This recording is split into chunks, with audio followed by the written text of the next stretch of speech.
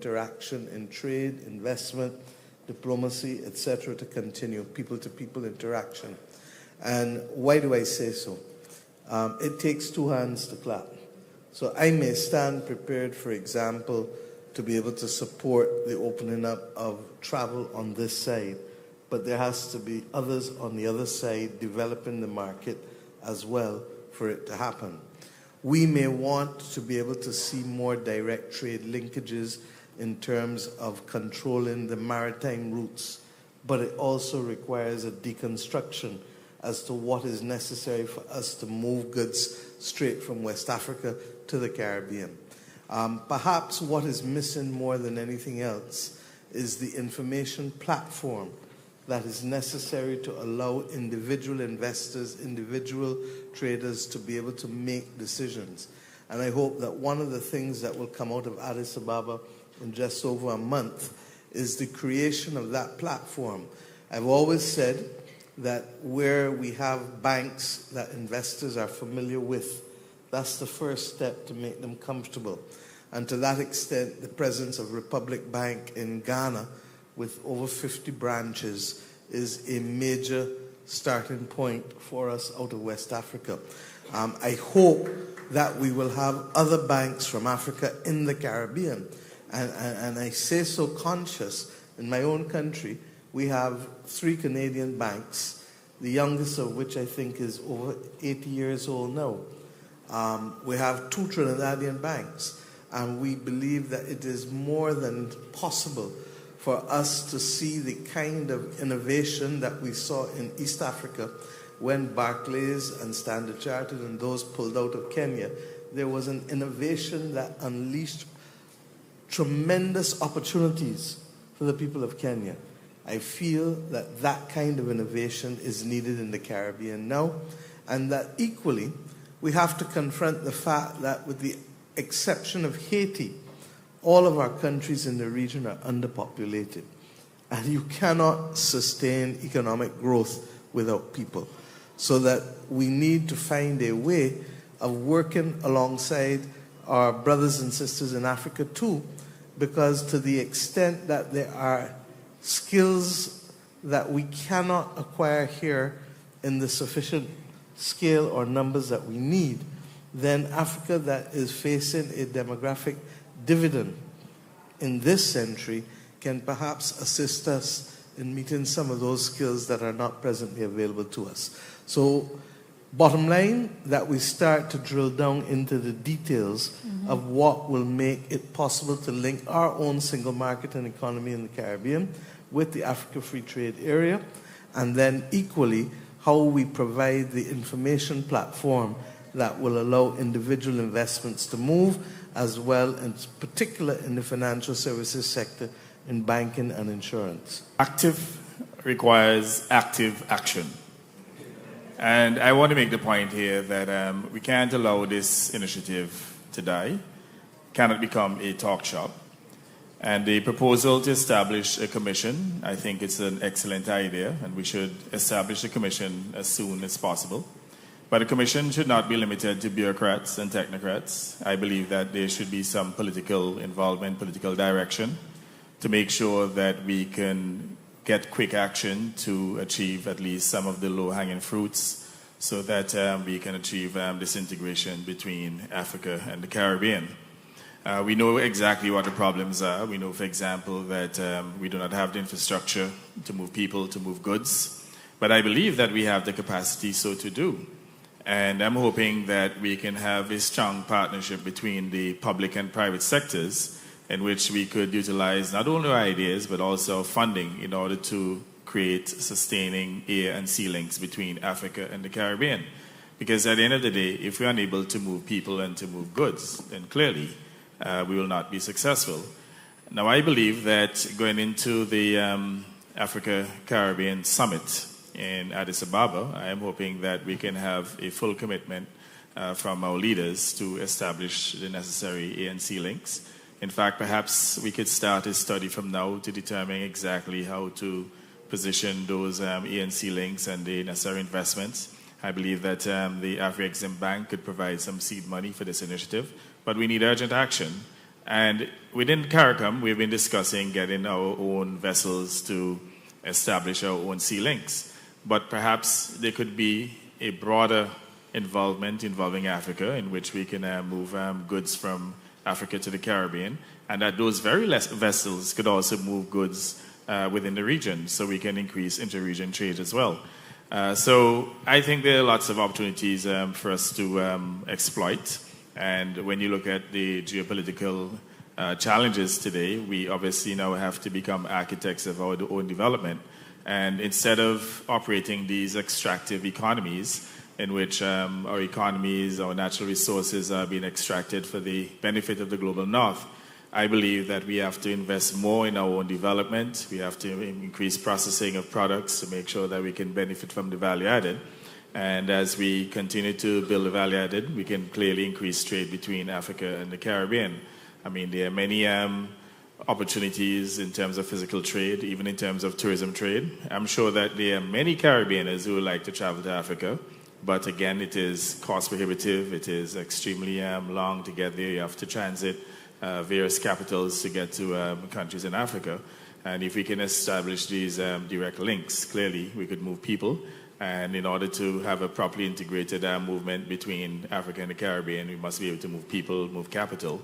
So the fact that there's so many of us here, you can see that there is definitely strong political will.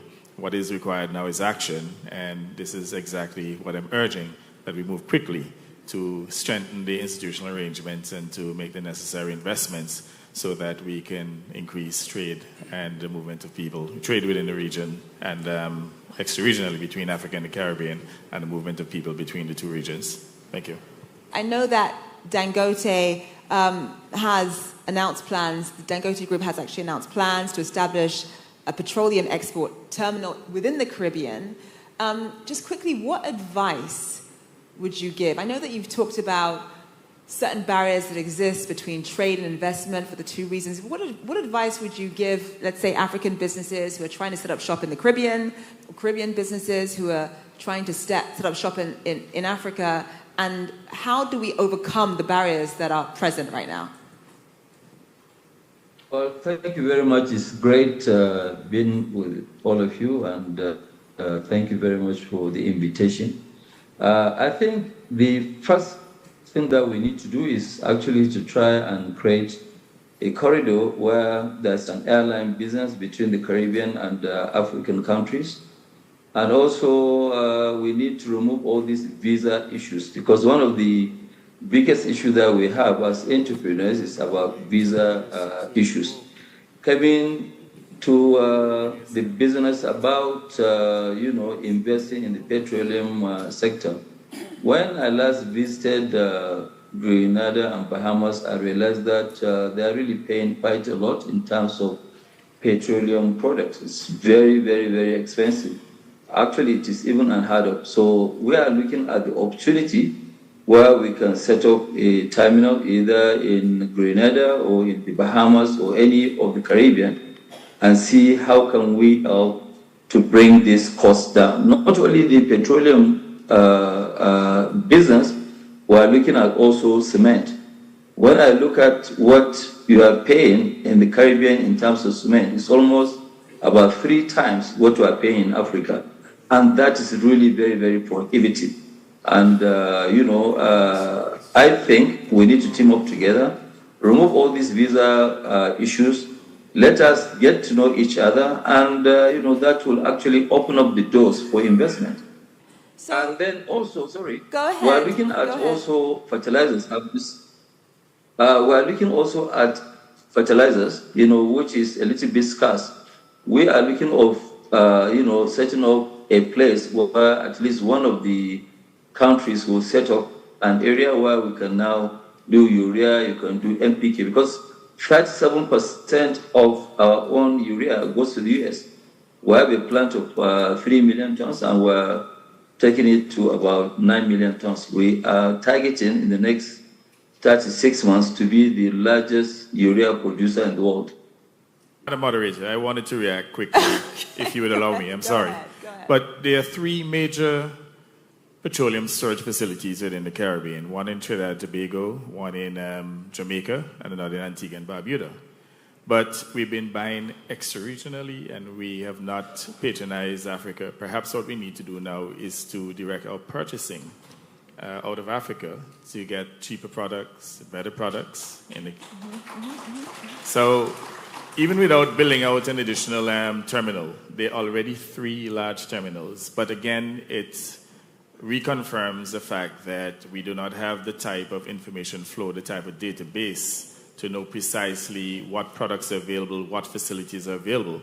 So this is one of the areas that we need to quickly establish so that we know what is available and that we can increase trade between Africa and the Caribbean. Sorry for interrupting. No, don't worry. Thank you.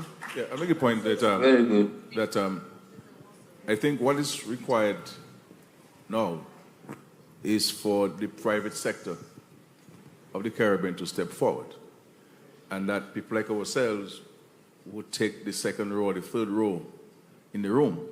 Because at the end of the day, trade is essentially among business people. The politicians are setting the framework, and of course we've taken the very important points raised by Mr. Dangote of the facilitation. And I think what we need to do as governments is to provide the facilitation and the framework to allow business and trade to flourish. And so there are huge opportunities, I believe, and this is where I believe that Active now needs to shift a gear in a sense and to focus more on engaging business people and to see where the quote-unquote deals can be negotiated and signed off upon. Otherwise, if we keep it at the government level, all you will find is that we're going to be borrowing from Afri-Exim Bank for national projects, but not for the kind of investments that are going to propel the higher creation of jobs and profits. And so, because it is when Mr. Dangote sets up in the Caribbean, you're going to have direct flights, because people are going to want to know what's happening in the Caribbean, because this giant from the African continent is investing in the Caribbean. And so we're hoping that coming out of the EU summit, there is a clear appreciation by the heads of state, heads of government, the need to create the facilitation. These visas really never existed before. We have caused ourselves from a colonial standpoint to impose restrictions on our movement. And in the 21st century, I think we need to get rid of all the visas and allow people to move freely. And there's no reason why a businessman needs 5 visas to come to 5 different Caribbean countries. It's not going to work. Thank you. Well said, well said. Right. Okay, go ahead. Thank you very much. I wanted to really touch on the point of the visa, and I think Dangote and Prime Minister Skerrit touched on it. 2 business people were supposed to come here today to sign with us with an investment in St. Kitts and Nevis that is coming through the Afri-Exim Bank. And one of them could not be here because he needs a visa. That is directly already affecting how we do business. And therefore, this tells us in a stark way that we really need to get rid of the visa system. We, for example, have visa-free access. Nigerians have visa-free access to St. Kitts and Nevis because we have been welcoming, yes? We have been welcoming medical students for a long time, diving students and so forth. But for us to go to Nigeria, we need a visa. And again, I think that that is something to be looked at. We're in the process of discussing that with the high officials in Nigeria. But that is a real issue in terms of the communication. Just to wrap the point up, I think that there are different levels on which we can work. All does not need the direct intervention of the governments, and therefore I think the point is made. For example, St. Kitts and Nevis Ministry of Education has now linked with the Open University of Tanzania. I'm very sure that the Prime Minister of Tanzania did not know that. But he does not need to know that. Once the facilitation is created, people will find their own way within this space to make sure that things work.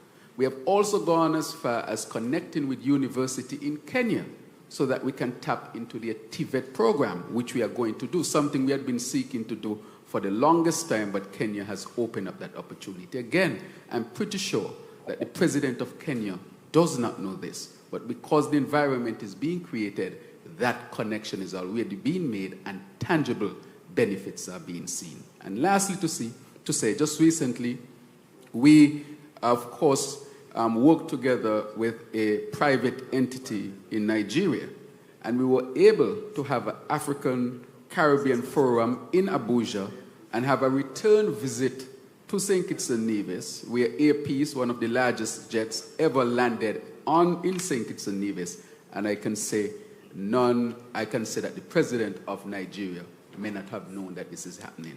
Saying clearly again that once the environment is created, we will ensure, or our people will ensure, that the connections and the trade happen. So my point is, let's create the environment, the political will, and the opportunities for our people. Let our people be able to move, and let us handle the visa matter. Yeah, I think, I think the president of Nigeria is going to come up with a very good visa policy to create visa on arrival, because really I know it's been very difficult getting Nigeria's visa, but I think that issue will be sorted out very soon. I think in this quarter we will be hearing from the president how people can just get visas on arrival. I think that will open up. But my own dream is to see that how we actually, free up Africa in cement, in petroleum products, in urea, fertilizer. We will do the same to the Caribbean. I visited there. I don't have any visa issue, but other entrepreneurs, they do have visa issues. Once you remove the visa issues, we set up air connectivity. Definitely, we have to work together. We are natural partners. We are the same people. We are just being divided by the colonial masters, and we should get back and work together. If I may, 5 years ago, Barbados removed visas from all countries in Africa with the exception of 5. And those 5 were just on the basis of security reasons. So I think that this is something that ought to be taken up at the CARICOM AU meeting in a month's time. And it is, in fact, the prerequisite for us to be able to have a linkage between the CARICOM single market and economy and the Africa Free Trade Area. What Aliko said in terms of being able to reduce the costs for cement, for petroleum, there are a whole host of other goods and services that the Caribbean carries a disproportionately high cost on, including digital and telecoms, largely because of our lack of scale.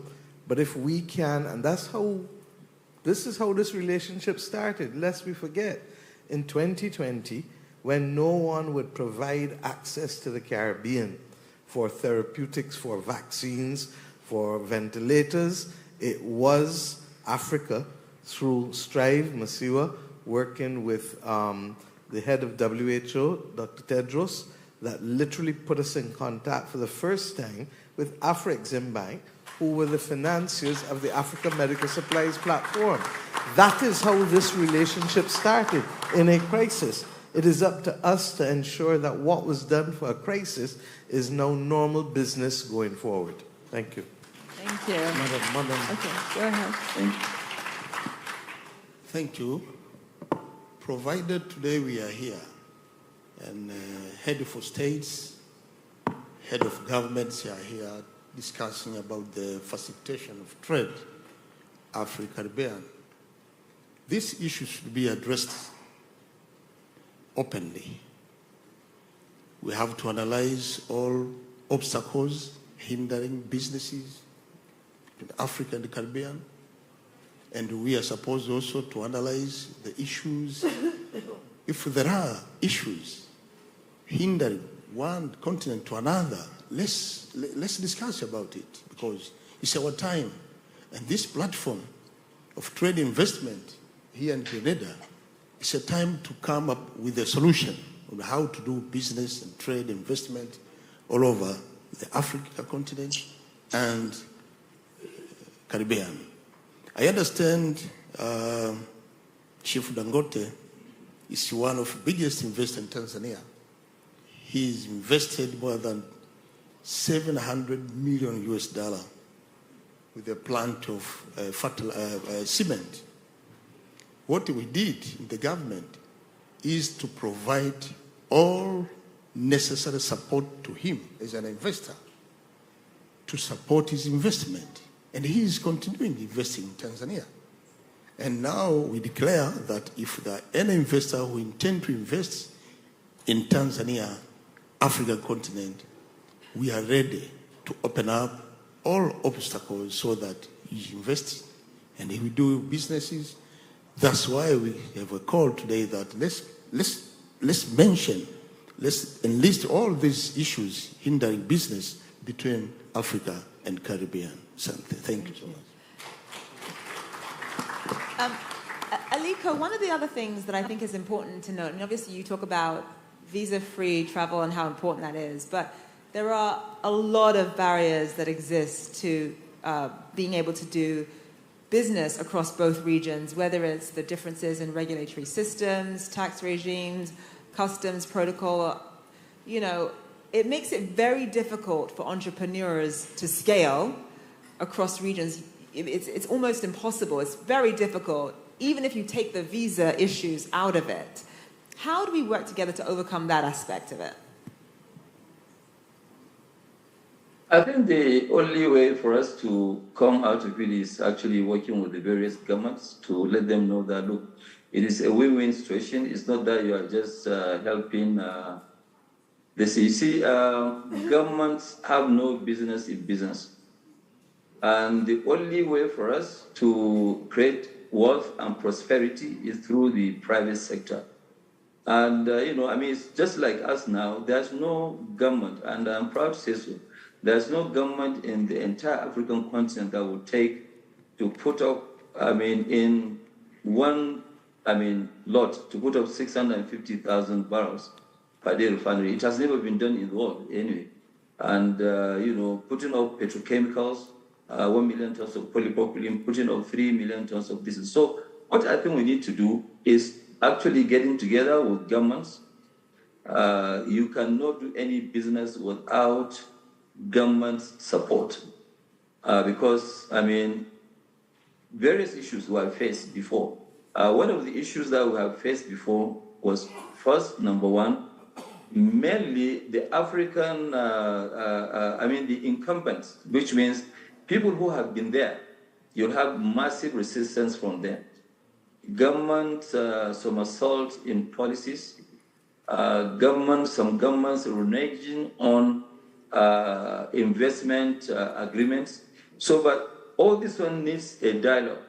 And we have actually come across various things, including going up to Supreme Court in Senegal. But at the end of the day, we are very, very, firm. We have our own vision. We know how to achieve it. And, we were able to resolve those, issues.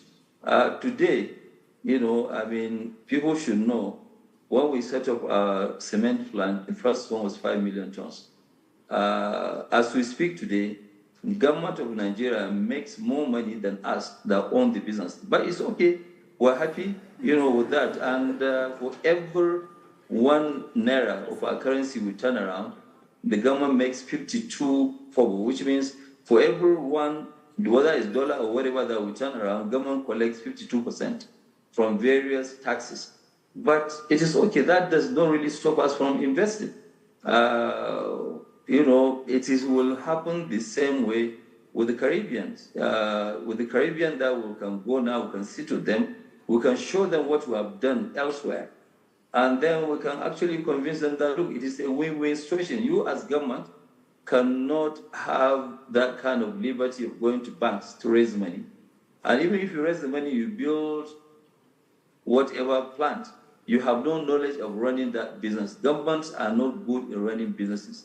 They are very good in governance. So what you need to do is to facilitate. When they facilitate, we will risk our capital to invest and make sure that we create prosperity among the population. Once you invest, if I now go to Caribbean and I put up 500 million, we actually, by the way, we put up almost 800 million including power plants, trucks. Even this week, we are receiving another 350 CNG trucks in Tanzania. So when you have this kind of investment, we have had issues before during former President Magufuli, but later on, every single issue we have had has actually been sorted out. In fact, we're even giving more incentives that we do not even ask for. So I think in the Caribbean, we're looking for this sort of opportunity because it is so disheartening to see that, yes, our brothers and sisters are being ripped off because they have nowhere to go to. And I think we need to make sure that, yes, we work together and invest. We feel at home in the Caribbean. And I must thank President Orama, my brother, of Afrexim Bank, for opening up the link between Africa and the Caribbean. He has actually done a great job. My first time of going back to the Caribbean, I went there in the 80s, but my first time of going back was through the invitation of, President of Afrexim Bank, Orama. And Orama is very passionate, and he has actually invited most of us. I'm now one of the champions of actually investing in the Caribbean, and will continue to do so. All of us in this room, we have for two purposes. One, to create wealth. If you're a business, you want to create wealth and you want to make profit. And two, if you're a politician, you want to improve the lives of people. You want to improve the quality of life of people. You want to improve their standard of living. So we cannot assume that the people know where we are going. We cannot assume that the years of history, the years of when people did not really know what Africa was about and what was the potential of Africa. So whilst we develop all the economic factors and the business factors, we have to ensure that the people are not left behind. We have to ensure that our children think of going to study in Africa or going to go and study in some other country. We have to think that the people in our region want to buy goods from Africa. So what I'm advocating for is, in tandem with the economic, trade, etc., we need to have a people-to-people involvement. We have to bring the people on board so that people can understand and support what's happening in this room today. Thank you very much. And yes, what role do you think heads of state specifically should be playing? You mentioned, yes, that people in the Caribbean should think about going to study in Africa. They should have that awareness. It should be part of the conversation naturally. What role do you think heads of states should be playing in terms of that policy messaging? Yeah, thank you very much. Let me say that for a long time, we have seen that there is a political will in everything that we are talking about. Before coming here, my president, Paul Kagame, asked me to tell the audience that this unity we are talking about between Africa and the Caribbean is not a choice, it's a necessity. And he also told me, whatever we see today as a challenge in this global turbulence, let's take it as an opportunity. Because Rwanda is one of the countries that have risen through resilience for so many challenges that we have gone through, starting from genocide and so on and so forth. And there are three elements where heads of state can facilitate our people to interconnect and prosper. One, as Aliko Dangote said, can we make sure that our people can move? Can we remove visa restrictions? And Rwanda is one of the examples. My president took a bold decision, said, we are welcoming the world. Everyone can come to Rwanda without visa. And you have seen progress over the last 10 years. Second, can we allow money and goods to move? When we talk about goods to move, we are talking about tariff. When we talk about money to move, We are talking about investment. How do we facilitate investors? And again, when you go back to my country, we have taken bold decision to welcome each and every investor to come to Rwanda. And I think we need now to look at what are we producing that we can take to the rest of the world.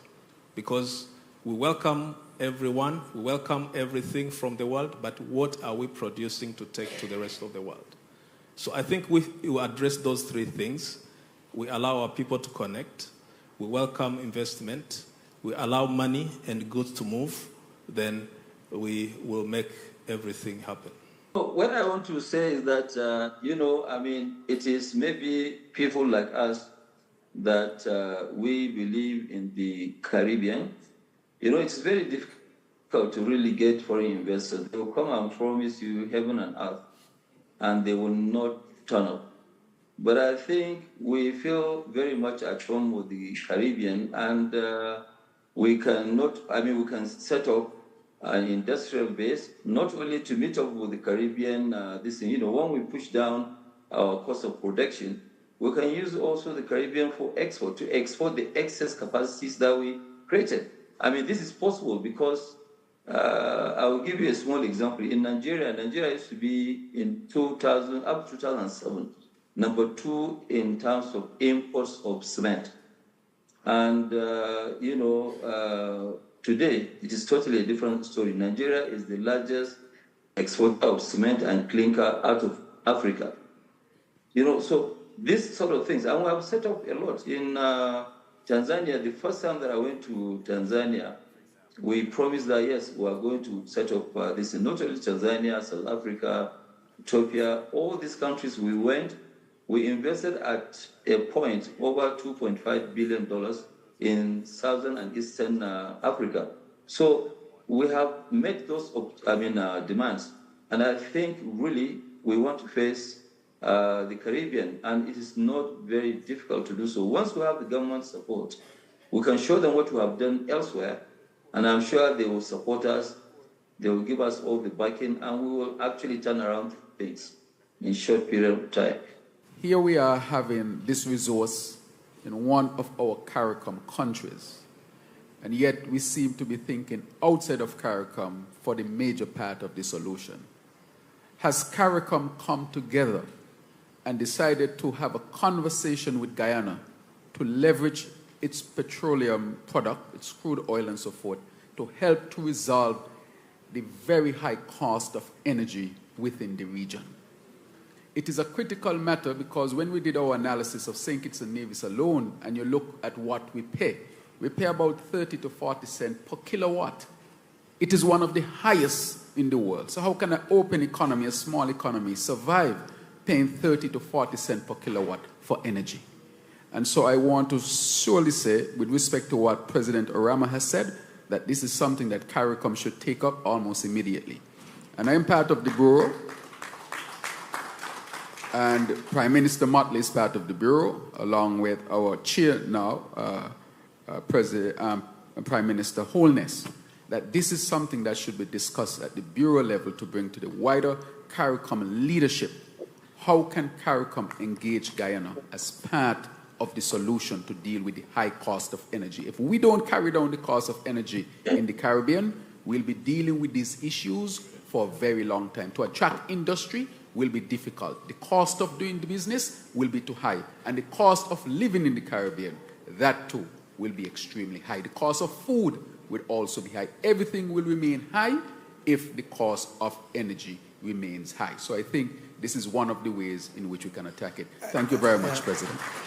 I think the conversation is definitely worth having. I suspect part of the difficulty may be existing commitments that Guyana has to multinational corporations that have not taken into account regional needs developmentally or otherwise. The region is, at this point in time, looking at aggregating production for renewable energy because we've begun to understand that individually very few people are going to be interested because our numbers, our scale is just too small. But if we aggregate as a community, which is effectively what Professor Rama is saying for fossil fuel, and what the heads of government decided that we would look at as a project in February when we met in Barbados, that for renewable energy, the Eastern Caribbean countries have geothermal. Guyana and Suriname have both hydro and solar. Barbados, Antigua, Jamaica, a number of the rest of us have the potential for, yes, limited solar because we are small, but also wind, offshore wind and onshore wind. So that when you start to aggregate the potential, it's not a far-off concept, because when Ursula von der Leyen addressed us, she made it absolutely clear that Europe is going to have to be importing at least 10 million tons of green hydrogen by 2030. Who is the biggest exporter of ammonia now when Russia is not fully at play? It's a CARICOM country. It's Trinidad and Tobago. So that we're not talking about anything that is out of the realm of our possibilities. And what needs to happen is more and more, and I suspect, Aliko, that I heard it from your vice president this morning, we are tiny. And yes, we are mighty when it comes to thought leadership and advocacy because we're sovereign nations. But when it comes now to commodities and trade, we're small. And this perhaps is the greatest impetus for the region to operate more and more as a single bloc, because individual countries will not excite the interests of many. But collectively, the region agreeing to pool its resources to trade with entities or blocs is a different dynamic. Thank you. Thank you, Prime Minister. And just to build on the point that Mia made, unfortunately, many of our economies are still extractive economies in that we do not control our resources. They are harnessed by entities external of our region, and the profits generated, most of the profits are repatriated. It means, therefore, that we have to concentrate in the future on greater ownership and to ensure that the profits that are generated, the majority of the profits are retained in our respective countries. I mean, it's unfortunate that we have all these resources, but at the same time, they actually exported and then re-imported at a higher cost. So the issue of ownership becomes very important. And if we are going to become a successful people, then clearly we have to empower people with ownership at all levels, not just in terms of minerals, but all levels of ownership, all levels of our development, to ensure that our people could share equitably in the gains rather than having this type of extractive model, which literally goes back to slavery and colonialism. So that is one of the areas that we need to look at. But clearly it requires great investment of our own resources to harness those products, because at the end of the day, if we're going to rely exclusively on foreign direct investments, then clearly we're going to remain as extractive economies and will not see the type of growth and development that we anticipated or we desire. Thank you. And I just want to give the last question to Aliko. Aliko, what does success look like? So let's say we're, sitting here in 2030.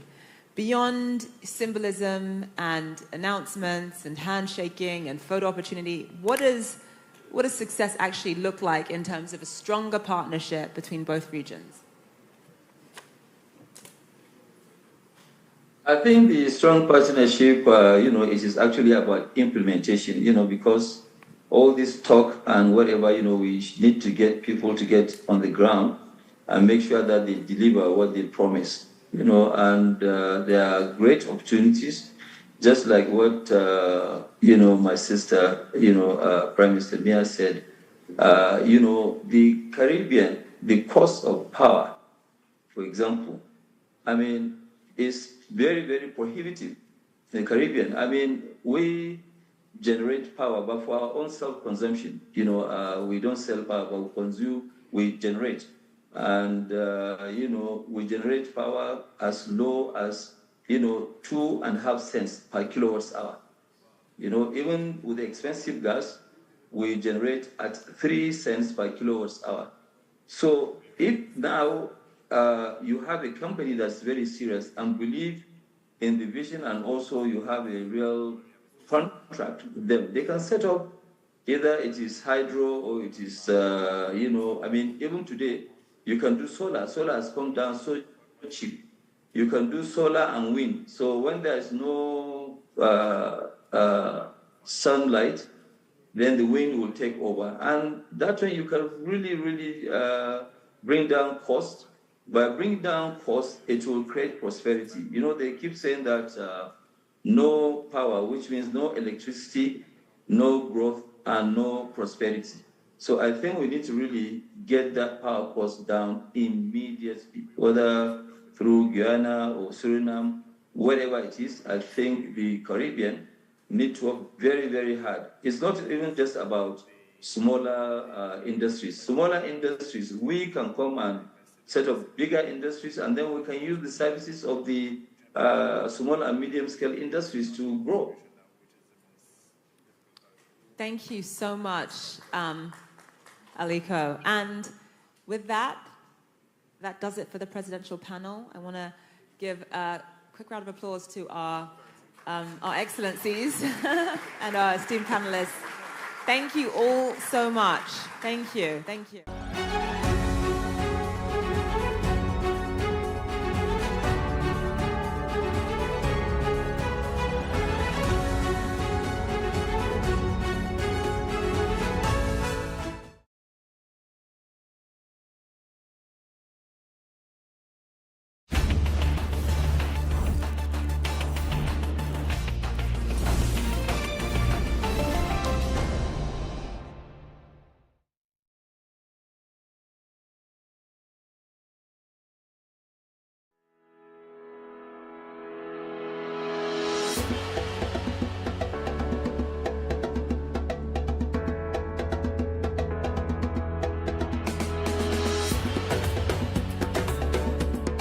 Welcome to EdTech Mondays Africa. My name is Joy Doreen Bira. On this edition, we're coming to you from South Africa, where we're spotlighting Recommendation 9 of the 2024 Mastercard Foundation EdTech Conference on lowering access barriers to EdTech through strategic public-private partnerships.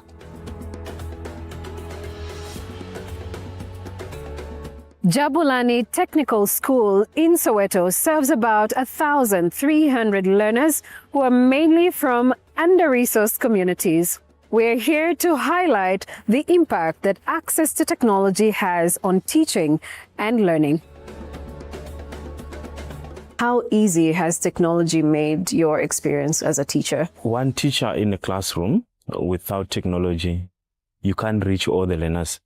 So what technology does is that it enables learners to get feedback instantly, and then they can move. Say, for example, our learners work on the computer, and they do the questions, they try and get the feedback same time. And then if there was just a teacher without technology, you need to pile scripts and mark and then give feedback maybe after a week or so. How are you able to navigate it with the learners? Did you have to first learn how it works before you sent it down to the students? Oliko created the solution, and then we train the people to use it. And then in terms of the learners get usernames, and first week they get introduction to using computer, like the basic, using the keyboard and a mouse. And then from there, they're ready to go. What's the best part about it for you as a teacher? It helps me to focus on learners that need attention, because those learners that are easily moving, they can move, they're getting feedback, so you don't have to really worry that maybe they are sitting there doing nothing. And so we'd like to ask some of the learners how exactly they're using this technology and the best part about it.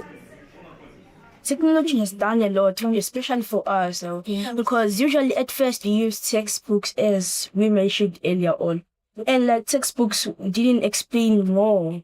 Instead, we wanted something that could explain even better. Especially in the Oliko website, what I like about it is that they give you a throughout video explaining about the task that you're about to do before you are about to complete one of their assignments, so that you can understand more and better about mathematics. we're able to access the website on our phones when we're at home, and it is offline. So it really helps because we sometimes don't have access to internet, like data or something like that. So it's really helpful. When access barriers are lowered, there is impactful learning that happens. But this cannot happen without strategic partnerships.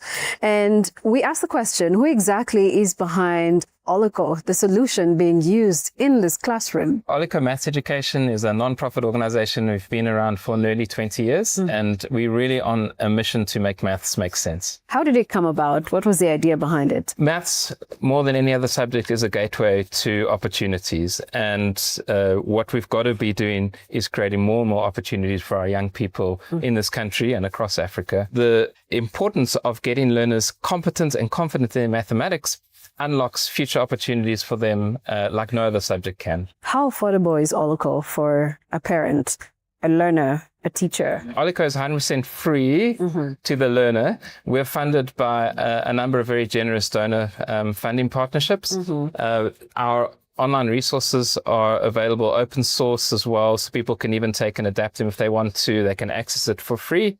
And then we have quite a large partnership program where we've developed materials and resources to help improve accessibility wherever we can, so that we remove those barriers to access and remove the barriers to improving mathematics. What kind of partnership do you have with the telcos? One of the things we've been working on over the last few years, and really since COVID, was working at how do we use WhatsApp, which is so widely used in this country, to improve maths education.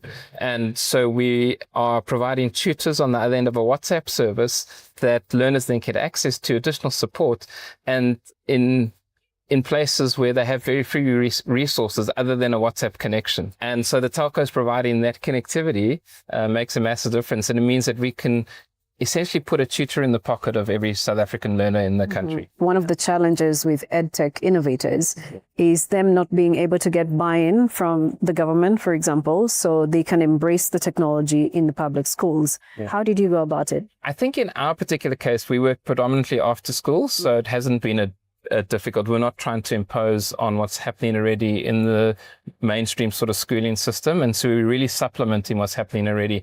And so that hasn't been a really difficult hurdle to have to overcome. Right. And I think there is a sense that government is rightfully cautious in some of the EdTech space, because we have promised a lot, and I think what we know is that EdTech works best as in conjunction with a teacher and a skilled tutor who's able to move learners. The lesson I'm getting here is that first you had to make sure the content aligns to the South African curriculum. Yeah. But how did that conversation come about? Because there's the part where we have innovators not being able to know where to start when approaching the government.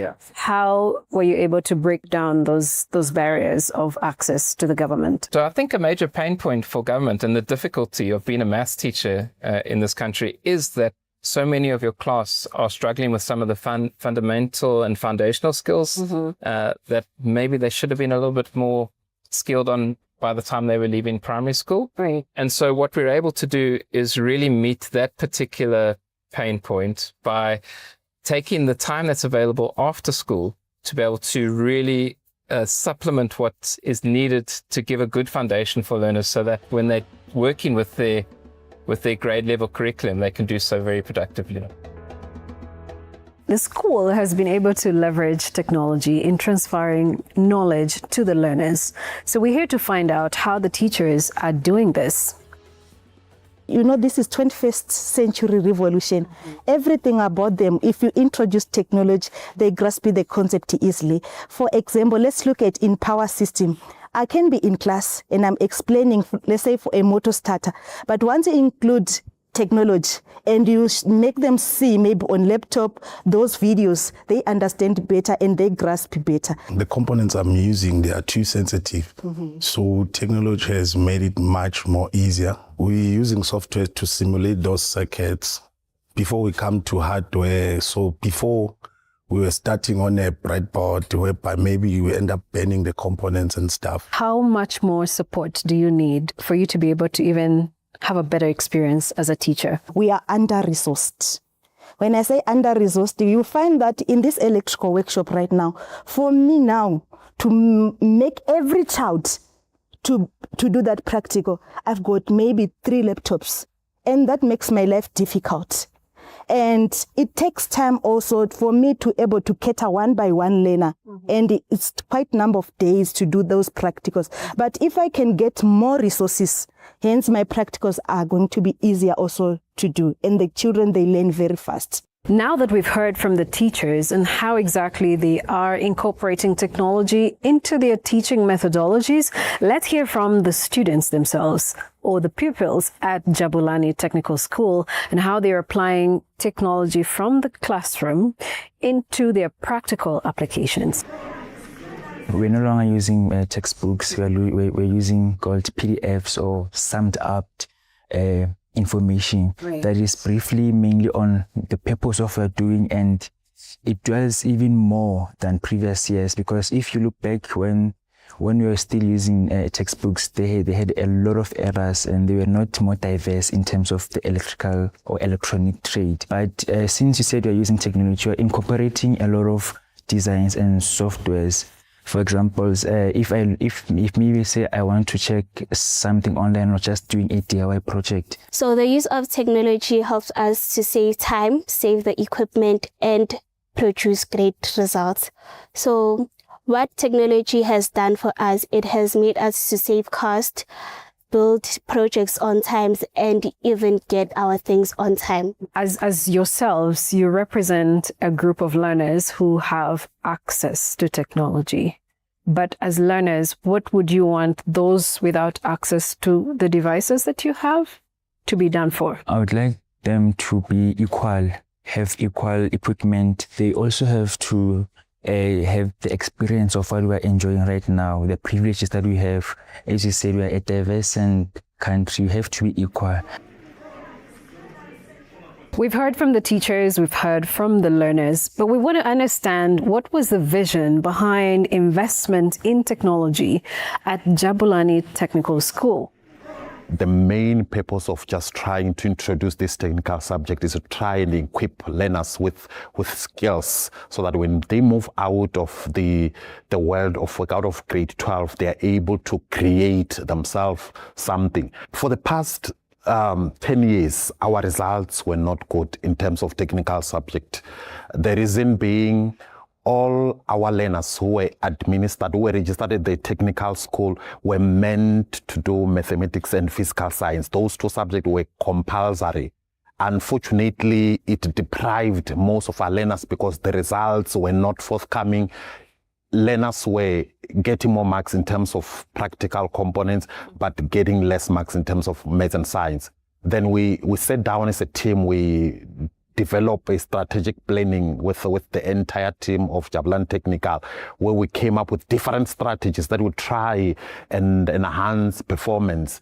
Then we thought of trying and inculcate a lot of technology that will try to enable abantwana to increase their understanding, to increase their level of thinking, to have some different innovative. Without technology, our results were low, but when we try and introduce the issue of the smart boards, then the performance improved. So with that program, we are up to date, and in terms of technology, we are saying if this could be introduced to other lower grades, we're going to have some excellent results. How have the learners responded to the technology that's being used in the school? The moment we started introducing this technology in the school, we find that the number of absenteeism for learners, it dropped. Many learners were being absent, but when we start to introduce, they find that there is no way that we can miss school. We need to go to school and attend so that we see how this interaction work. The moment they started supplying us with the smart boards, even though they were supplying us with only 4 classes, but the learners, all the learners were interested of attending in those 4 classes, only to find that it's not easy. It means they need to work hard so that they've got access to the smart board. How have partnerships helped the school become a better placed school where EdTech is concerned? Partnership way, so they play the most important role in we say, for example, we engage the Toyota, we engage different stakeholders who came into our institution to try and uplift the marks. We had another company that donated smart board, tablets that are supposed to be issued to learners. As I've indicated, all the smart boards are not installed in all the classes. Therefore, in order to try and supplement that, we had to get involved with other companies who eventually donated the tablets that are really assisting us in terms of getting more information, in terms of doing referral research where learners are able to understand the concept in a deeper way. In terms of sustainability, how are you able to sustain the technology? When technology grows, we also need to equip our educators. We also need to equip our learners when time is right, depending on the nature of the syllabus. It changes always.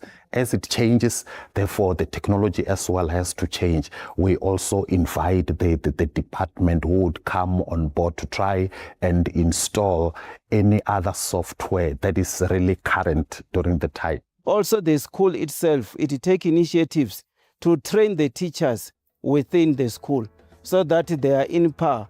They are not disappointed when learners are in class.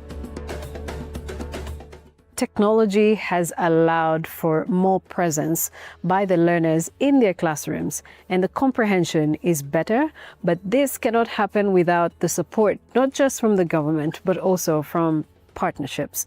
And joining us to have this conversation on lowering access barriers to EdTech through public-private partnerships, we're joined by Mr. Seliki Tlabane, who is the Chief Director, Mathematics, Science and Technology and Curriculum Enhancement Programs, Department of Basic Education in the Republic of South Africa. For a long time, because of the apartheid era in South Africa, a number of people were denied access to education. Now that we've got technology in the picture, how has it widened the access opportunity for learners here? The appropriate government policies have actually tackled the challenge of ensuring that we reduce the gap between the have and the have-nots. Government has promulgated a number of pro-poor policies that ensure that even children in the deep rural areas have access to education. We provide free meals for our learners. We provide free learning resources for our learners. And technology, with the advent of technology, it also gives us an opportunity to adopt other solutions like the broadcast solutions, where you are able to reach learners in the far-flung areas. The apartheid era has dealt a serious blow to the country in terms of infrastructure development. So we're grappling with huge backlogs in terms of infrastructure, but technology presents an opportunity to bridge that. You are able to educate learners through technology, and that the barriers towards accessing education are dealt with. Why are public-private partnerships important for the integration of technology in education? Public-private partnerships are a very powerful vehicle through which collectively we can bring about quality education to our children. The private sector brings in the power of innovation that they possess, and that they are able to test solutions and research what works and what doesn't work in a very rapid way, and be able to bring cost-effective solutions. On the other hand, the public sector brings in scale, it brings in reach. It also provides a platform whereby the private sector can contribute towards the development of the country by supporting the development of young people while they're still going through their schooling age. What did the government have to do to make it easier for the private sector to then come and plug into some of the gaps that they felt the public education ecosystem needed? Government controls policy development and the policy environment. So through our enabling policies, we have made it possible for private sector to partner with us, and where we make access into our schools possible when private sector would like to work with us. And by creating this enabling environment at policy point of view, as well as supporting implementation by opening the doors into our schools for private sector to work with school principals, with teachers, with learners. We have also, as government, zero-rated some of the educational platforms so that learners can be able to access these platforms and the resources that are vastly available on these platforms, free of charge. We also develop policies around teacher development and capacity, and this assists in creating an enabling environment for EdTech to support delivery of quality education. And when you talk about good classroom practice, what kind of training does the government offer teachers? Is it before they are deployed in schools or after they are deployed in schools? The Department of Basic Education is in the main responsible for teacher development. So these are the teachers who are already in practice, and that we develop programs to ensure that on a continuous basis they are developed and they keep up to speed with the rapidly changing world and the demands that are placed on the profession itself. The Department of Higher Education, which is in South Africa a different department, is responsible for teacher training, which is pre-service, before they get into service. So teacher preparation. And the Department of Higher Education has developed digital skill standards for initial teacher training, so that the teachers who get out of our universities, they already come possessing this kind of skills that will enable them to operate within a digital environment. So as a government, various government departments work together to ensure that teachers are appropriately prepared to operate within a digital environment. When we talk about lowering access barriers, we also factor in the underserved communities. And looking at South Africa being a diverse ecosystem where we're looking at learning in different languages, we're looking at learners at different levels of access, how are we making sure that we are still bringing them into the ecosystem through technology? It is through public-private partnerships as well, as I indicated earlier on, where innovative solutions can be developed, even for the under-resourced communities. The type of technologies that can easily be deployed, that can easily work in environments where you do not have the advanced type of development that you'd find in urban areas. So some of them would be, the type of technologies where we work offline, and that we deploy technologies where even without internet, teachers will be able to use technology, where you've got local content servers and creating local Wi-Fi networks using a number of brilliant technologies that have been developed. This creates almost a replica type of an environment within these communities, where there's no electricity, the solar panels being deployed. And as I indicated, it is through public-private partnership that we may be able to do this. It's also about creating content in local languages so that children can be able to access education in their mother tongue. Government coming with appropriate policies that would make content available free of charge to these impoverished communities, so that money must not be an inhibitor, but they must be able to get these resources. What has worked that the rest of Africa can learn from South Africa? Well, one thing that has worked in South Africa is a public-private partnership. We've got the private sector that has great interest in education, and they constantly knock on the door of basic education, asking a question of how can we help you? What role can we play? So it is something that has actually worked. But we will be humble enough as well to say we would really also love to learn from our sister countries in Africa, because definitely there are brilliant models that have been deployed in those countries that can be deployed here where we have not done well. It's not in every aspect where we had it right, but we learn from our mistakes. It's important to work with speed when you're working with technology, because before you know it, the technology that you were planning around becomes very obsolete. So the agility that is required when dealing with the aspect of technology is something that we believe other African countries can really pursue. How exactly can we lower access barriers to EdTech through strategic public-private partnerships? Let's find out from our panel of experts.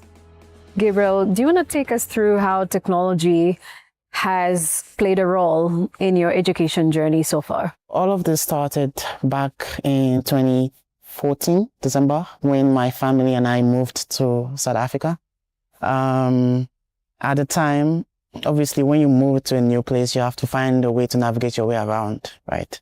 And part of the way I could actually do that was using the internet. And it kind of became a struggle at some point in time, because every time my parents always gave me money to actually purchase data. And every money I spend, I always spend it on data. Every money I ask for, and they ask me, how did I spend that money? It's data. It got to a point that, okay, I had to start looking for other means for me to get access to the internet. And at that time, we had access to the Twane Wi-Fi. For you to be in grade 12, you need to have all of the knowledge from grade 10, grade 11, for you to be sound in grade 12. So it was a thing of, I have to focus on my grade 12 stuff during the day, and in the library, find my way to get content regards to grade 10, grade 11 work. That is where Siavula content came in, where I could actually get access to books. Fast forward to COVID. At that point in time, you cannot go to campus.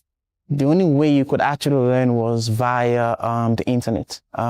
Video content were posted on the ClickUp platforms. That's where the journey actually started to mentor people. And there's a lot of benefit to it. For me, it made me realize where I actually started, how I started. It made me realize, it kept me humble, if I can say that. It kept me humble. It was a thing of, it reminded me of where I started, and it's also helped me to keep whoever I'm mentoring from every landmine that I actually stepped on. They don't have to do that. They don't have to go through that. I might save them time. Wallace, I'm coming to you. This is one of your students at the university. Tell me about how you are embracing EdTech, and what are the impediments to access to EdTech, and how exactly do you think these impediments can be worked through for you to be able to even accelerate EdTech in the university even more? The university in particular, when it comes to digital infrastructure, made a strategic decision quite a number of years ago already to invest quite heavily in digital technologies, as well as providing an opportunity for all our students to access the material, as we're a contact-based university, but to access the academic material on other platforms. And the University of Pretoria provides free Wi-Fi. for its registered students as well as staff. And we've expanded that free internet, obviously, as well, connectivity, but also Wi-Fi to our residences.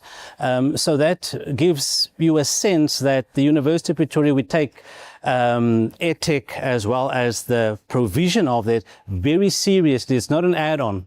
It's part and parcel of the UP way, as we call it, for our students. It's interesting, actually, that you say that, because we do have the private sector players here. We have Ingenie, we have Siavula Foundation, and the Nelson Mandela Children's Fund. And, as private sector players in the educational technologies sector, the question to the three of you now is, where are the gaps in lowering access barriers? Because he talked about data and said how for every piece of content he had to access online, there had to be some financial cost to it. And like Wallace has mentioned also, there's the bit of the expense that is attributed to connectivity. How do we make sure that we are lowering access barriers, and what is the role of public-private partnerships in making this happen? At Siavula, what we did early on was make a strategic decision that while we are a technology provider, you want to set your barrier to entry as low as possible. And in an African context, that typically means the phone, mobile phone. So that was one of our early decisions. And then what has proven to be instrumental for us then is the ability to engage with mobile networks. And they've zero-rated our platform for learners in South Africa. So our platform consists of openly licensed textbooks and an adaptive practice service that complements those books. And then if learners are using that practice service, there are other tools for teachers that then build on that. But that platform is free for learners. It can be financially free, but then still have these other barriers. So zero rating has played a key role there, and in enabling and focusing on phones, because I think that is the lowest barrier we can possibly achieve in an African context, is to cater for phones and reduce the data costs. But I think the real barrier is sort of in a South African context that it's very difficult to arrange zero rating. So Siavula is zero rated, our platform is zero rated on a number of mobile networks. And we're often approached by other organizations, public benefit organizations, who're doing great work in some other sector for advice on how to get zero rated. Right. And that's just on the connectivity part, because affordable connectivity makes it easier for content to be accessed. But above and beyond, the connectivity, there's so much that plugs into EdTech, like the content itself, the policy surrounding the content. So I really want to hear Samke and Gigi's views on this as well. I think that South Africa is specifically unique. We have some intergenerational access issues, right? So we have a lot of exclusion and a lot of access in one country. So we're quite unequal in that perspective. And so that trajectory for development is quite different. And that's why, from a policymaker's perspective, they might be interested in ensuring that the population has access to basic services. And to just be very specific, education, access to the internet is a basic service. But there is also a leap moving from basic services to now technology and how it can enhance educational outcomes. And we haven't found a medium, I would say, in South Africa, because the conversations between government, private sector, civil society is fragmented, and our vantage points are different. So if we look at the Nelson Mandela Children's Fund, being a civil society organization, we engage a lot on setting priorities for the development of a young person, which we use to influence government priorities that goes into national plans of action. But we don't have in that conversation venture builders. So we don't know what a commercial entity's perspective is on filling that gap. And so I think for me, it will always be coordination being a critical area where we could find us, closing that gap to access to EdTech. Gigi, you, as Ingenie, play a huge role in ensuring that the content that's produced and released into the market is the content that is right for the South African context and nuance. What role are you playing in making sure that these edtechs or educational technologies are aligned to South Africa's nuances? We support entrepreneurs who are on the ground working to solve the problems that we often have experienced or complained about, right? We've got a portfolio of over 60 companies that we've worked with, pan-African, but currently we work with the MasterCard Foundation in supporting South African entrepreneurs. And what that has allowed us to do is expand and offer a think tank arm. And in that think tank, we're thinking about evidence around what actually makes sense for a society in South Africa. And also, how does that then affect the entrepreneurs that are doing the work? Because part of our pillars is around evidence-based education.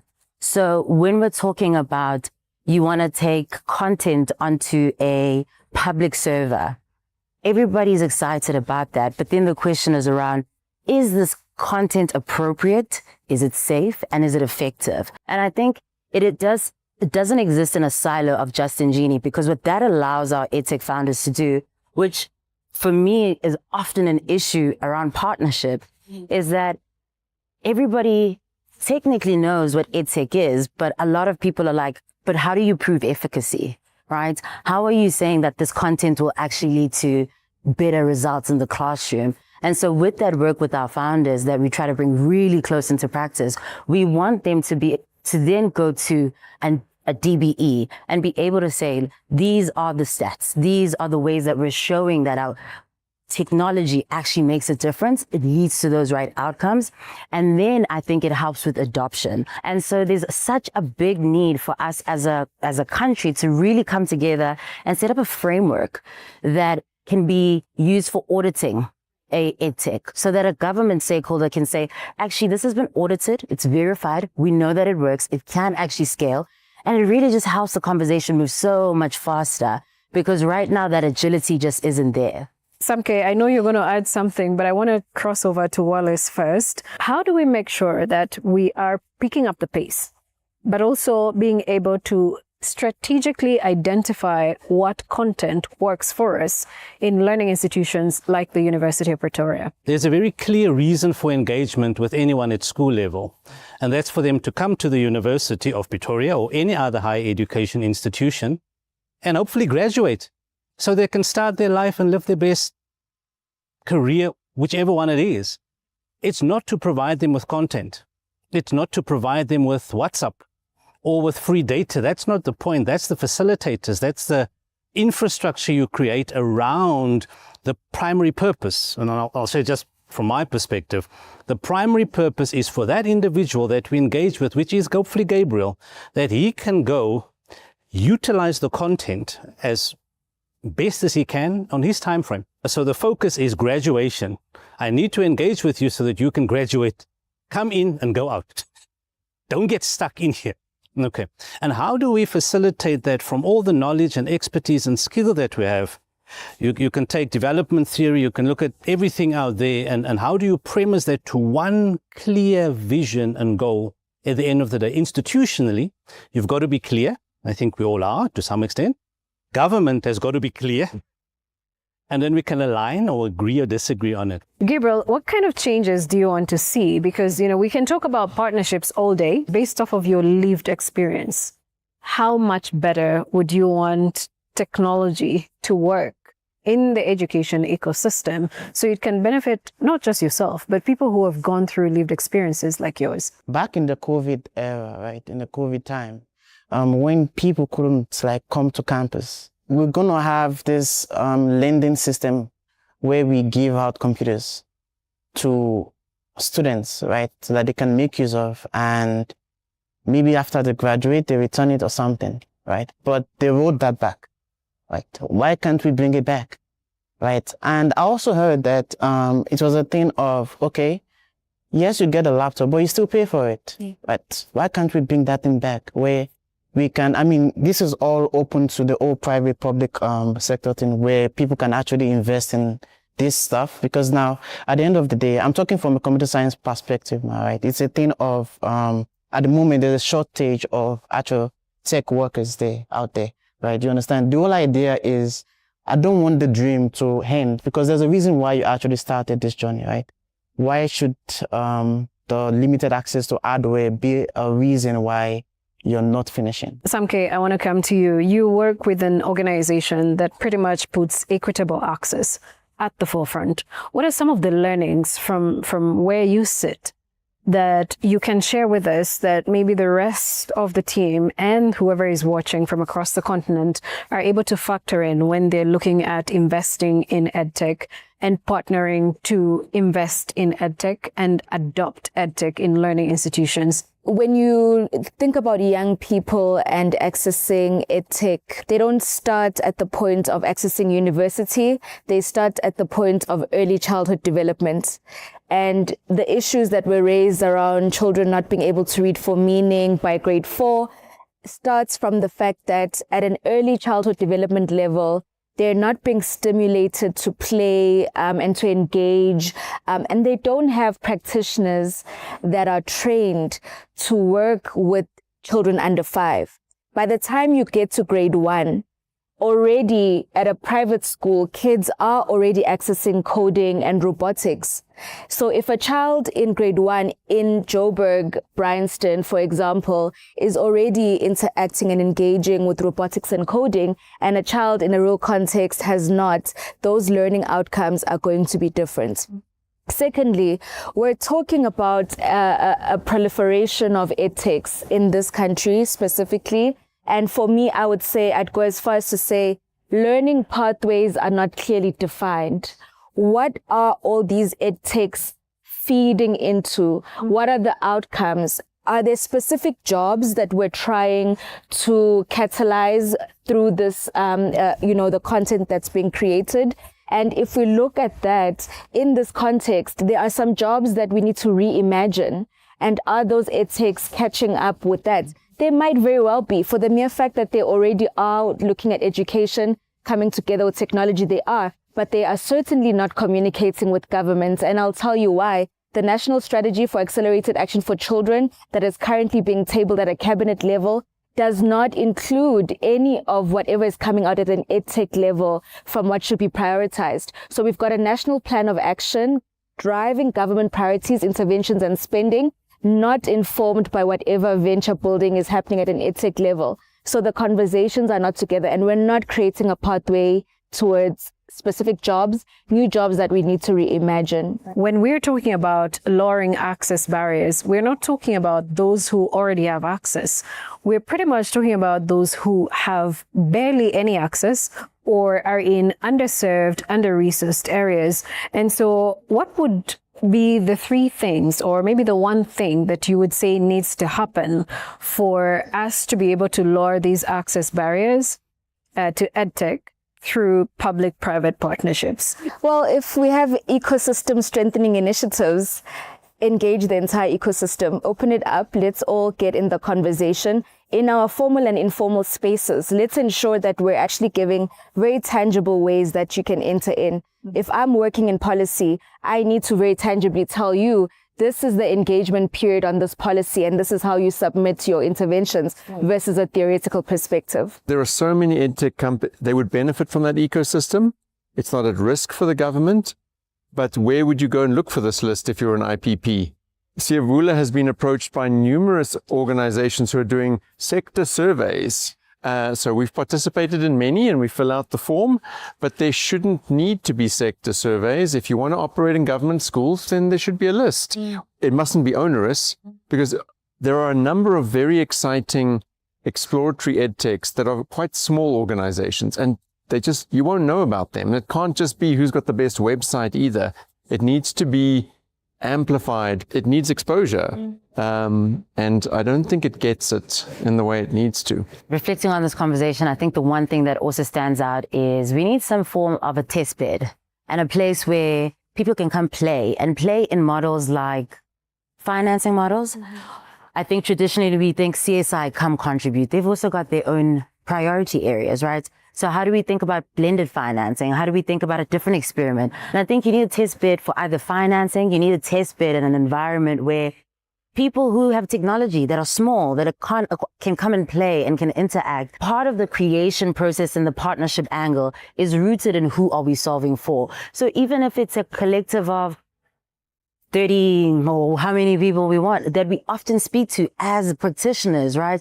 Where we get a test bed in an environment that allows us to take all these unique ideas, bring them into one form, iterate and iterate again so that we find something that's uniquely South African and can actually be shared continental. Which is also part of your role as a tech hub to sort of give the insights into what's working, what's not working, what can work better. Yeah. And so I think it's collective effort. Wallace. I think for me, it's definitely important that we need to have a clear vision of where we would like to end as EdTechs at the end of the day, but also in terms of partnership with government. And I'm not sure if that's well defined in general, if we all know where we're heading towards in this educational space. And the other thought that I just wanted to say is, I think we should not think that there's actually in this space anything that's truly free. And I've noticed some people really want stuff to be free, which is a strange concept. If you think someone has to pay for something somewhere, it might be free for me, but somebody else had to pay for this. Somebody else had to fund this. And that's the model we're in. So I think that conversation also needs to take place of those things that are free for the user, things that are maybe zero rated from a company perspective as such, and how's the funding models going to look ultimately? What's the benefit or return on investment in this space? Because if we're not serious about that discussion, we end up in a space where cost becomes a barrier, but is almost the elephant in the room. We haven't discussed it. So I just want to say cost, and I think there's definitely significant opportunities for us to be in a much better space, I think, with the conversations I've had here today. Thank you all so much for making this conversation worthwhile. It has been a conversation around lowering access barriers to EdTech through public-private partnerships, evaluation of the business models, like Wallace has put it, and Gabriel says we need more funding to be able to invest in technologies that work, but also be able to provide connectivity for the learners to access these technologies. And I think around equitable access, we did hear Samke talk about really looking into what works, looking at the environments, the fragmentation, and being able to curate solutions that would have more buy-in from the government who have evaluated the policies, and the de-risking factor, of course, the test beds that Gigi talked about. So really an enriching conversation. This edition has shown us what's possible when EdTech partnerships are intentional, inclusive, and rooted in the local context of countries' education ecosystems. For more on EdTech Mondays, you can visit our social media platforms on the Mastercard Foundation and CNBC Africa platforms. I'm Joy Doreen Bira. Until next time, Hamba Gafle.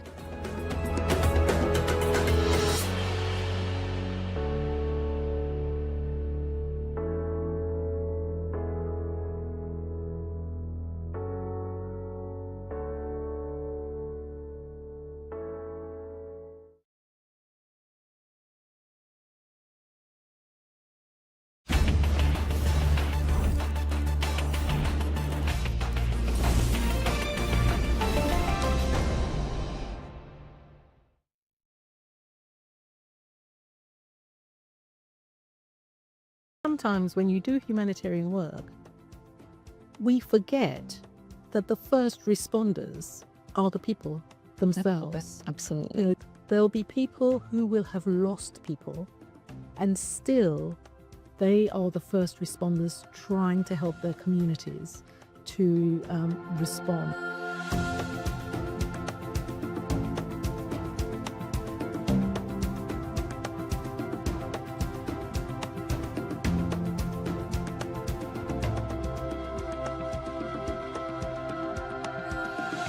Hello, welcome to Transcending Boundaries.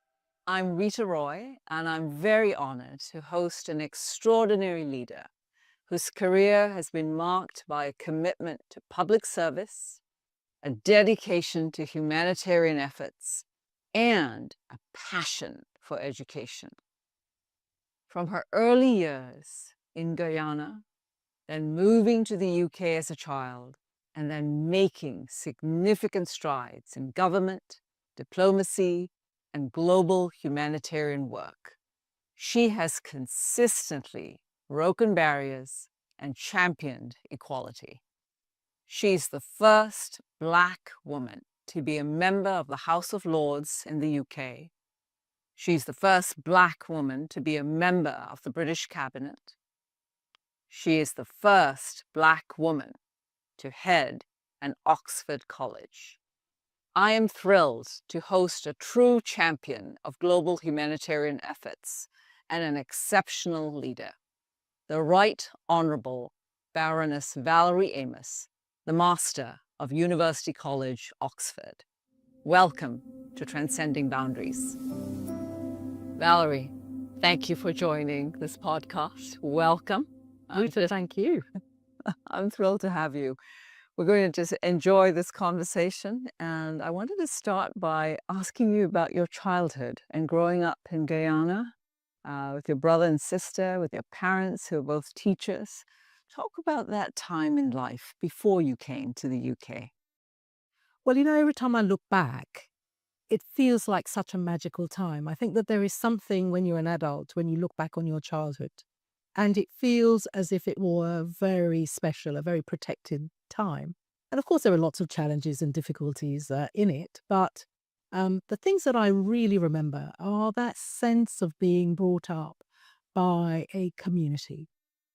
So a wider family, a wider community that care about you. Everybody knew who we were. I mean, there was no way that you could get away with doing anything naughty anywhere because somebody would tell you off and then report you to your parents, but in a very kind of loving, holding way. I grew up in a tiny island in the mouth of the Essequibo River in Guyana. So I'm very much a country girl. My friends laugh about that now because I seem so urban. But, spending my summers all day running around with friends, no shoes on, and just enjoying nature. But it was also a childhood which had a lot of discipline in it, with parents who were both teachers. We were expected to do well. We studied hard. At one stage, my mother was my teacher, which meant I couldn't get away with anything, nothing at all. But Guyana and Guyana's children, the young people, really wanted to do well. We kind of had a competitive streak around education. We wanted to be the top of the class, and that was me. But I was also pretty quiet. Again, nobody who knows me now believes that, but I'm a great watcher and listener, and that goes all the way back to my childhood. Amazing. Now, your parents immigrated, and obviously the whole family came to the UK, and it must have been a whole new world, whole different adventure. And how did you assimilate? Because you launched yourself right to school, became deputy head girl, as you said, your competitive streak, wanting to do well. But you must have been also a child experiencing a lot of new sensations, new surroundings. How did that form you? Well, of course, it's really odd when you move from one place to another. It's exciting. And for us, because my father had moved 2 years before, so there was all the excitement of reconnecting with him. But I remember it in sort of light and shade. So Guyana, very bright, wonderful colors, amazing sunshine. It also rains every day in Guyana. So Britain didn't feel so different in that respect, apart from the heat. Britain at that time felt very grey. As we were driving from the airport to the house where we were going to live, I just kept looking out of the car window and thinking, where's the sun? And the people were wearing drab clothes. It just felt very, very different. But there's also the excitement of being in a new place. And I remember we had very broad Guyanese accents. My sister, myself, my brother was still very young, and we lost them so quickly because as a child, you don't want to stand out, you don't want to be different. But we were the first black family in the neighborhood where we settled, so we stuck out like a sore thumb. And on the whole, people were very warm and welcoming, but not everybody. And my parents were so important in terms of just helping us to adjust, helping us to understand where we had come from, understanding the importance of our history, our culture, our relationship to Britain, why we were there. And that helped a tremendous amount. And of course, we had wider family and friends in London. We were just into Kent, so we would go and see them at weekends. They would come and see us. So they really recreated that sense of family and community for us. It sounded like they also grounded you in who you were. Oh, very, very, very much. And that has stayed with me throughout my life. When did this notion of public service or politics or global affairs enter your worldview? Was that something in school? Was it something you talked about at home? How did you come to that idea of a career in international affairs? It's really difficult, I think, to put a finger on it. I don't think there was a particular moment or time. I think that my life evolved, and I come from a family where pretty much everyone was passionate about politics, about power, about the world. It was a time when many countries on the African continent were becoming independent. I mean, we talked about these things at home all the time. And as children, we were listening. We weren't necessarily a part of the conversations. I mean, this was a time when children were seen but not heard. But it was very much there. I was curious. I read a lot.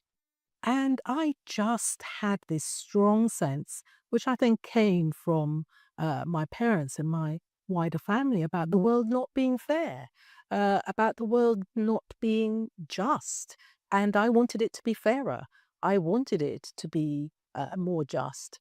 And I do remember one thing. I mean, when I was about 16, I just had this very strong feeling that if I ran the world, it would be so much better. Oh, of course, no doubt. It would be. What else I learned as an adult when I was engaged and continue to be engaged on global issues, international affairs, how hard it is. But there is that thing you have when you're young, I think, which is that excitement, that can-do attitude. And that has always stayed with me. I know the constraints now, but I'm somebody who is always seeking to find solutions to difficult problems. Don't give me something easy to do. I always say to people, give me the most difficult things, because it's the thing that really motivates me. So I think it just grew organically with me over time. That's incredible. And when you talk about give me a tough solution, give me something you can sink your teeth in, and you certainly had your share of very, very challenging situations, events, world history, which you became a part of, and we're going to get into that. But just before we get there, I want to talk about entering the British civil service, entering public diplomacy.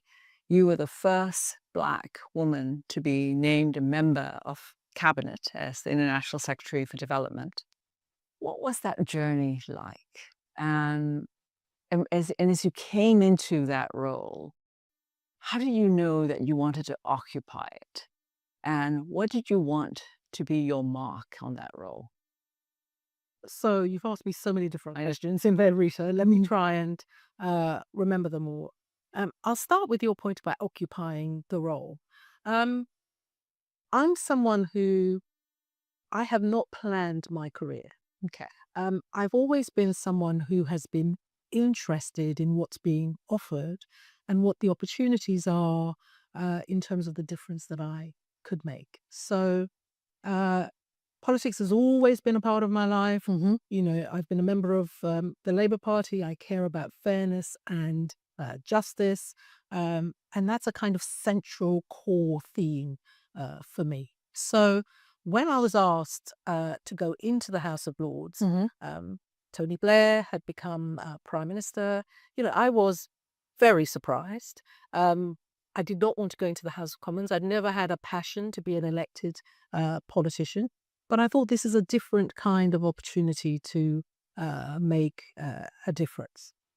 So I occupied that. So I was a member of Parliament. I was a member of the House of Lords, and I was asked if I would come into government, be a part of government as a junior minister, which I did. And getting the role of a Secretary of State, getting into the cabinet, was completely unexpected.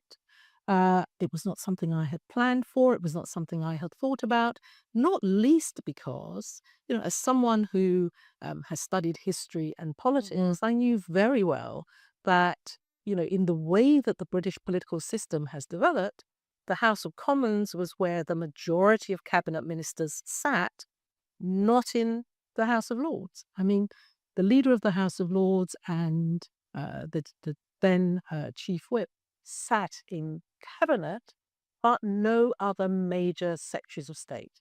So when Claire Short resigned and I was asked to be the Secretary of State, it came completely out of the blue. I got a phone call to go and see the Prime Minister. I had no idea what he wanted to see me about. And in fact, because I was his special envoy on Africa, I thought that there was an issue about that he wanted to talk to me.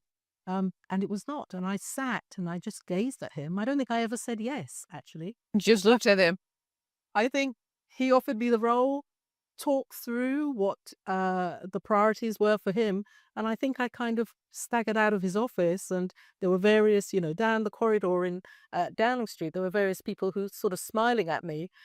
And I left there just in a kind of complete whirl, going immediately from one job to another. And you just have to get on with it.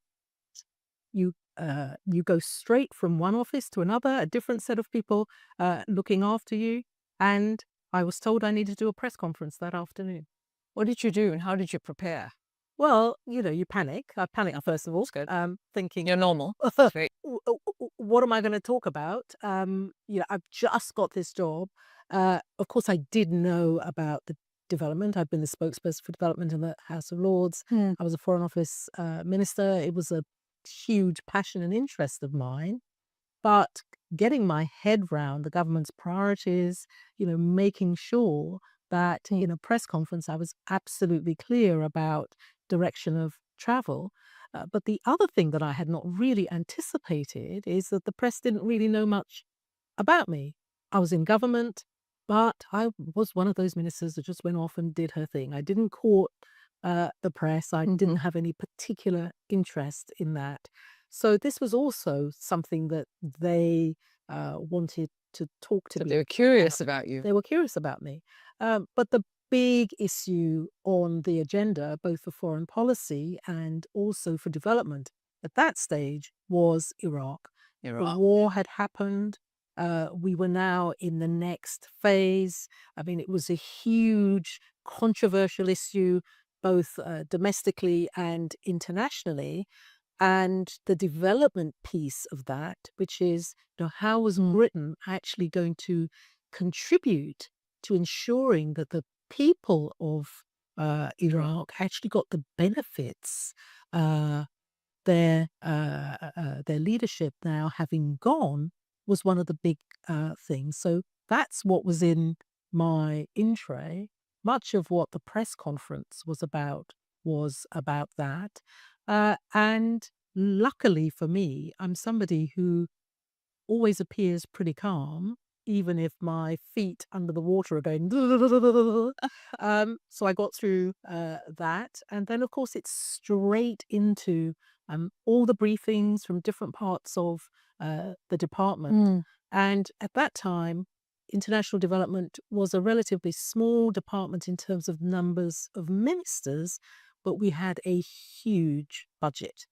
So thinking through how we continued with the priorities that we had established, how we continued to have the support of the British people to spend money on international development was a key part of what I needed to do, as well, of course, as working with colleagues to make sure that the overall British agenda in terms of foreign policy and development was being delivered. That's incredible. Here you are, obviously very savvy, but thrust into this role. And as we know in government, there are multiple departments, multiple interests. There's security interests, economic interests, development interests. And in part is keeping that holistic view, but also influencing. What did you learn about yourself in this process as you had to navigate multiple stakeholders in government, the public? What did you learn? So I think one of the things that's important is that it felt like a continuation, because in many roles that I had done before, working with others, influencing, growing alliances was all very much a part of that. You can't do things by yourself. Right. And when you're in a role like international development, which touches on so many things across government, I mean, finance being a big part of it, foreign policy being a big part of it, we were working in countries where we were seeking to improve what they were doing in terms of areas like health and education. Were there any examples from what we were doing, or indeed others were doing, that might be helpful? Making sure that you continued to get the resources, because one of the things that always happens is that you don't want development to become a political football. You don't want people in the country to think, well, why is it that my pension is not going up, but we are spending money on an education system in that country or building a health system in that country when our own health system needs help. So really getting the messages right, ensuring that people understand that as a wealthy country, we have a shared responsibility and a shared history across the world, but doing that in a light touch way takes a lot of thinking and a lot of working on. So that was very much a key part of the agenda, as well as the policy work that we were doing. Yes. Because Britain was at that time in a leadership position in relation to a lot of these development issues, we were seen as leading the way on a lot of policy development. A lot of brilliant people working in development, really pushing the boundaries on what we could do internationally if we worked together, if we pooled our resources in country, the difference that you could make in terms of supporting a government with their priorities, rather than just rolling in and saying, oh, actually, you need a well there or you need that there. Actually taking a much more strategic, long-term approach that would actually help the country's longer-term development. So always balancing the needs of the people and the priorities of government and the strategic direction of a country. You spoke earlier about being a good listener and a good observer. And here you've mentioned brilliant people that you've met who are obviously very committed public servants. Connect some of those dots. Talk a bit about the people you met who were both influential in terms of your own thinking, but also inspiring in terms of just seeing that kind of dedication to wanting to do good in the world. And this must have also spoken so deeply to your sense of justice and equality. So I always start with so many of the people I met on the ground, both when I was doing work in as Secretary of State for International Development, but also while I was at the UN, but also with some of the foundations that I've been involved in. And those people on the ground are always my inspiration for a number of different reasons. I mean, I recall so vividly when I was at the United Nations and I would go to visit refugee camps in places like, Turkey or the Democratic Republic of the Congo or Sudan. It could be anywhere in the world. And the concerns were always pretty much the same. The women worried for their families, worried for their children, particularly in some places worried for their girl children because of the sexual violence they might have to face. You know, many women making a very difficult choice to marry their daughters off early because they would be somebody they hoped who would protect them. Always a plea as to why the world had forgotten them. And there was no answer to that. I saw this repeated time and time and time again. But the thing that always sticks in my mind is the kindness of the people. People who had lost everything, but always thinking about how can I help someone else who may be worse off than me. I was once in South Sudan, and there was a woman who, I mean, people were just leaving their areas because the armed groups were in major conflict with government, militia, and others. And they were just leaving their communities in their thousands, not sure where they were going. And we went to a particular part of South Sudan where some people had just settled for a few days. And there was a woman who was preparing for the next wave of people arriving because she knew they would come. She had barely settled herself. The way the women, when they were given some support or resources or a food pack, they would talk to each other about who wanted what, and they would swap things. I mean, tiny little things that made a difference in their lives. So they were always my inspiration to keep going, because if they could do it, we could. Then the humanitarian workers. I've worked with so many people who put their lives in danger so that they could help others. And always you would feel when you knew that they were going into a conflict situation or something else, there was always that feeling that you might lose someone. I mean, I remember being in New York in the middle of the Syria crisis, and we had negotiated that a group of humanitarian workers could cross one of these lines to take humanitarian aid to a group over on the other side of the line. And we talked to everybody so that they would not be shot at. And I'm in New York in my apartment on a Saturday, and I get a phone call from the head of that group saying to me, "We're being shot at. Is there anything that you could do?" I mean, essentially what he was asking me was, were there any of the allies of the Syrians or any other groups operating in Syria that I might be able to contact who might be able to stop it? But we didn't know who it was who was shooting. And I felt completely useless. I mean, we worked the phones. In the end, they were safe, but there is nothing that you can do in that kind, or very little that you can do in that kind of situation because you're not there. You just have to support from a distance. And of course, I've met some extraordinary leaders. Our own board member at the MasterCard Foundation, President Ellen Johnson Sirleaf, and the situation that she inherited in Liberia and the work that she was able to do to try to make a difference in her country. I had the privilege of meeting Nelson Mandela more than once, and I remember the first time I met him, I was a minister. I was not a member of the cabinet, and we were talking about Iraq and various other things. We didn't agree, but at a particular point, he said to me, "You are such a good advocate. You should be in the cabinet." This was March.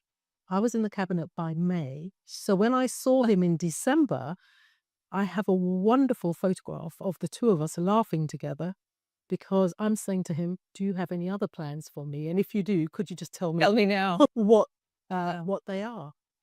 Amazing women working on human rights issues, working on issues related to domestic violence and violence against women. I have met so many people. I've had such a privileged life.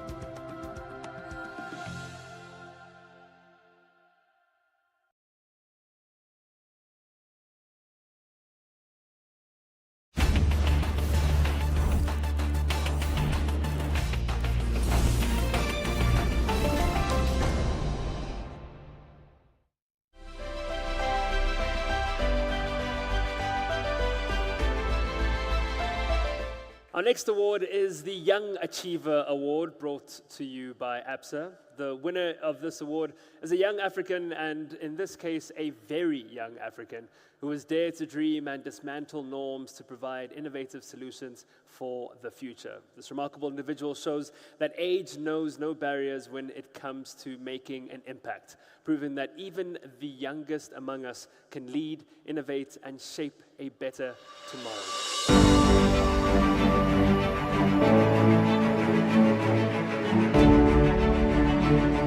The Forbes Women Africa Young Achiever Award. For this award, the judging team and I decided that the winner should have achieved transformative change for the greater good of the community and the society she is in. We asked, what is her true purpose? The winner should be a trendsetter and inspiration for other young people on the continent. And the winner of the 2025 Forbes Women Africa Young Achiever Award is Inola Shokunbu. The 2025 Forbes Women Africa Young Achiever Award. Eniola Shokunbi is proof of what you can achieve as a young leader. She's only 12, but already a children's health advocate and innovator. Born in the US and of Nigerian descent, she has been honored by the Martin Luther King Jr. Foundation and is already known for her fight for cleaner air and the installation of air filters in classrooms around the world.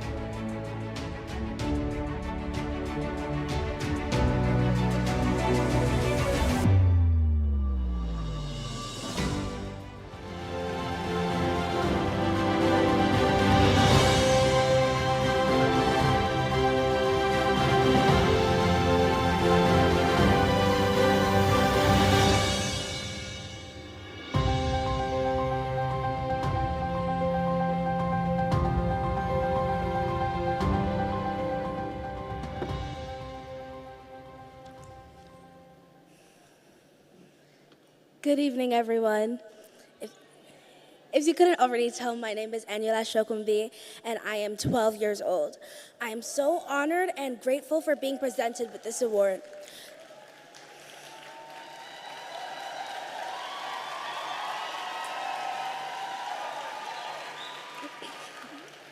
Thank you. So, you know they say it takes a village, but in my case, it took a 5th grade classroom, a roll of duct tape, and a mother whose patience rivals that of a saint. Not all the time, though. My mission to improve indoor air quality and keep kids safe in classroom has brought me here today, and I thank God and the organizers of this event for considering me worthy of this recognition. So it all began with an article about air filters in the White House. I mean, who even thinks about air filters in the White House? But then I thought, if they're good enough for politicians, why not my school, my former elementary school, McDonough STEM? That school had been around for nearly a century, and we all know that a building that is almost 100 years old will probably have something to be fixed. And in this case, I realized it was the air quality. It is heavy and full of allergens, making it tough for us, the students, to learn and thrive because of the stuffiness in the air. That article ignited a spark in me that led to the realization that I could actually do something about the problem. You know that hopeful moment you have as a kid before someone tells you you can't? I decided to act on that hope. So I did what any rational 5th grader would do. I relentlessly bothered adults, which seems to be a really good hobby of mine. Thankfully, Marina Creed from UConn Health didn't just brush me off. She provided blueprints, turning my dream into a reality. Suddenly, the whole school was learning about these air filters and the importance of students' health and future. You know how they say, leave it to adults? Well, the adults seem too busy with their adulting, no offense. Paperworks, meetings, and probably debating the best coffee brews, which I wouldn't know since my mother never lets me have coffee. So instead of waiting for them to handle it, I jumped into action with my letters of advocacy, fighting for the future of kids, especially knowing that I am one. And if I don't do something now, it may not just affect me, but also my friends and my loved ones. Now, I'm talking a lot about indoor air quality, but I'm also passionate about inspiring more girls in STEAM.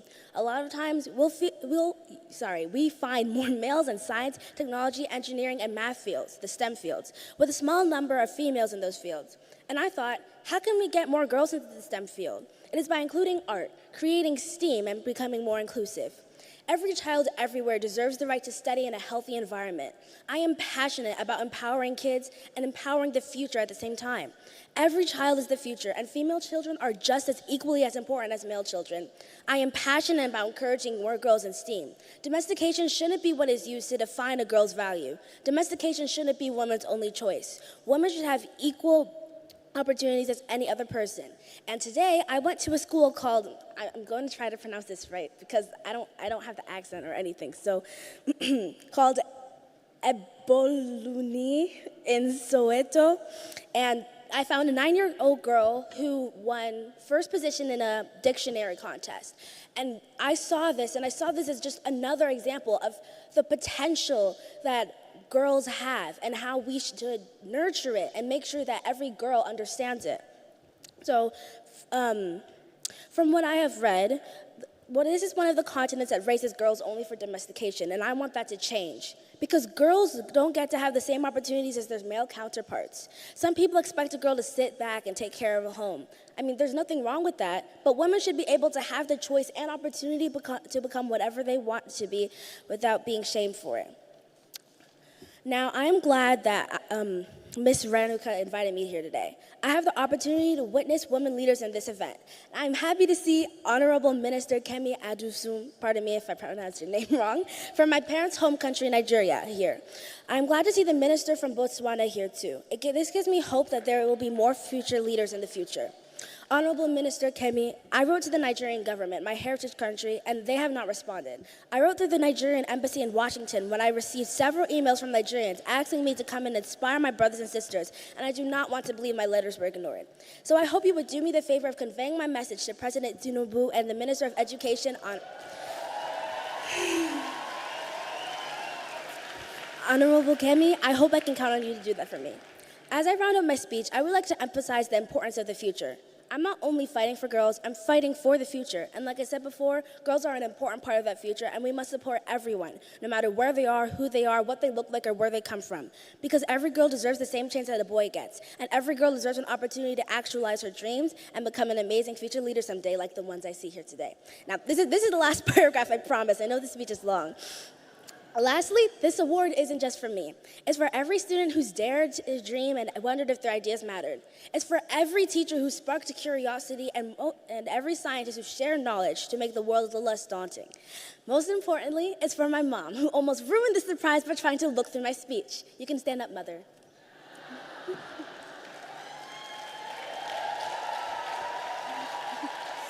Mom, you've been my rock, my chauffeur, my personal secretary, and my PR manager. You've been the one who's taught me that even when adults say that's impossible, they're just usually saying that's inconvenient. You never let me lose sight of what's important. You taught me that perseverance isn't just about pushing through obstacles, it's about doing it with kindness and belief in power of understanding. You showed me that a kid can do big things, even when they're still figuring out how to do laundry and you bug them about it every day. This award is just as yours as it is mine. This is more than just my story. It's a testament to what happens when you refuse to accept no for an answer. Even a kid armed with nothing but cardboard and a dream can create a ripple of change. It's about the power of curiosity, the urgency of taking an action, and the belief that together we can all become agents of change. Thank you for listening to my very long speech.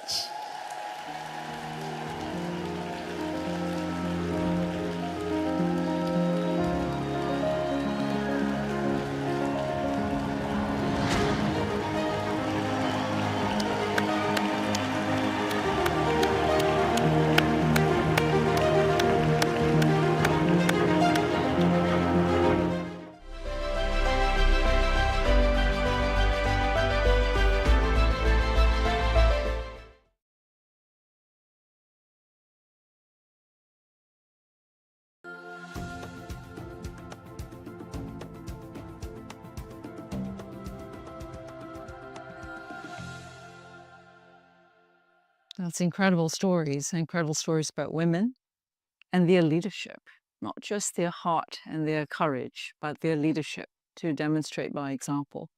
And if I may say something in relation to that, Rita, because I think sometimes when you do humanitarian work, we forget that the first responders are the people themselves. Absolutely. You know, there'll be people who will have lost people, and still they are the first responders trying to help their communities to respond. I mean, I saw this in the Philippines when Tacloban was destroyed.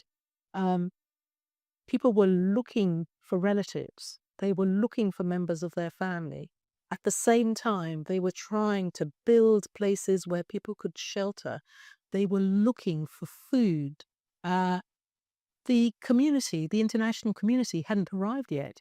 The national resources hadn't arrived yet because they couldn't get there.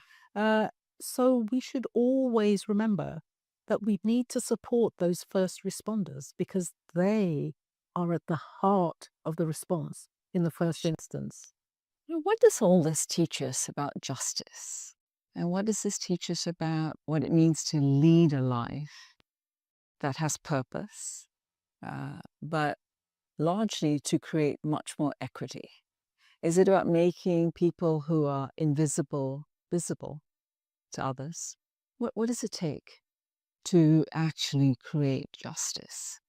Well, I think at the heart of it is recognizing that people need to have power over their own lives, that they need to have power to make decisions that have an impact on them.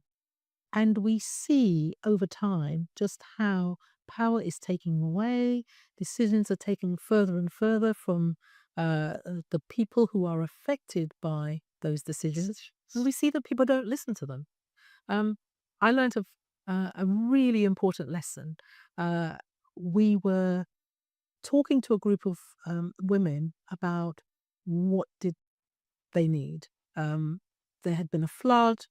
Everything had been taken away.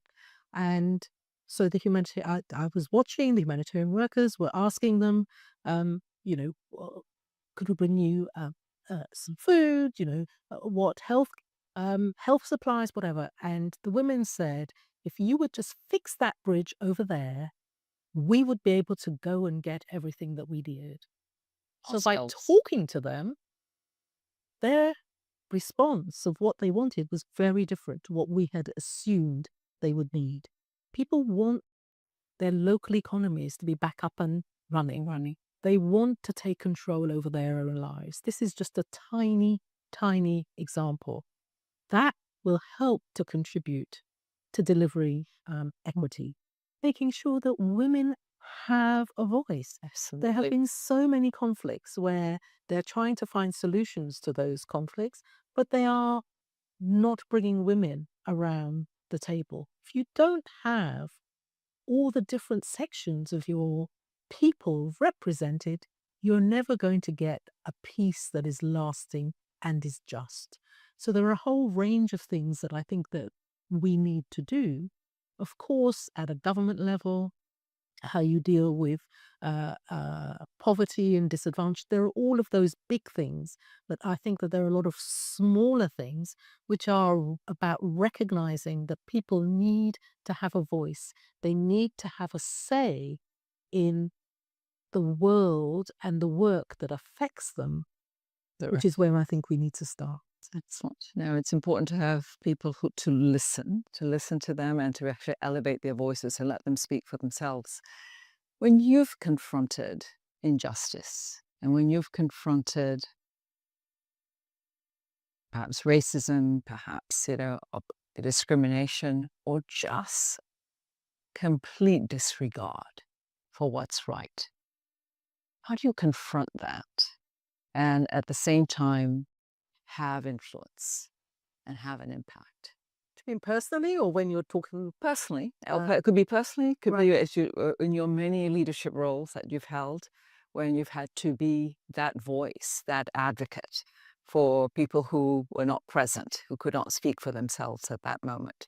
How do you go about doing that? Well, at a personal level, I think we all make decisions, as it were, in the moment. Because the reality is, if you're a woman, you're a Black person, you're a person of color, we face all kinds of these indignities every single day. And that is not how you want to spend your time. So we make decisions and choices about what we challenge, when, and why. Very occasionally, certainly in my case, it just gets to the point where you think, I really can't take this anymore. And you react to something which maybe yesterday you might not have reacted to. And that's because you want whatever you do and say to have an impact. And if we respond and react to everything, it dilutes. It dilutes, and you lose that ability to have impact and influence. Where it's in an organizational setting, I am very considered about it, because it's about, I'm very clear about where I want to get to. And then I think about how am I going to get there? Who do I need to influence? Who do I need to have in the tent as an ally? It may be that I have a path that I thought was the one that would get me there, but actually the path has to change because you get new information, or there's somebody who can help you with something else. And the big thing for me is I don't have to take the credit. I want the change to happen. I want to work with the people to make it happen. I don't have to take the credit for the change having happened by the end of the process. But I do think you need to be very, very intentional about it. And you need to be clear about what the barriers are going to be that are going to prevent you from being successful. It's the classic way in which we set objectives and deliver against them and monitor them.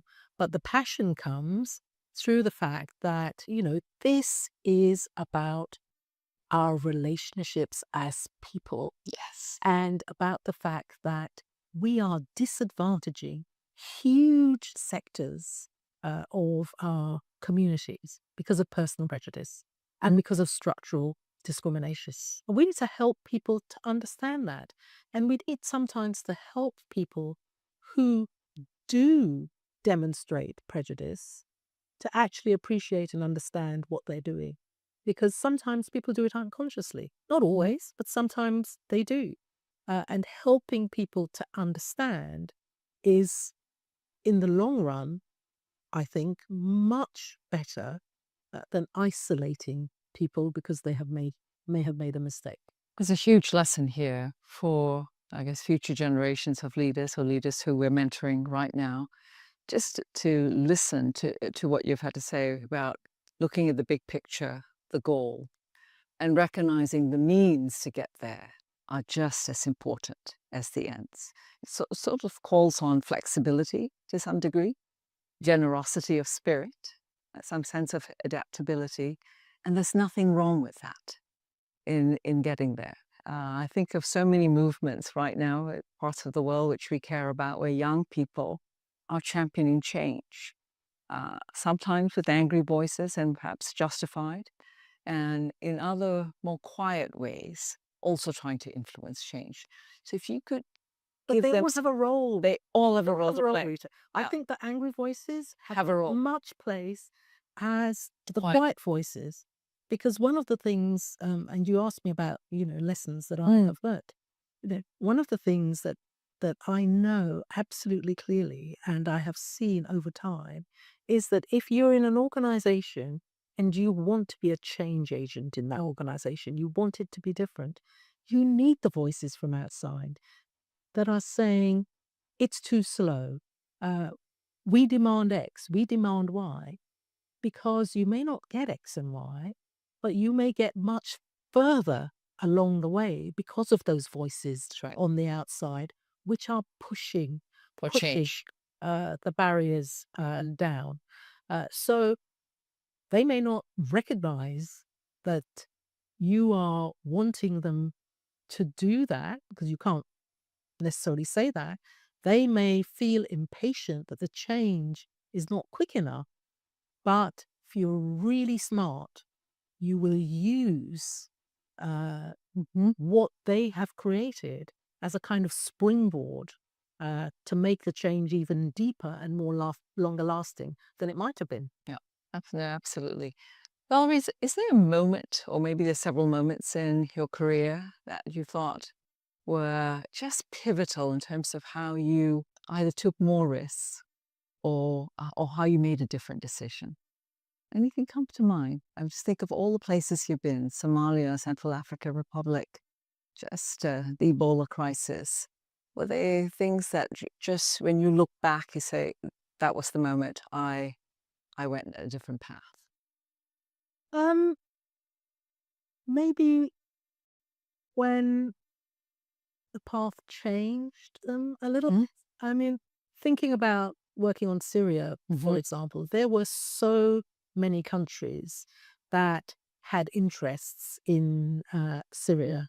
And one of the things that I really sought to do when I was at the UN was try to find ways of ensuring that we brought those voices in, because they were part of the solution. But, how do you get the US, Iran, Russia, Saudi Arabia, the UK, France, so many different countries to actually be in the same place to talk about some of the challenges that we were facing and how we might overcome them. And we were able to do that because we were working on humanitarian issues. If we had tried to do that through a political lens, it just would not have been the same. But, I spoke to the Russians when I wanted access. I spoke to the Iranians when I wanted access. I talked to the US. And through the humanitarian lens, we were able to bring those countries together, not always at the level that we wanted them to come together, but we would bring them together to try to help us to resolve some of these really difficult access challenges. And as a result of that work, we would sometimes just shift gear a little bit, think about some different things that we might do, what we were asking for. It took us, I think, 2 years to negotiate a cross-border resolution through the Security Council for Syria. We were only able to do that because you had Jordan, Australia, and Luxembourg, who at that time were non-permanent members of the Security Council, really doing the heavy lifting on that resolution. And we were always working together, thinking about, well, what could we do to bring more people together, more people on board. But I remember when, and again in relation to Syria, when I don't know if you remember President Obama's red line in terms of chemical weapons, and the red line was crossed. And the Syrians weren't sure what the next steps were going to be. And I had been trying to get into Syria for some time, and they had refused. At the point at which they thought that actually they might be bombed as a result of crossing the red line, I suddenly got a phone call saying, we'd be very happy for you to visit. I think on the basis that they thought if I were visiting, they wouldn't be bombed. They wouldn't be bombed. I didn't like to say I don't have that kind of power, but I did say, perhaps we could leave it a couple of weeks and I'll have a think if it could fit into my schedule at a later stage. It wasn't so much about changing tack, but more about saying, I'm not coming right now. No. It's not a good time. Wow. Incredible. Incredible. Valerie, you've broken so many barriers. There have been so many firsts in your career. I mean, you think about advice you would give to maybe your younger self or to another young person who might be following on in your path. What would you advise them? Well, I think the first thing I would say, and I'm always a little wary of giving advice because this is a whole different world that they are facing and that they are living. I think the first thing is that it's the other people who focus on the first, not you. So very often I have been the first person that's been in a particular role, and I've only realized it because I've been told by somebody else. So it's not the thing that you're going to focus on. You're just going to get on with your job, and then all these opportunities are going to open up and things will happen. And because you've done the best that yes, you don't know everything. Because I do think that we kind of have a sense that we know everything. Be sponges, be open, learn, watch, listen. There's a huge world out there, and there is so much that we have to learn. And I think, I want to leave this world feeling that I'm still learning, that there is still knowledge out there that I don't have. And every day, actually, with what is happening in tech and everything else, I feel actually there's more that I don't know, more than ever. So there's that. I think it is in no way a failure to ask for help and to look for support. The challenges facing the world, we can't do any of it on our own. You could be as authoritarian as you like, and you couldn't do it on your own. So look for support. Talk to people who've had the same kind of experiences. Seek mentors. I mean, these are all people who will help and support you.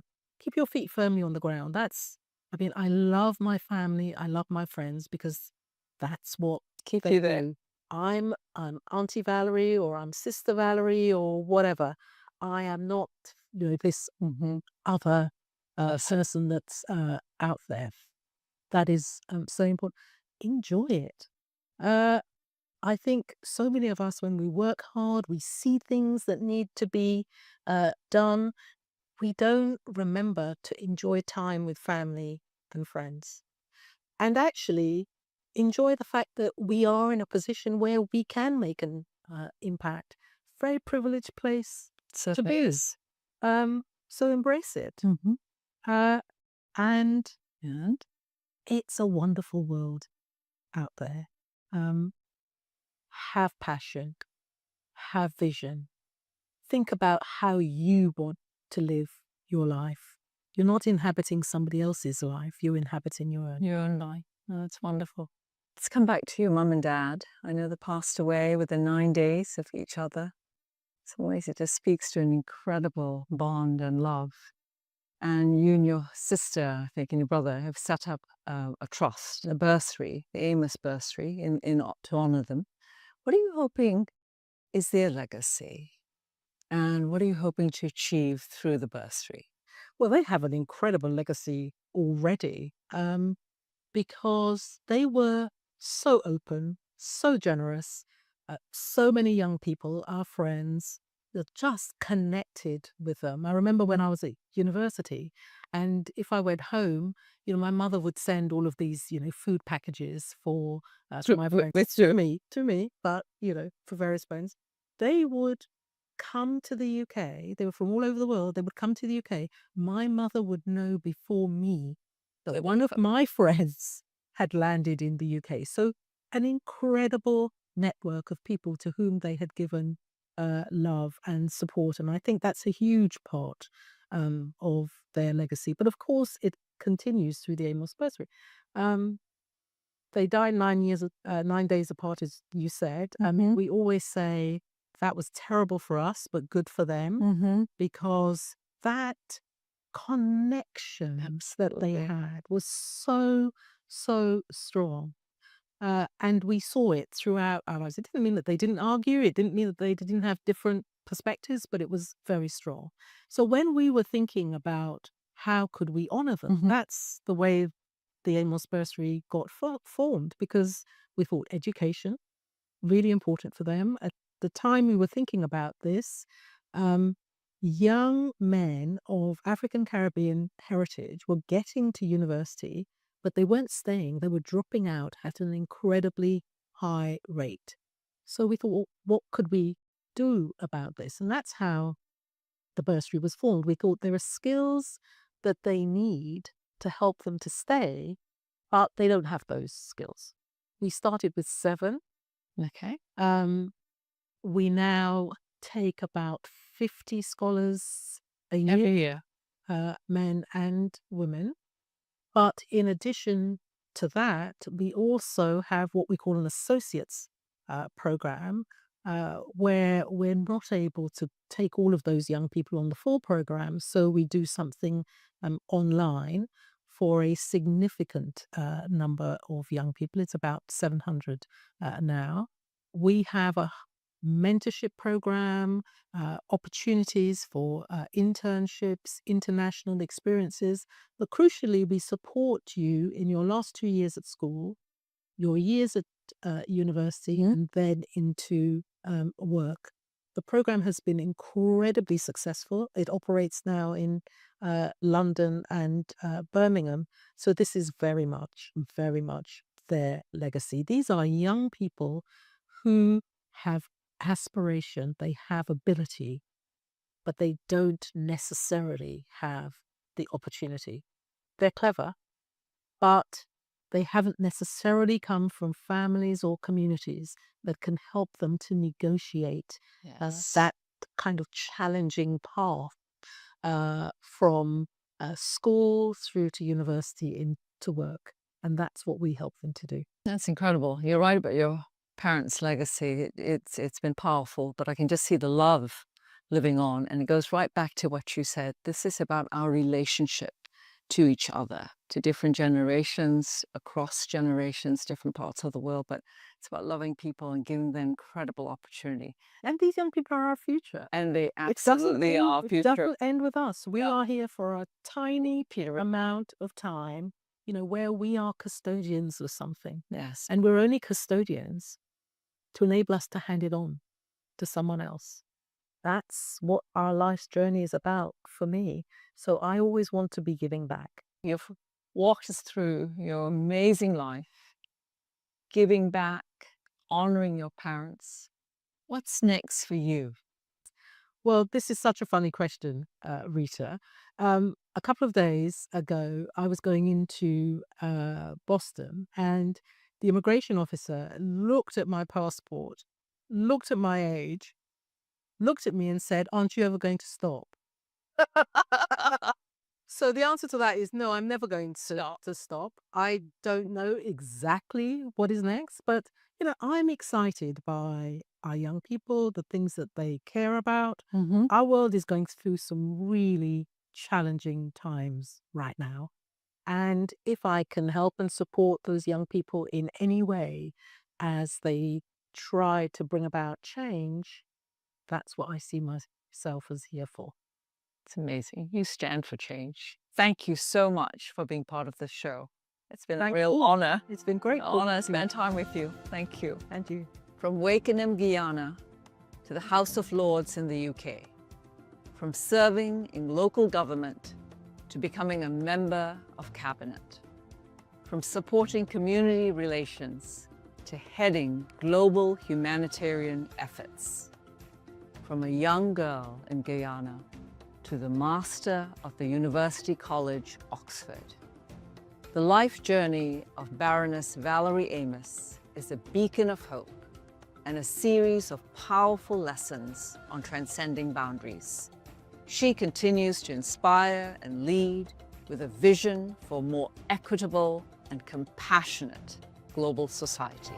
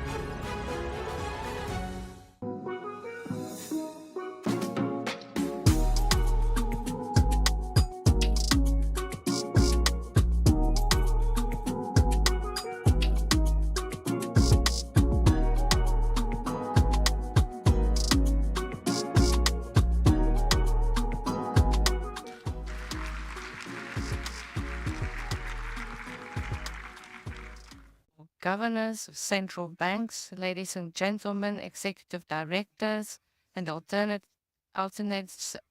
executive directors of the IMF and the World Bank, resident representatives of the International Monetary Fund and the World Bank Group in the Central African Republic, partners and friends of the Central African Republic, ladies and gentlemen, distinguished guests, all protocol observed.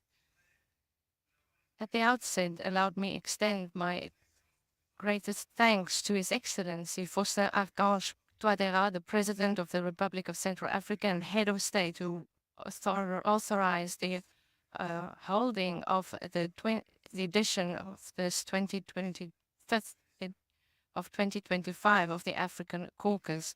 My thanks also go to all my peers, governors of the World Bank and the IMF, who have chosen the Central African Republic to host these meetings, who have come out in mass to Bangui.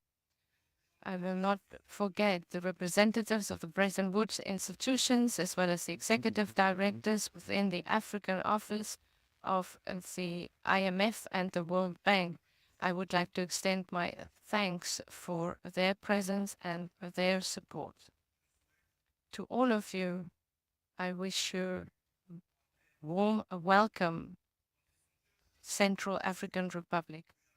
Our infrastructure has been prepared for the occasion, and just 1 week ago, nothing of that you see around you existed.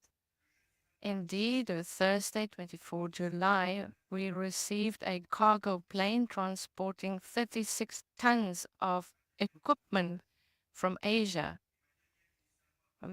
Equipment expected the 21st of July that was delayed because of a violent tropical storm in Mekong.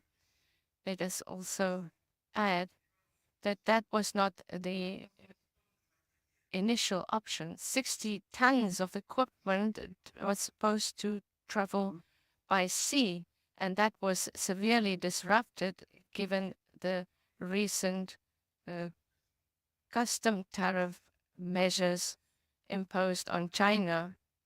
So this has caused a delay of delivery for about 1 week. But nevertheless, we are here with Plan B. Plan B consisted import all the equipment from another country, from Africa. However, some administrative challenges and transport would not enable us to go for Plan B. So Plan C is what we chose. This was to order from China and have it delivered by air freight, air cargo in Bangui. Why am I explaining this? Because it ideally explains the challenges that we are facing. The lack of infrastructure, under-industrialization, significant disruption of supply chains, heavy dependence on foreign markets, low human capacity, and so forth. And that is the core of the central theme of this year's meeting: resilient infrastructure, human capital, and green asset, essential levers for strong, inclusive, and sustainable growth in Africa. But this story is also that of a prime minister who is committed, together with the entire government under the leadership of His Excellency Foster Archange Touadéra, President of the Republic and Head of State, who have spared no effort for this meeting to take place in Bangui, and the circumstances we selected to hold such a high-level meeting. It's also the story of a united nation under the leadership of its uncontested leader, once and for all, close the chapter of military and cyclical crisis and build a new story, strengthening its resilience and development for the betterment of its people. Finally, it's the story of some 800 people who, behind the scenes in various activities, have worked tirelessly so that we arrive where we are today. Therefore, Your Excellencies, I would like to ask you to applaud each and every one of those. let me take this opportunity to remind you of the importance of this unique institution, which is the African Caucus, that must be known beyond the borders of Africa and beyond the IMF and the World Bank, to speak with one voice to our partners. To do so, it is critical that our declaration, the Bangui Declaration, be adopted by the African Union, that the African Caucus be endowed with a secretariat so that dedicated people can work continuously on economic and financial issues, so that the African Caucus can be visible on all economic and platforms in order to continue the advocacy in a context where we see a retreat of multilateralism. In line with your highest instructions, Your Excellency, I have the pleasure of announcing that the Central African Republic brought 2 innovations to support that will. This is the creation of a specialized channel, African Caucus TV, in partnership with Africa 24, our Pan-African channel, and the creation of an internet website dedicated to African Caucus that will henceforth be used by all countries that take the chair of the African Caucus, that will preserve the records of our work and especially our victory. It's together that we will continue to face problems and challenges to which we should find solutions in a holistic and comprehensive way. The African Caucus, therefore, is what we fully subscribe to. We also will use these meetings to explore new frontiers into artificial intelligence, green wealth, green and blue economies, in order to harness all these solutions that can help our continent to mobilize resources and finance our investments. As it's important to recall that we are meeting at a watershed moment where foreign investment for social sectors such as education and health have been suspended. And we have to find a way to finance these important sectors from our own resources and with innovative means. Development challenges cannot be met without partnerships such as those expected and defended by NEPAD and the global and integrated strategy, laying the foundations for an open economy that create wealth and jobs, especially for young people, within solidarity-based societies. This effort must be sustained by innovative actions that decisive and generous, such as the reconversion or the cancellation of our debt. Excellency, President of the Republic, Excellency, ladies and gentlemen, we are certain that the meetings of the 2025 African Caucus will spare no effort in seeking solutions to give concrete content to Africa's development and promote energetic and imaginative solutions for the most vulnerable people who are facing many challenges. Allow me a last call to donors and technical and financial partners to support fragile countries such as the Central African Republic in organizing events of this kind that will enable to bring about the change of perception of our country and speed up capacity building. As, believe me, during the last few months prior to the holding of this meeting, all suppliers had to raise their standards and work relentlessly in order to meet the standards for such a meeting. To all our invited guests, we want to share the experience of the Central African Republic, be our ambassadors throughout the continent and of Africa and beyond. I cannot conclude without expressing our sincerest gratitude to the President of the World Bank, Ajay Banga, and the Managing Director of the International Monetary Fund, Madam Kristalina Georgieva, for their constant commitment alongside the African nations. We also commend constant and sustained efforts by all who have supported us in this process. We want to make special mention to our special guests, the President of the Republic, the Head of State, Mr. Tony Elumelu, that we all need no introduction, Mr. Donald Kaberuka, who is present here, and a rising star of AI, Mrs. Kate Gallo, who will participate in this meeting, the 2025 African Caucus. And finally, we wish every success to this very important meeting. Thank you for your kind attention.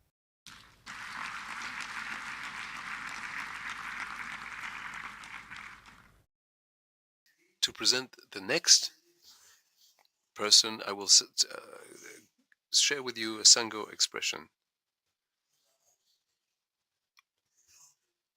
We also have people. We have people of quality.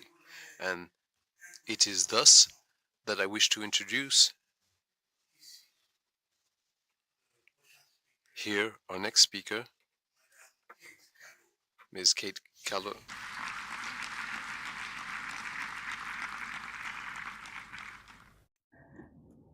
Your Excellency, Professor President Faustin Archange Touadéra, Your Excellency, Chairperson of the African Caucus Minister of Finance and Budget, Hervé Ndoba, Your Excellencies, Ministers and Governors from all 54 African nations, Your Excellencies, all protocol observes, Bara Lamingi. Bonjour à tous. Good morning, everyone. From Algeria to Zimbabwe to Cabo Verde to Lesotho, it is a real pleasure to be here with you today. My name is Kate Gallo, and I stand before you not just as the founder and CEO of Amini AI, but as a proud daughter of this soil. My family is from here, Central African Republic.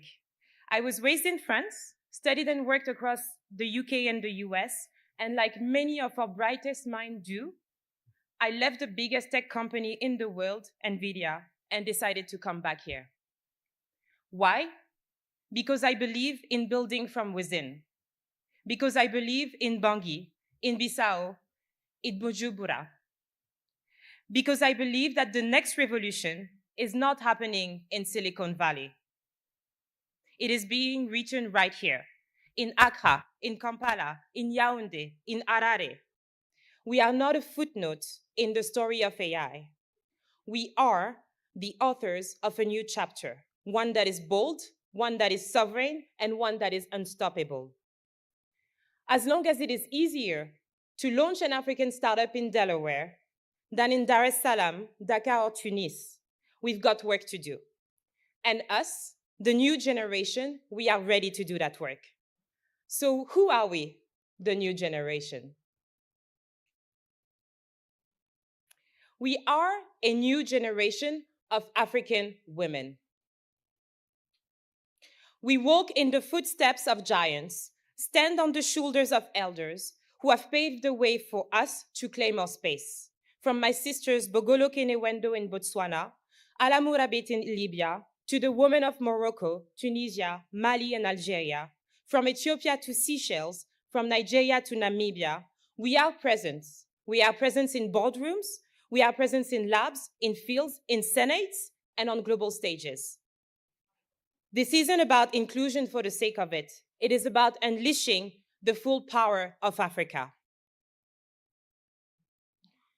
We are a new generation of sovereign green wealth.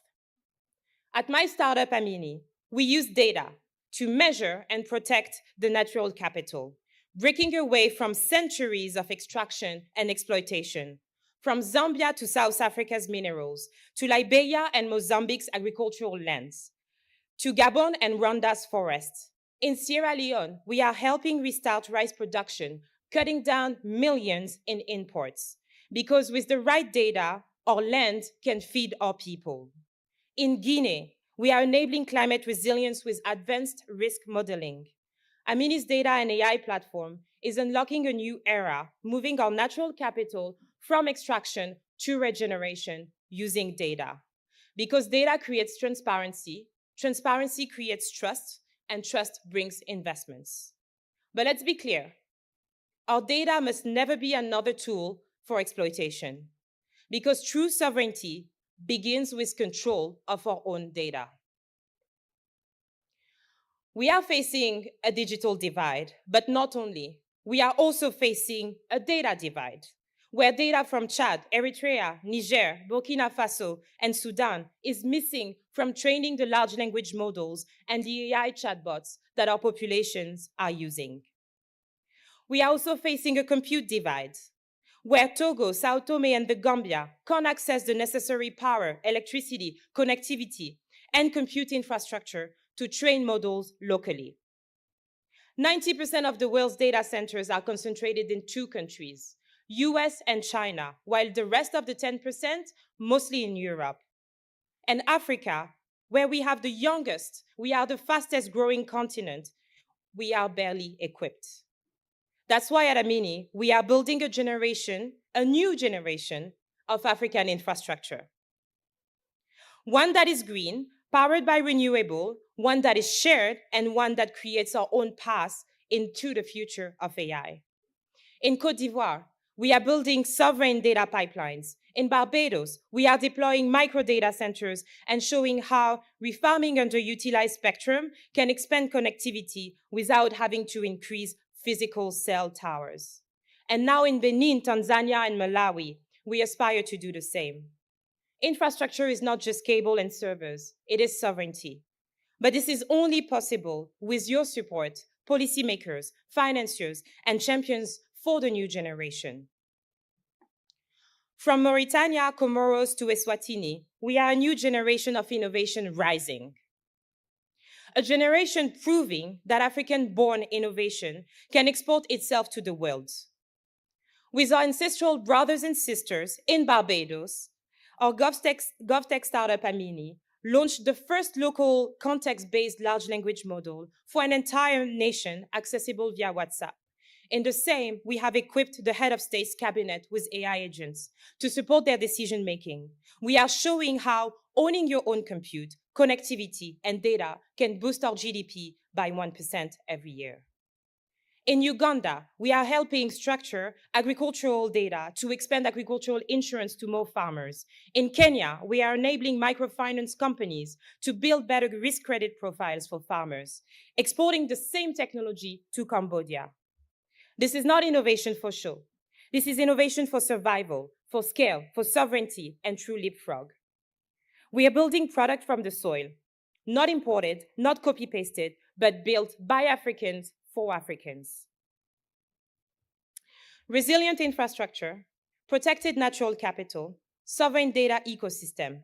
These are the building blocks of our future. I get asked all the time, what would it take for Africa to catch up in AI?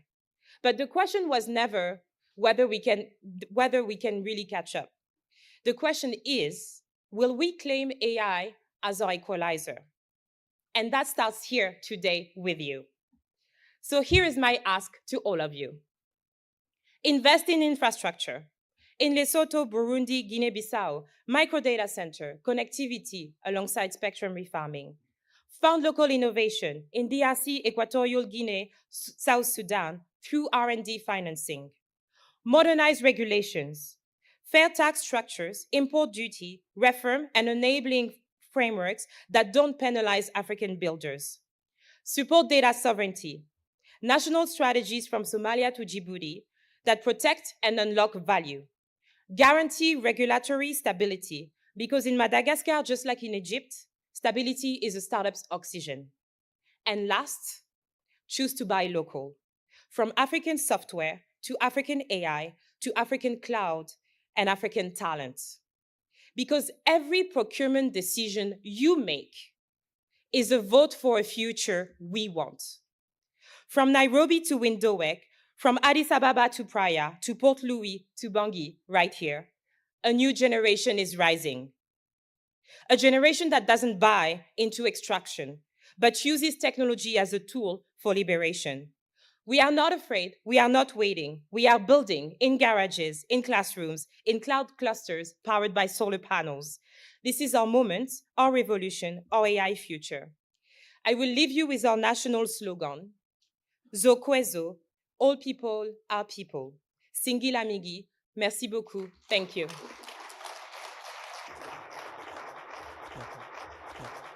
I don't know On peut vraiment présenter le prochain intervenant.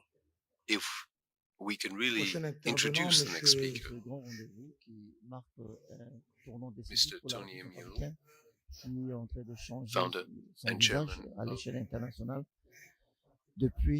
is working on the United Bank of Africa.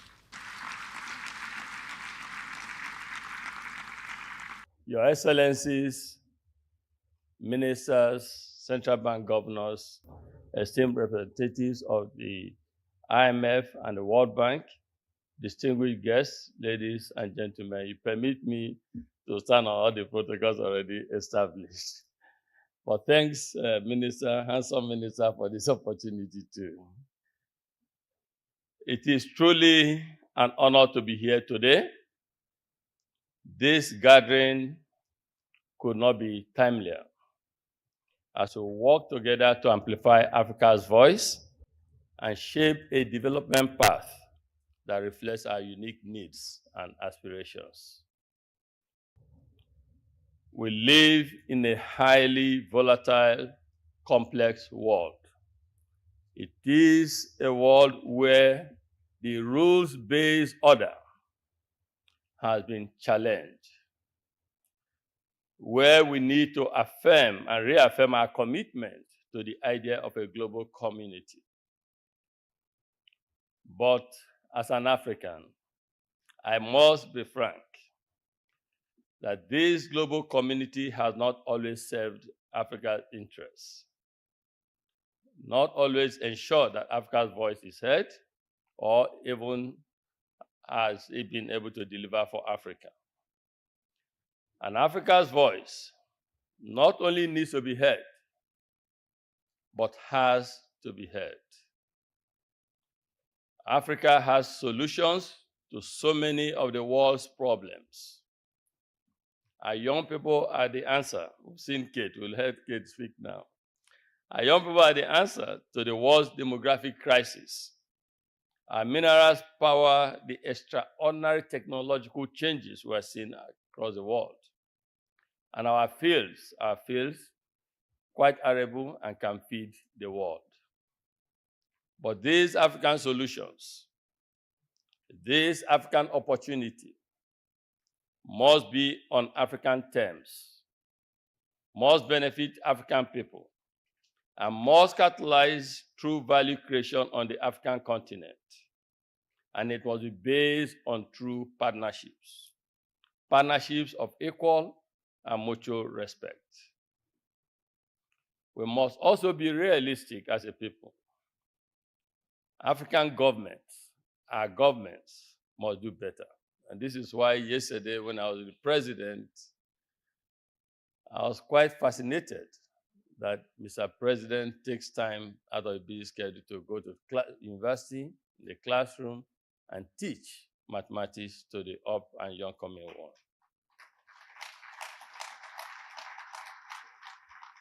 African leaders must do better if we are to deliver that opportunity to our next generation, and if we are to be truly heard in the community of nations. Africa needs to step up, and the time to do so is now.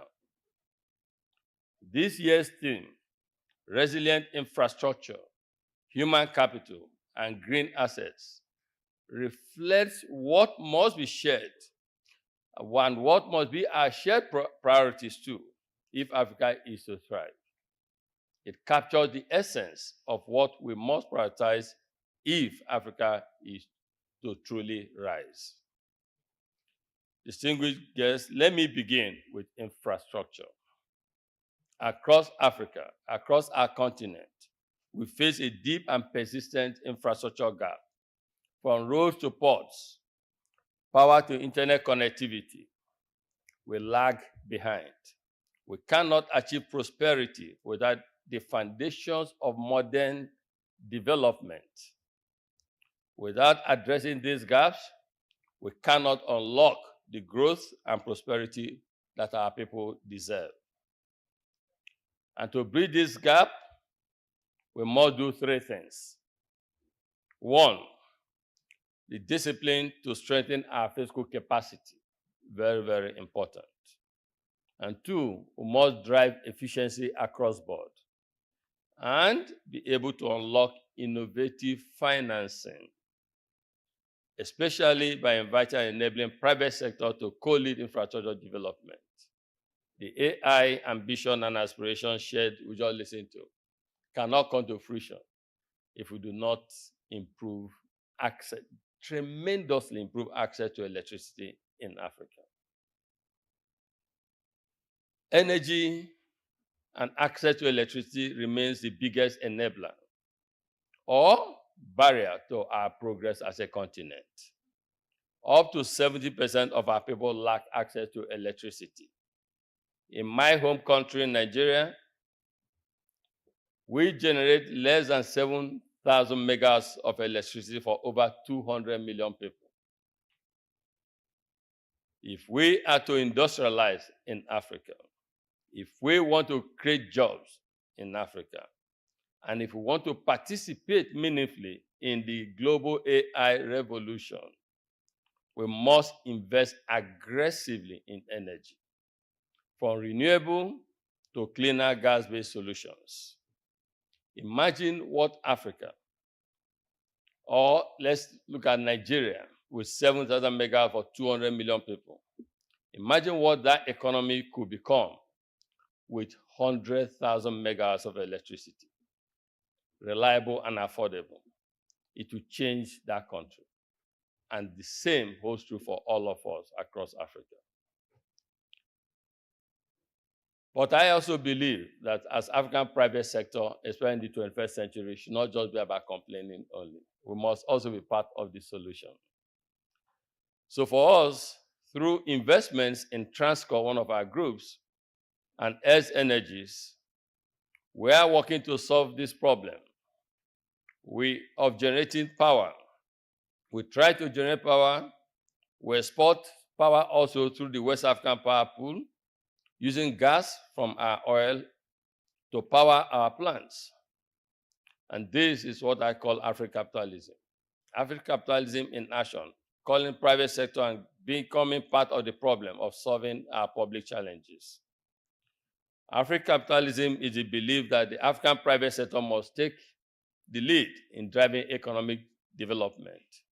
It is about long-term investments in key sectors that create both economic returns and social impact for all. But we know that success requires collaboration. To succeed, we need strong partnerships. Governments must create the right environment for businesses to succeed. And the private sector must bring capital and innovation to the table. But most importantly, our development partners must support Africa's realities, including recognizing gas as a viable transition fuel on our path to clean energy. Where we are today, we need to catch up so much, and we need a combination therapy to do so in our huge energy deficit. No resource is more valuable than our people, especially our youth. Africa is the youngest continent on Earth, with over 60,000 of our population under the age of 35. This presents both our greatest asset or our greatest risk. If empowered, our youth can transform Africa. If neglected, they can become a source of instability, not only to us in Africa, but to everyone everywhere, because poverty anyway is a threat to humanity and mankind everywhere. At the Tony Elumelu Foundation, again, our own approach to solving the problem. At the Tony Elumelu Foundation, we have empowered over 24,000 young entrepreneurs across all 54 African countries, each with a non-refundable seed capital of $5,000 to help them prove their ideas in hope that we can create more kids and more Steve Jobs for the continent.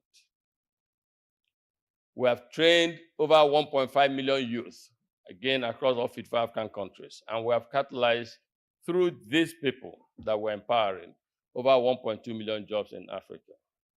These entrepreneurs are creating jobs, building businesses, and changing lives. And most importantly, signaling to those in their communities and neighborhoods that the way to success can also come from your ingenuity and creativity once the right environment is created.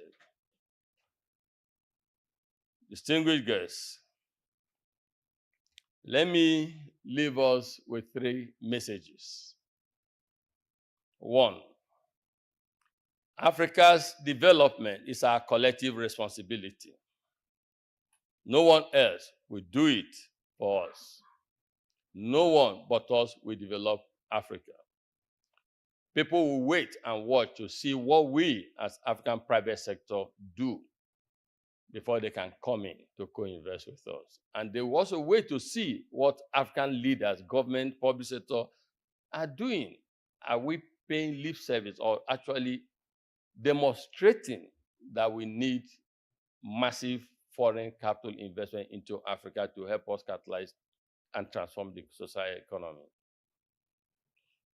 No one will build this continent for us. We must lead.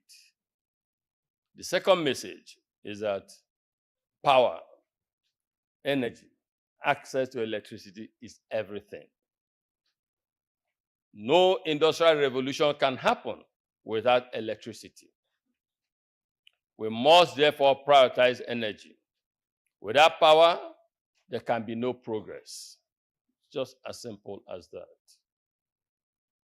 And the third message is that we must invest in our youth.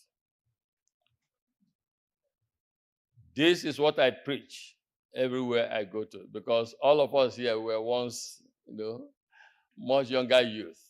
We are where we are today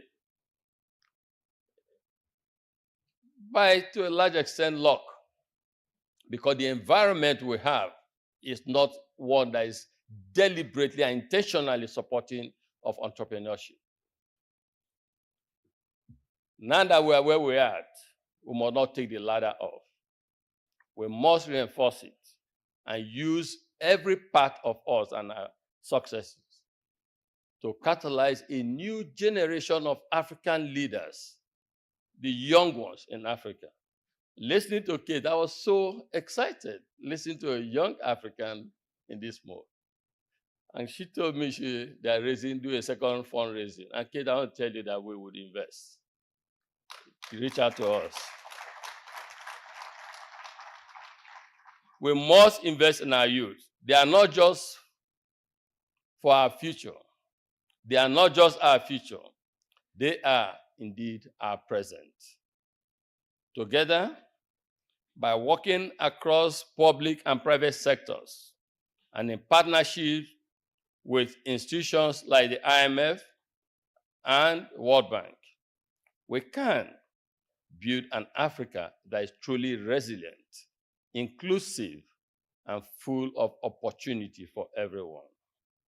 I commend the growing focus of global institutions on Africa. I sit on the IMF Advisory Council on Entrepreneurship and Growth, and I'm quite pleased with our emphasis on job creation as a path to lasting growth in Africa.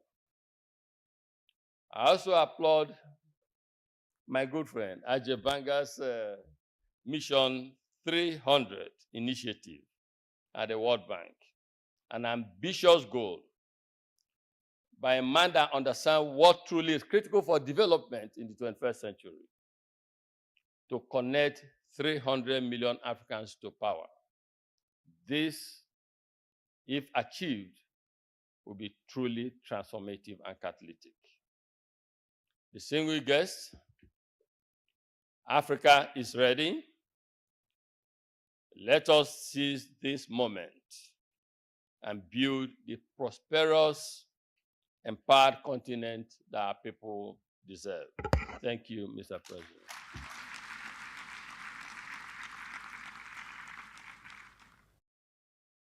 Your Excellency Prime Minister, Head of State and Government, Deputy Speaker of the National Assembly,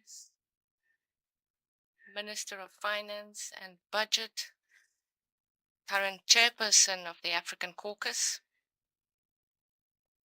Minister of Economy, Planning and International Cooperation of the Central African Republic, co-chairperson of the African Caucus, ladies and gentlemen, chairpersons of the institutions of the Republic, ladies and gentlemen, ministers and African governors of the World Bank Group and International Monetary Fund, ladies and gentlemen, governors of central banks,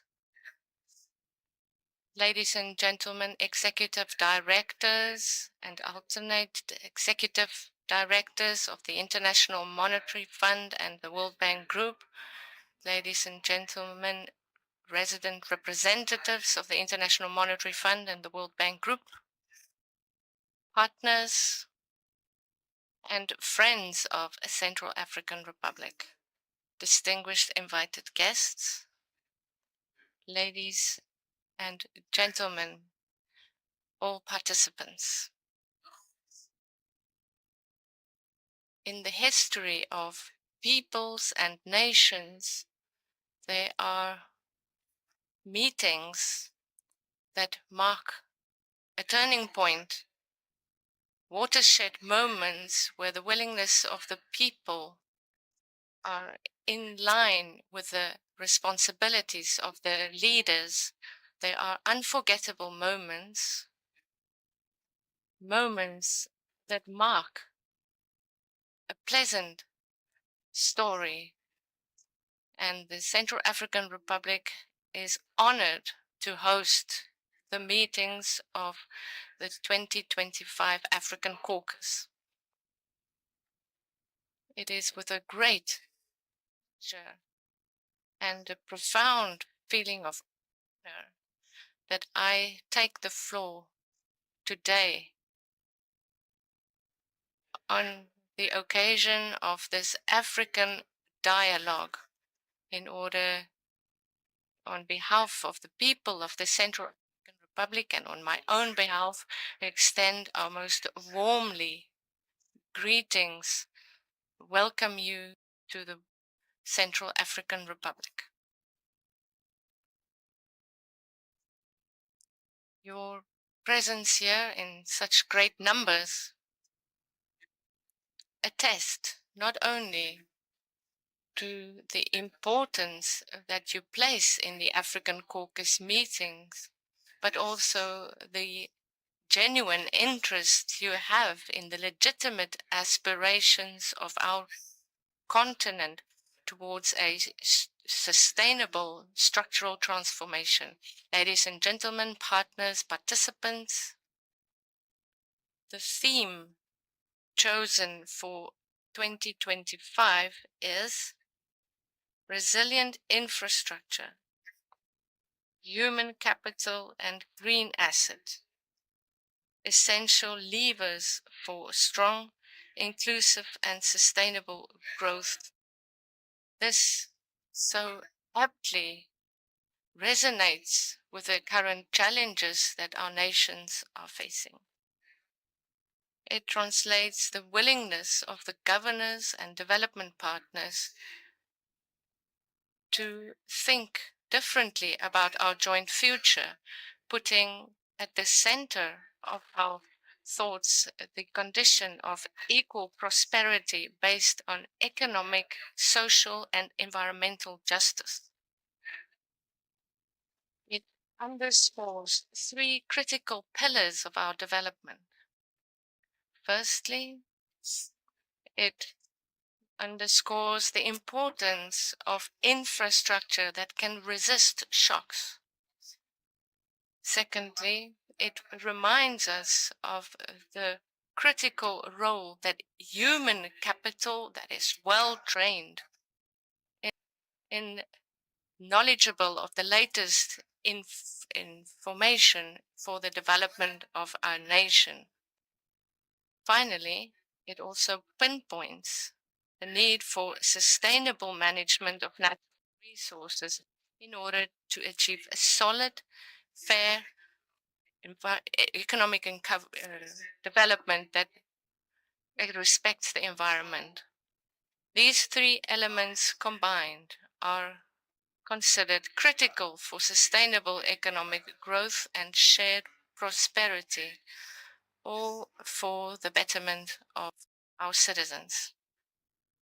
During your meetings, you will discuss in depth all the challenges related to the urgent need to speed up access to energy for all at affordable prices. That is a precondition for any development in which our African economies so desperately need for fair, equal energy transition, and the need to sustainably reduce the landlocked nature of our countries to meet the institute and infrastructure requirements, enabling us to unleash the potential of the private sector for the integration of a green asset in our GDP to have access to innovative financing and thereby resolve the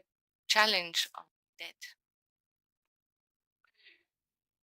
The opportunities offered by technological advances, including digitalization and artificial intelligence, in the effort to promote sectors such as public finance, education, health, agriculture, and financial inclusion, and building national, regional capacity and the role of our multilateral development institutions. Distinguished invited guests, ladies and gentlemen,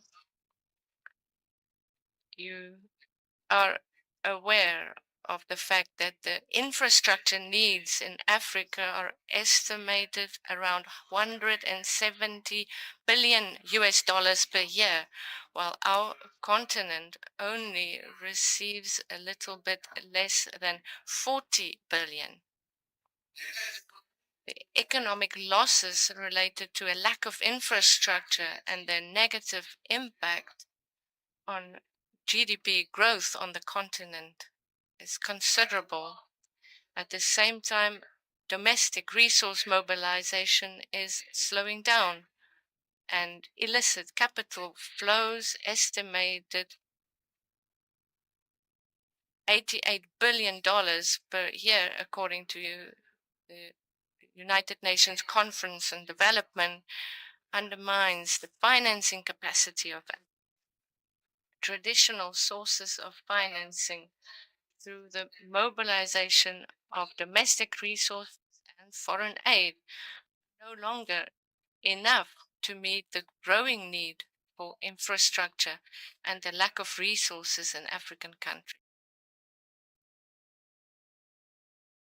Nations, therefore, are compelled to increase their debt, and this leads to a rise in public debt, increase in debt GDP ratios, and increasing burdens of interest payments, particularly on non-concessional loans, and lead to a risk of unsustainable debt.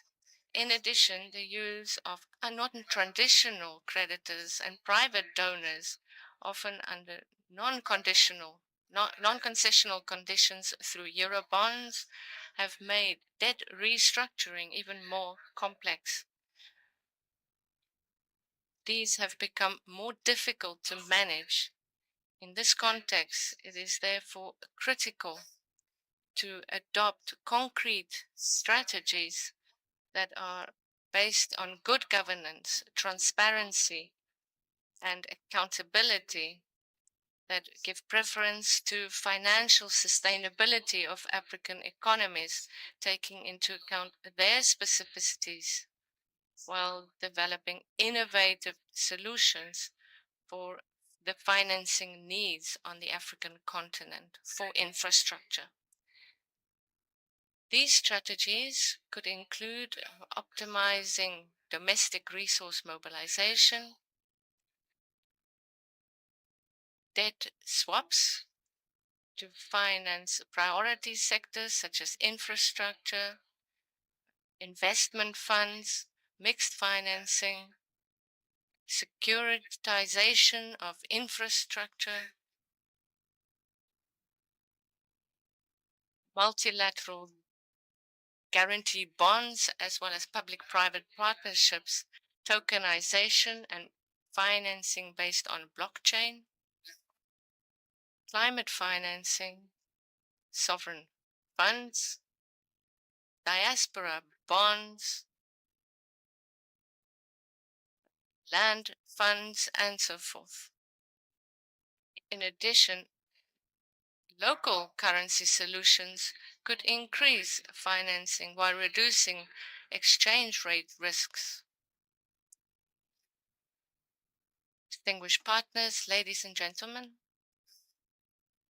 the development of infrastructure capable of resisting economic, environmental, and social shocks is critical for sustainable growth on Africa and accelerate the achievement of the Sustainable Development Goals. The continent is suffering from a lack of infrastructure that hampers its economic development and hampers trade and the well-being of our people. These challenges are aggravated by the vulnerability of Africa to climate change, threatening existing infrastructure and call for more investment to enhance our resiliency. These, for example, could be building roads that can resist flooding, water systems adapted to drought, and water management, renewable sources, and an energy mix. In the face of these innumerable challenges, I urge your meeting to focus on major reforms which could remove identified constraints, such as strengthening fiscal capacity through better fiscal management, digitalization, the streamlining of fiscal management, and the reform of tax codes to promote equity and expand the tax base in order to support robust national resource mobilization. Strengthening the management of public investment and debt, improving the quality of spending and efficiency of fiscal governance are just as important. If we do a sound mapping of these reforms, we will achieve sustainable infrastructure reform and reduce the dependence of the continent on external debt. Green financing also paved the way for new economic opportunities that we need to explore in your discussions, because Africa must invest in its productive capacity to reduce its vulnerability and build a robust and sustainable growth. Among our priorities are the need to further develop the special economic zones and regional agroparks. We also need to modernize infrastructure and strengthen regional connectivity by investing in multimodal transport, energy, and digital solutions based on development corridors. Likewise, trade facilitation between regions is necessary. They attest to the African Continental Free Trade Area. In order to strengthen institutional and tax independence, we need to promote policies that substitute imports. On a climate level, the green and blue economy approaches must be included in agriculture. And finally, one of our priorities remains strengthening human capital to meet the needs for our country's development, based on strategic plans and visions that are forward-looking, aligning, for example, vocational training and research with the needs of industry and quality job creation. Ladies and gentlemen, partners, participants, allow me here also to mention my country's relationship with its development partners.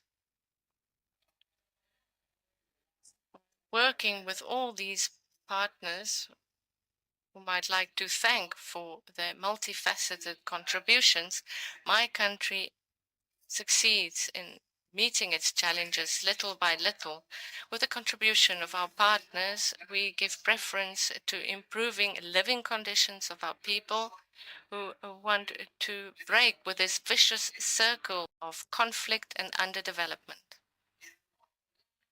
At present, we should build on our gains, strengthen parallel humanitarian actions that are under-financed, and fully commit for sustainable development.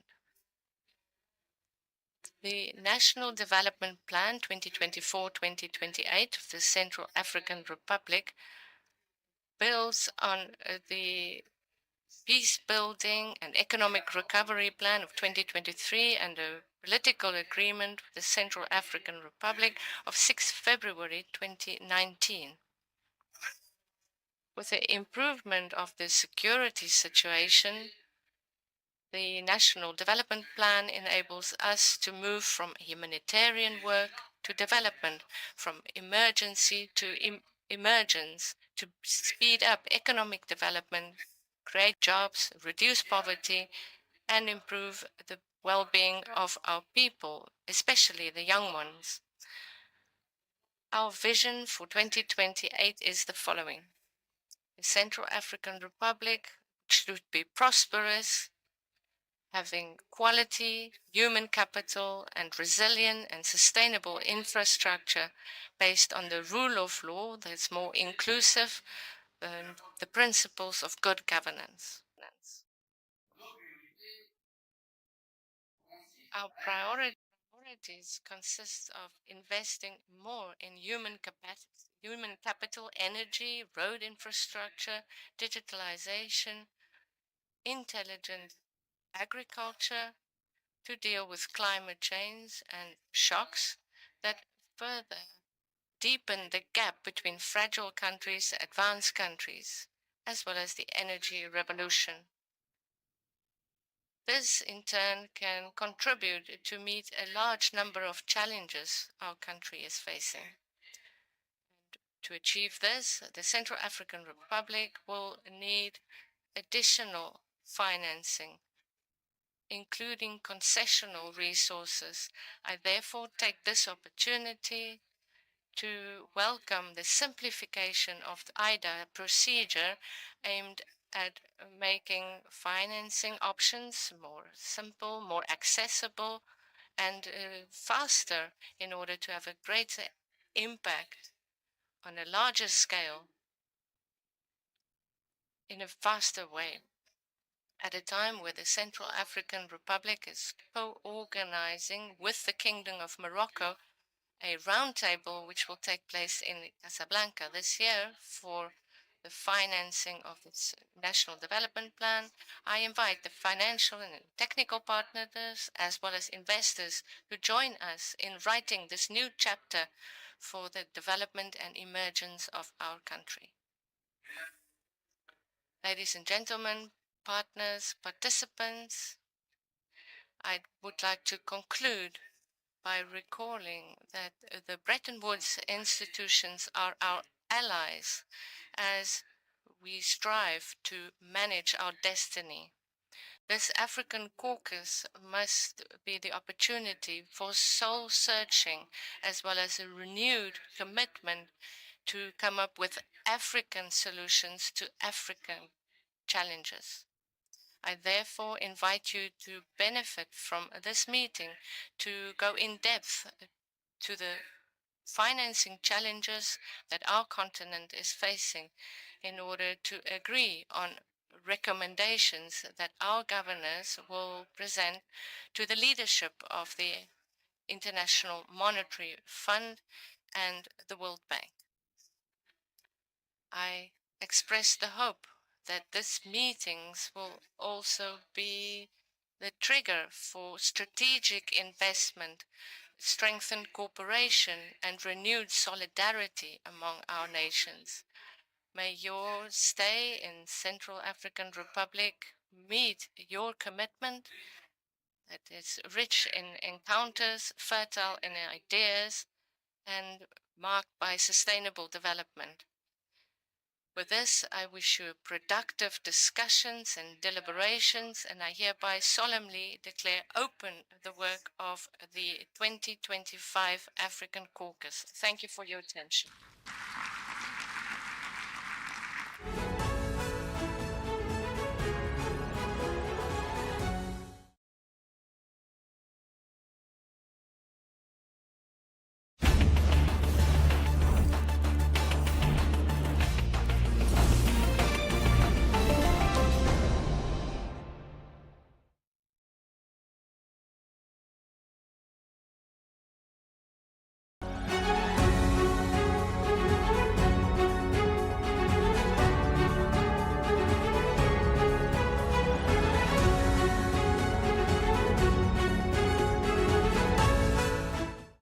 In the panel that we're going to have now, in the 1 hour, we want to focus on opportunities. We want to focus on the opportunities for trade and investment, and then we've assembled a panel that I think is most capable of providing us with that, if only because they are themselves on a day-to-day basis involved in the endeavor of trade and investment and building bridges between the Caribbean and the continent, and also within the continent and within the Caribbean. So without further ado, I want to introduce our first panelist, Ms. Kian Greenidge, who is the president of CAIPA, which is the Caribbean Association of Investment Promotion Agencies. Please welcome her.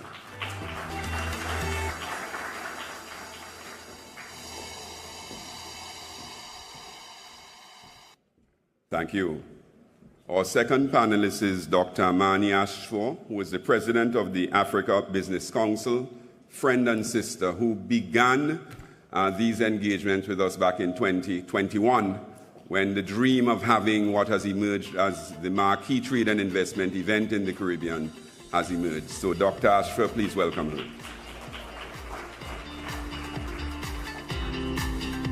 I want to welcome a very experienced banker, professional, and development economist, our own Richard Duncan from Grenada, whose reputation precedes him. Richard is the Grenada Investment Migration Agency's representative. I think he's the chairman of the IMA, and it's welcome to have him. Again, I didn't hear that loud enough. I want to welcome Dr. Tibor Christian, the Chief Financial Officer from the Guyana Office for Investment, a country that's achieved 2 years ago 80% growth in GDP, the fastest in the world. Please welcome him.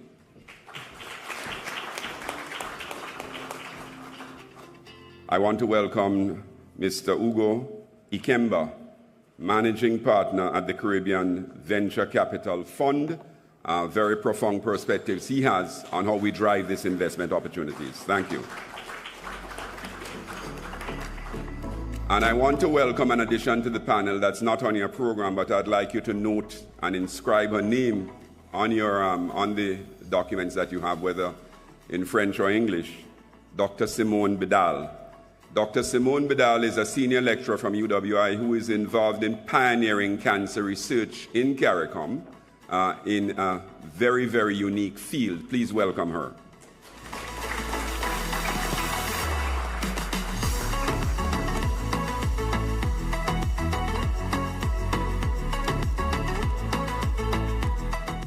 Fantastic. So we want to begin by asking Ms. K. Greenwich. A question regarding what CAIPA has been doing to drive trade and investment opportunities, both in CARICOM, but also trade and investment opportunities between CARICOM and the continent, building that bridge. Give us a little bit of what CAIPA has been doing and where you see these opportunities. Thank you. Thank you very much. And a good afternoon or good morning still to everyone. Yeah, so CAIPA is the Caribbean Association of Investment Promotion Agencies.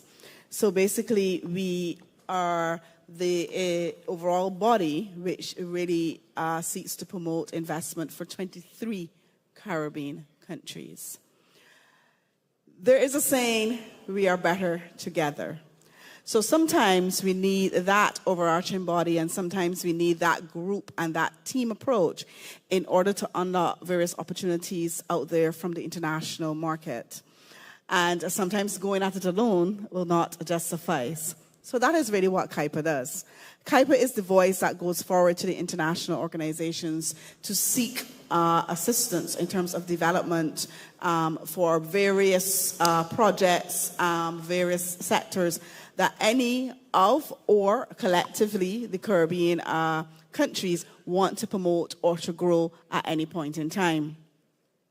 We have been looking to promote the countries as a collective, as a Caribbean community, throughout various areas globally, because we do these promotions globally, including Africa. You would have heard of some of the things in terms of the visit to Ghana. Some of the CAIPA members were involved in that. So there are various activities going on. Of course, throughout 2025 and 2026, there will be an enhanced focus on the African market and self-cooperation between CAIPA and the African continent, and looking to actually take the group of the 23 countries to the African continent to do an inward mission to that continent. So those are some of the things that we're looking forward to do. Fantastic, thank you.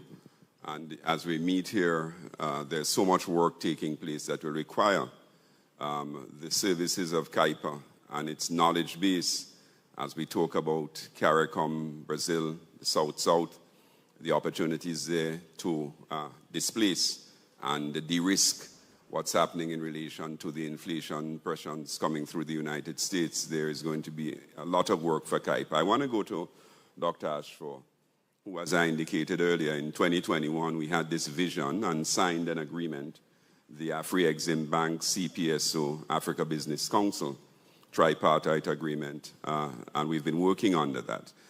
Dr. Ashford, if you could tell us what you've been doing as part of the work under the tripartite arrangement as an Africa Business Council. And I'll come back to you a little later because I want to know how we can really intensify the pace of work. But give us a good sense of the work under the tripartite agreement for the time being. Thank you. So thank you very much, my brother, my dear sisters and brothers from Africa and the Caribbean. I'm so happy to be here because now we are materializing this MOU. So the Africa Business Council, established by the heads of states of the African Union to be the voice of the African private sector. And Caribbean being the 6th region of the diaspora of African Union, I'm happy to be here in our 6th region. So the vision of the CARICOM private sector organization and Africa Business Council, really supported by Afri-Exim, is to see how we have the Africa Caribbean Business Council to operationalize what we are talking about, trade and investment. So Africa Business Council, our founding vision is a competitive, borderless, innovative Africa for trade, investment, and industrialization. So those 3 pillars actually comes together with our vision as Africa Caribbean Business Council. So Caribbean is more than 45 million people. Africa is 1.3 billion people, being the 6th diaspora. How we together can make it happen, trade among ourselves. And not only that, but also we need to invest and to industrialize. So those 3 pillars comes with how we do it together.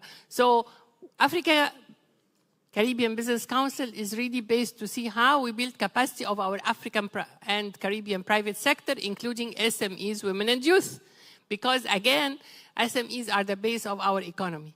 The second issue is really what areas and sectors, and we have heard together all the sectors, including from tourism, the healthcare sector, the fashion industry, the agriculture, the aquaculture.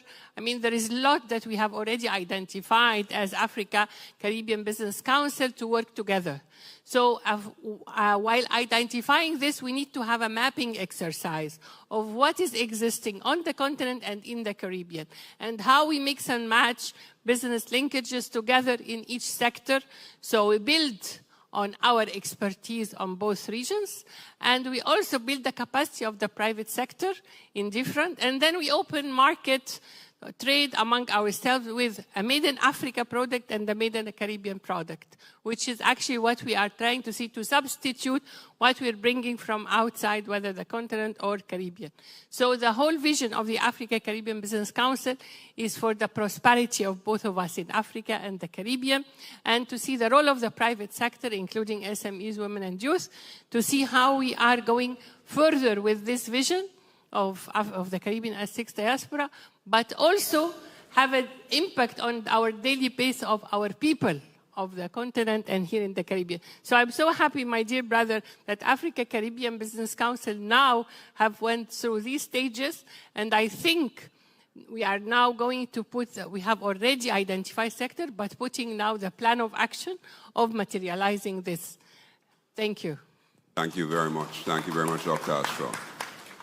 I'm going to turn to Richard Duncan, who, from his own professional sojourn through banking, investment projects, and certainly his very relevant positioning in the Investment Migration Agency.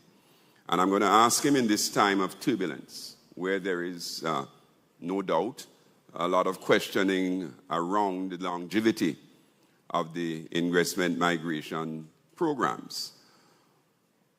How is the Grenada Investment Migration Agency beginning to revision and reposition itself and its program to benefit from some of the opportunities that, Richard, I know you would be aware of, and those that are coming to the agency, those in the ether even?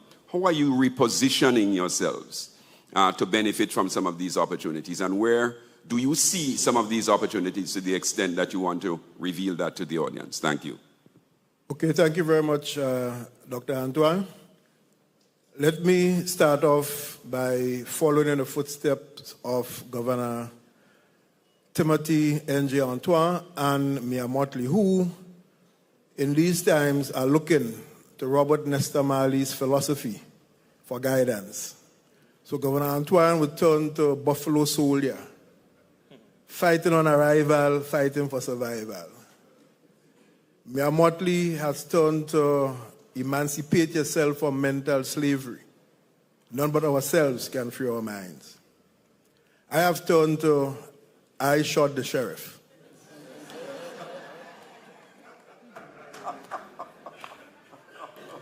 Sheriff John Brown always hated me. For what? I don't know.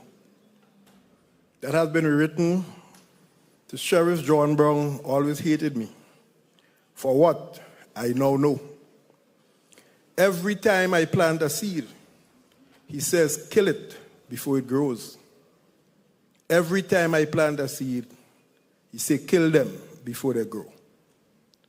So the investment migration space, the CBI space embarked upon by the 5 countries in the ECCU is one that clearly is under siege by Sheriff John Brown. Our role, our task, is to protect, promote, and prosper these programs. So we all agree among ourselves that if these programs do not mutate over time, obviously they are likely to perish. So we have taken a number of steps over the last 2-3 years to treat with some of the risks that they face and to work with our development partners to ensure that we protect and promote these programs. So when people ask how long do these programs will last, or will they last? My question is, how long do you want them to last? And the philosophy is simple. Only that which mutates as the environment changes can survive. So for me, these programs are around for a long time as we improve their design and architecture. That said, as far as opportunities are concerned, there are two sides to it. First of all, the projects that we have embarked upon, the investment opportunities, to my mind, have been driven primarily by developers. And as we have heard, they were concentrated in the area of tourism mainly, and there are good reasons for that. However, I think that we need to design projects that we know are good for this region, that has the potential to transform the region and allow developers to compete for those projects, rather than they coming to say to us, this is what they want to do in the sub-region. As far as and we are on that trajectory. As far as where we look for the developers, clearly we have to look to Africa. I think CEO Thomas Anthony said a while ago the work we are doing, or did last month in Kenya. We have been doing a lot of work in Nigeria. We have several investors. It's a good source market for us. But again, those investments are going into projects in the hospitality, in the hotel sector. That we wish to change. From where I sit, unless we can produce things, we talk about industrialization, that are price and quality competitive, then we're not in the hunt. So for Grenada, a project that could result in the lowering significantly of the cost of electricity, which is a main ingredient in any production process now, we will be struggling. So for my mind, strategically, that's a big project that we should embark upon. And there are successful developers in Africa who have done it. And to my mind, that should be on the cards. The other side of the equation is to work with your, what I call your CBI diaspora. Because the one-off investment made as a pathway to citizenship is just that. But if you can woo and negotiate and to encourage them to do second-generation investments in the space, it will be a good thing for us. So I'll stop here. Thank you. I want to thank Richard for that, because I too believe that the fact that as a country, certainly Grenada and the region, many of our countries are becoming depopulated.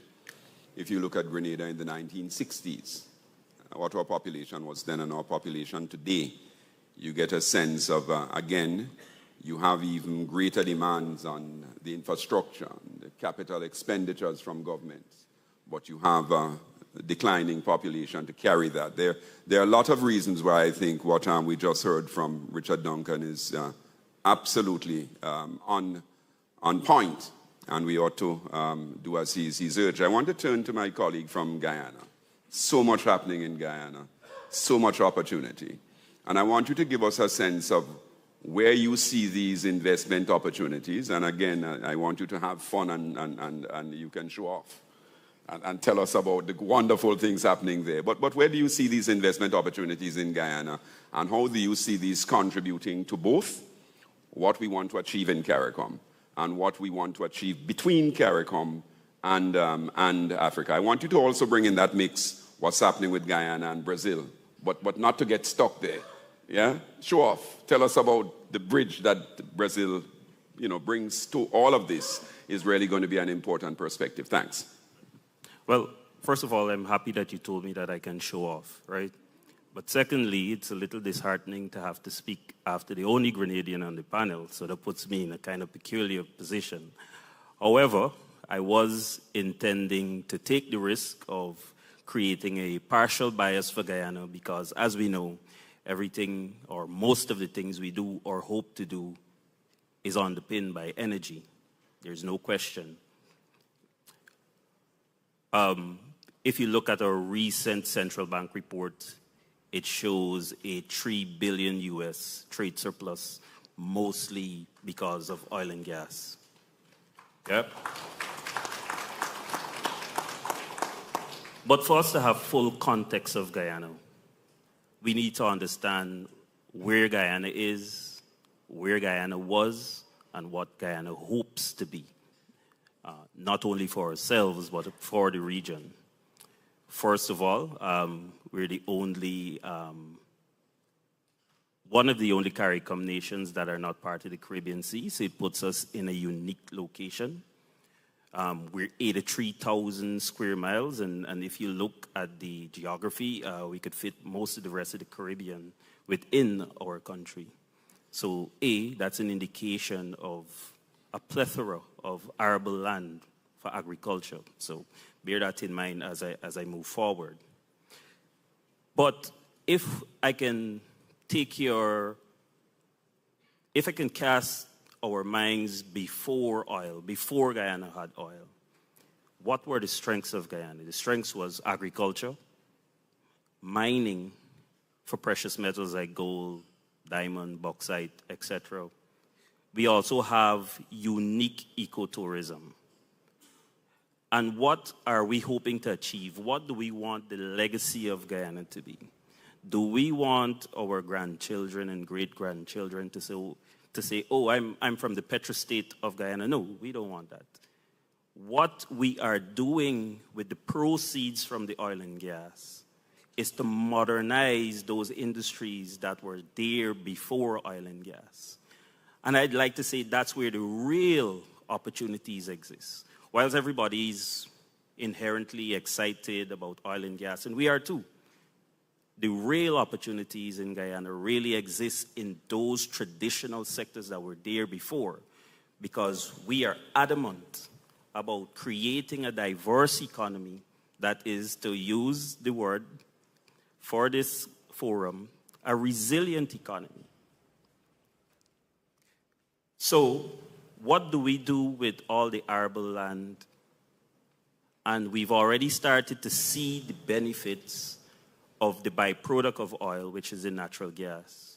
We're currently constructing and soon to commission a 300 megawatt power plant that is going to reduce the cost of energy, for now, in Guyana, by more than 50%. So your first opportunity will be large-scale agriculture, large-scale farming. Now, to give you some more context about Guyana, we only have 750,000 persons and 83,000 square miles. When we grow the food, and with cheaper energy, we hope to add value by manufacturing and agro-processing, there is no way that we can consume all that food in country on our own. So the next opportunity that exists is agro-processing, manufacturing, how are we going to add value? And obviously, the first thought process is to do that by way of collaboration with entities that already know how to do it. And later on, when we talk about how we're going to make these investments a reality, I can talk a little bit more about our relaxed investment regime. But moving forward, we're going to grow the food, we're going to add value, but then that creates another sector downstream, which is logistics. How are we going to move the food, not only around the region, but to places like Africa? So when you think through Guyana, the first thing that comes to mind is, double-digit growth in GDP for the last 3 years, oil. But when you look closer, you realize the real opportunities is way beyond oil. It's the modernization of the known industries where the real opportunities reside. Yep, I'd like to stop there for now. Thank you for that, and only to say that I think you're speaking after Richard Duncan is well suited. Richard will tell you that this Grenada community has welcomed for many, many decades our comrades from Guyana, and many of them are integrated, deeply integrated in our Melu. So we view you as one of us, and I want to say that also it would be a missed opportunity not to say that your president has done an excellent job of leading on CARICOM agriculture, and I'd like the audience to applaud that, please.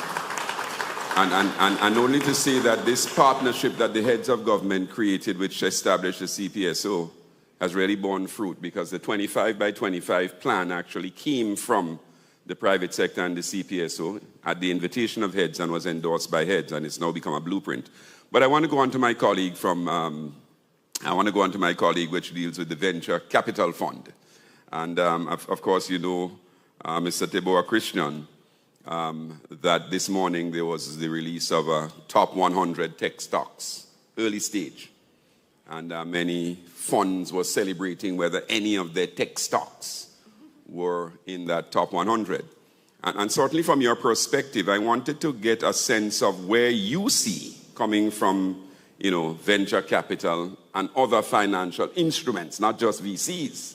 I know you have an interest. Where you see the opportunities within CARICOM.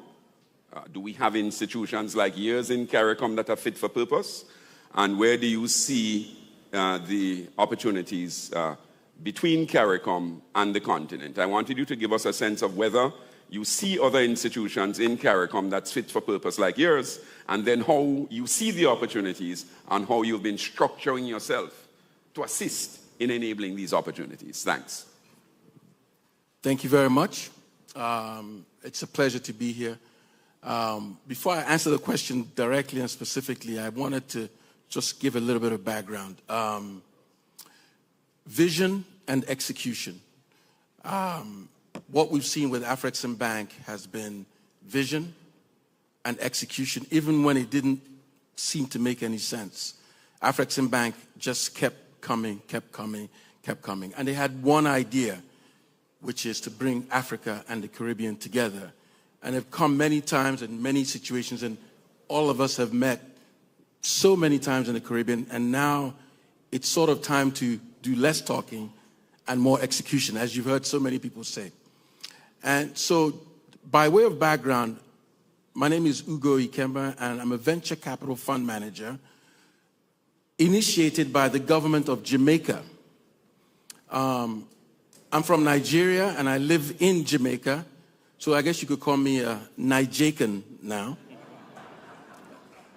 And that's part of this process of bringing us together. The whole point of our fund was to create an Afri-Caribbean fund.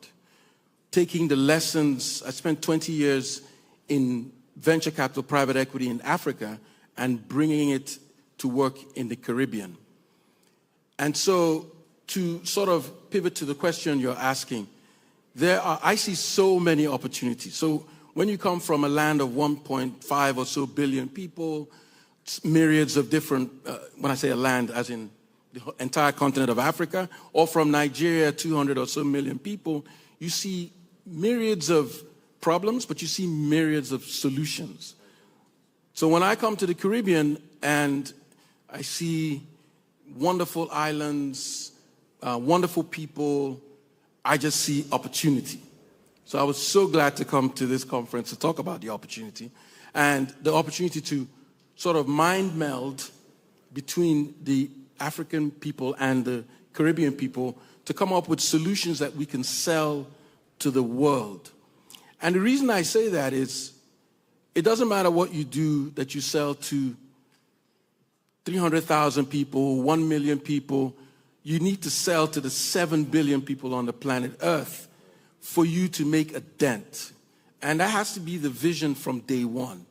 How do I conquer the world? And how do I do that?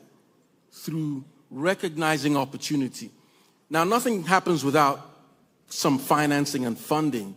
So when Afrexim Bank came in with a power pack punch of funding, things are now starting to happen. So I would like to reference to you that there are many organizations. We work with the Inter-American Development Bank. We work with, actually, one of our investors is Burna Boy. So people have talked about, the creative industry. We thought partnering with Burna Boy and coming into the Caribbean could unleash a lot of partnerships within the creative industry. We're also looking at tech and tech-enabled opportunities across literally, there are inefficiencies everywhere that technology can handle. And I would put it to you before I sort of hand it over to the next person that technology, artificial intelligence, for example, is the new gunpowder. It's the new weapon that if we don't get control of, the world will put us back again where they put us several years ago that President Obasanjo talked about yesterday, back in the pit. Now we have funding, We have the people, as in, if you add the Caribbean and Africans together, there's a lot of people. And we have the technology to overcome. So maybe I'll talk a bit more in detail on the opportunities as we move forward. I want to thank you for that. And I think, again, this panel was obviously well thought out when we pulled everyone together. I hadn't recognized that it was the Jamaican government that had pulled you in on this, and I'm really happy that that is the case. And I'm also happy that you meandered into the creative industries. I want to make a little shift because I think this panel has to be recorded as a panel that introduced a subject that we've not spoken about a lot in the conference so far. No downside on the conference. It's that it's typically not something we address in the investment space. But I want you to just allow me for 10 seconds to read this for you. In the Caribbean, the most prevalent form of cancer in women is breast cancer. It is the leading cause of cancer-related deaths among women in the region. And then I want to switch over. All of this is from AI and also from some research that was done. Switch over to the continent and what it had to say. So it goes on to say that in the continent, in Africa, breast cancer is the most prevalent form of cancer among women, that the trend globally is moderately downwards, but the trend in the continent is going up. And that by 2040, without interventions, and this part goes for both Africa and the Caribbean, we are looking at massive increases in the incidence of breast cancer. Why do I bring this here? I bring this here because at this time, we're having the process leading to the 4th high-level meeting on NCDs, where ministers will agree in September on a new NCD agenda. This agenda was brought to the global community by CARICOM. And I want to stop here by saying that this is why we've brought Dr. Simone Bedal, who is a senior researcher, senior lecturer from the university. She is the recipient of the prestigious Ansa McCall Awards when her work drew the attention of the community. And I think it is timely in talking about growth and progress to address this matter. Dr. Bedal. Thank you, Dr. Anton, for having me here. Just to give a brief introduction to my journey as a cancer researcher. I wasn't looking at treating cancers for Black people. I was just looking at treating cancers. And I recognized that as a Jamaican, and I'm certain as a Caribbean, we are sitting on a lot of natural resources which remain unknown, untouched. And so my journey was, can we identify Jamaican natural products that can treat cancers?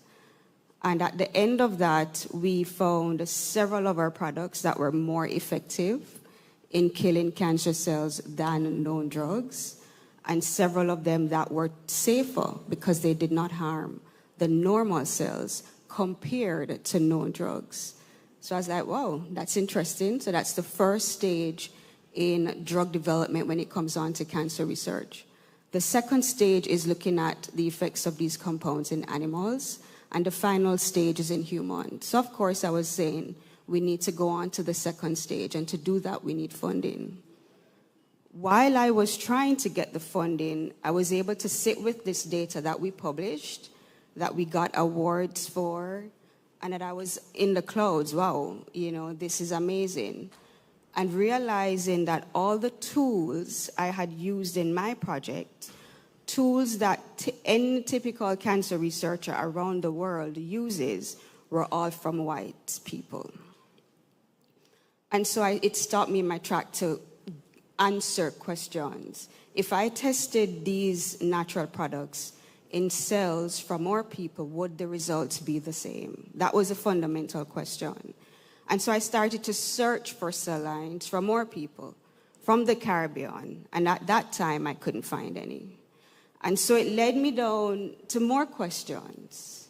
And I wanted to zone in on cancers of concern to us, breast and prostate. And what I realized was 98% of all prostate cancer cell lines, so these are tools that we use as cancer researchers in the first stage of drug development, 98% of them are from white people. Less than 2% from our own people, and none existed from the Caribbean at that time. None existed from Africa at that time. So it caused me to change my desire to go to step 2, to go back to step 1, and create our own cell lines. Why shouldn't we have that? That's the opportunity there.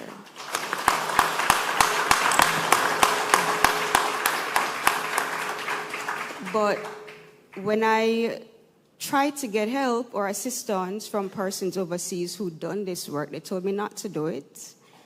They told me it was too challenging, that especially if I'm going to be doing it from a setting like Jamaica where I don't readily have access to reagents. And I, of course, did not listen, because I'm like, that's not a good enough reason for us not to do it. So I was successful in getting funding, and instead of going to step 2, I said, okay, let's have our lab, let's do this. And it took us 5 years, and that is why I got the award. We developed the first cell line from the Caribbean, which was a prostate cancer cell line. And since then, we've expanded that to 6 cell lines, 3 prostate, 3 breast cancer cell lines. They told us we couldn't do it.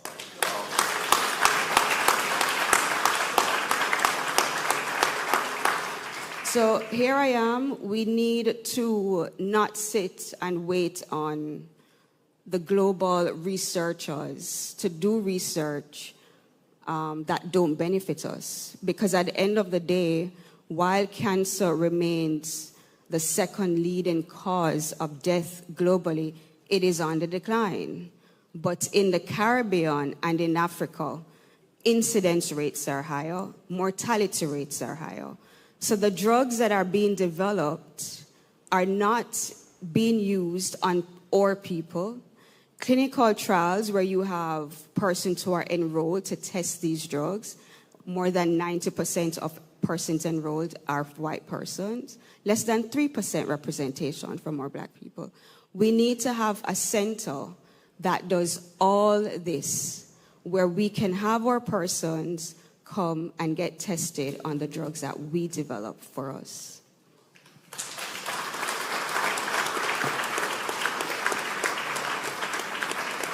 This is a call to our civilization. And I myself have made no secret of the fact, and I was surprised how many people around me made it a secret. But I myself got afflicted with cancer. And happily, I had early detection. But I lost my student, a friend of all of us in this room from Grenada, Brian Francis, who was an excellent economist, and so many others to this issue, that this is the call, this is the task of our generation. And I certainly wanted to put this here because we have to turn this into an opportunity.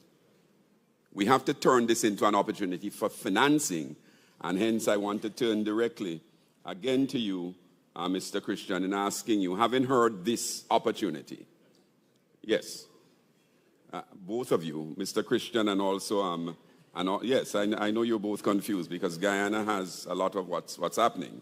And Guyana is next to Brazil. And Brazil has one of the world's concentration in this hemisphere of people like us.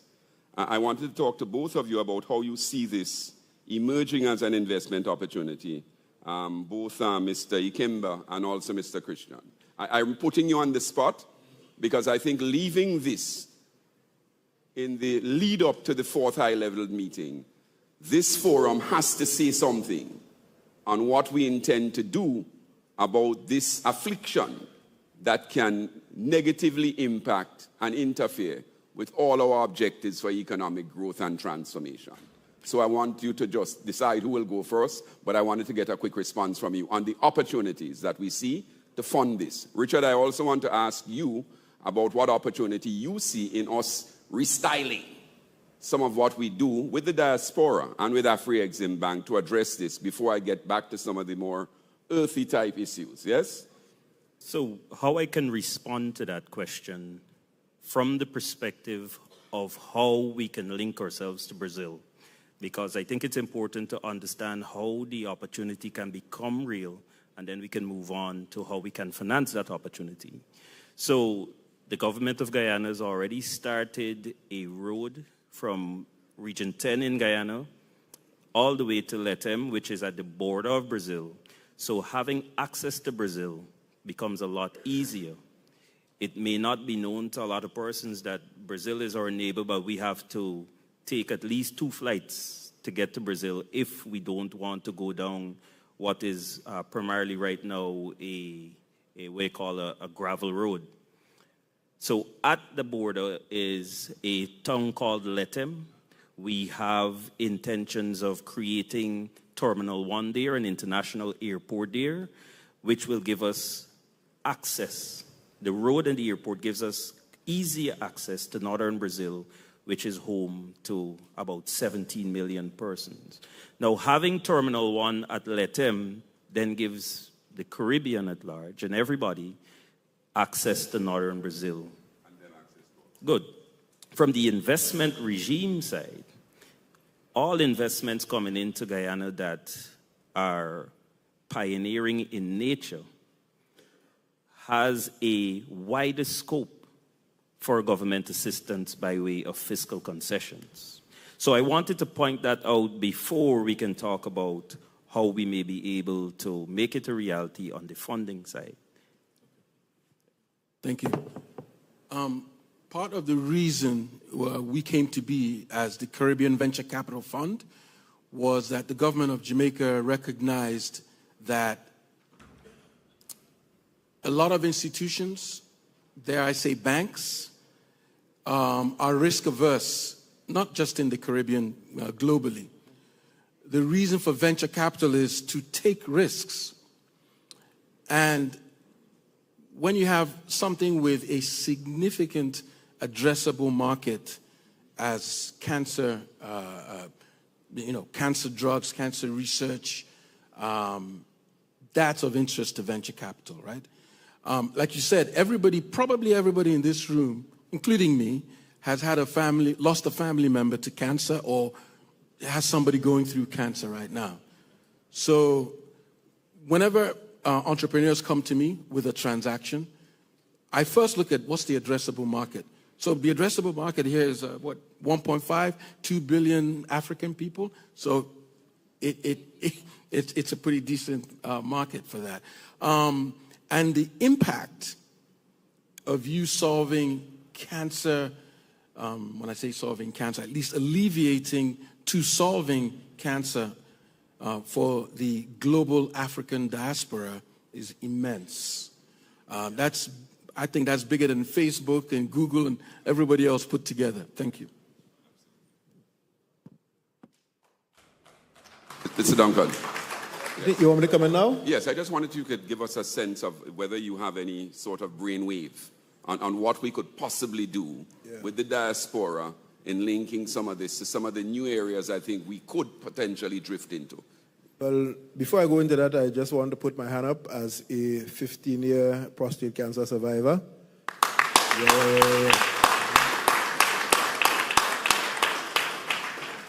But also to say that I lost my brother at 57 from brain cancer a year ago. That said, it's all around us.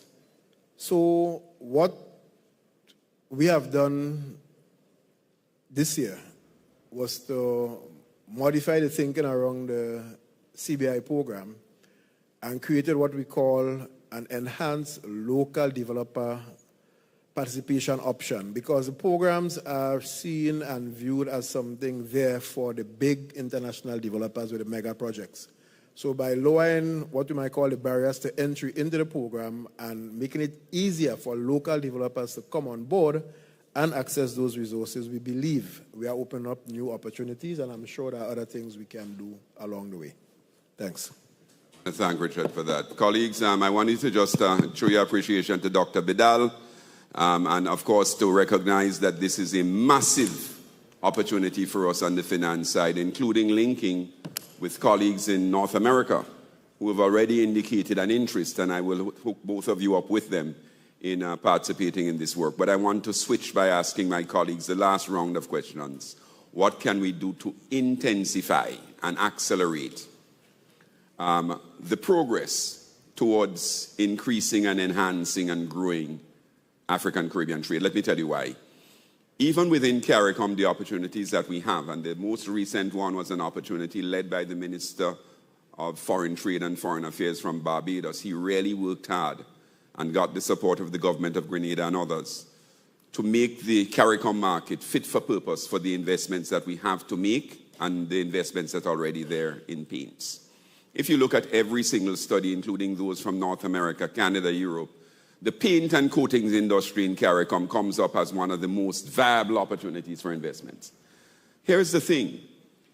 It took us 2.5 years to get the agreement in CARICOM, 2.5 years to drive this investment.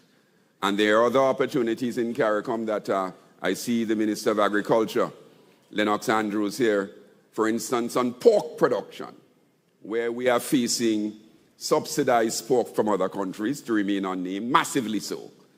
And we have the capacity in Suriname and Guyana and Belize and Jamaica and Brazil and Barbados, but we're dithering about doing what is required to put the environment in place to drive these investments. So pork and paint came on at the same time. Pork is still unresolved, and we're talking about agriculture. Paints took 2.5 years. Pork will take even longer. We can't wait for 3 and 4 and 5 years to drive one opportunity to have common CARICOM trade so the private sector can invest. And then you take the issue of how we deal with that across the divide. And so the question to the panel is, how and what can we do to accelerate, to intensify, to drive what needs to be done in CARICOM and certainly on the continent side, so that we can get the kind of environment we need and anything else to grow this trade and investment opportunity that we see, to make this bridge complete. How do we make the bridge complete quickly without having to wait for another generation? Over to you, Kay. When I was a banker, Richard, we had a saying, you need to fix the plane in the air. You're correct, we just simply can't wait. We have to push the agenda.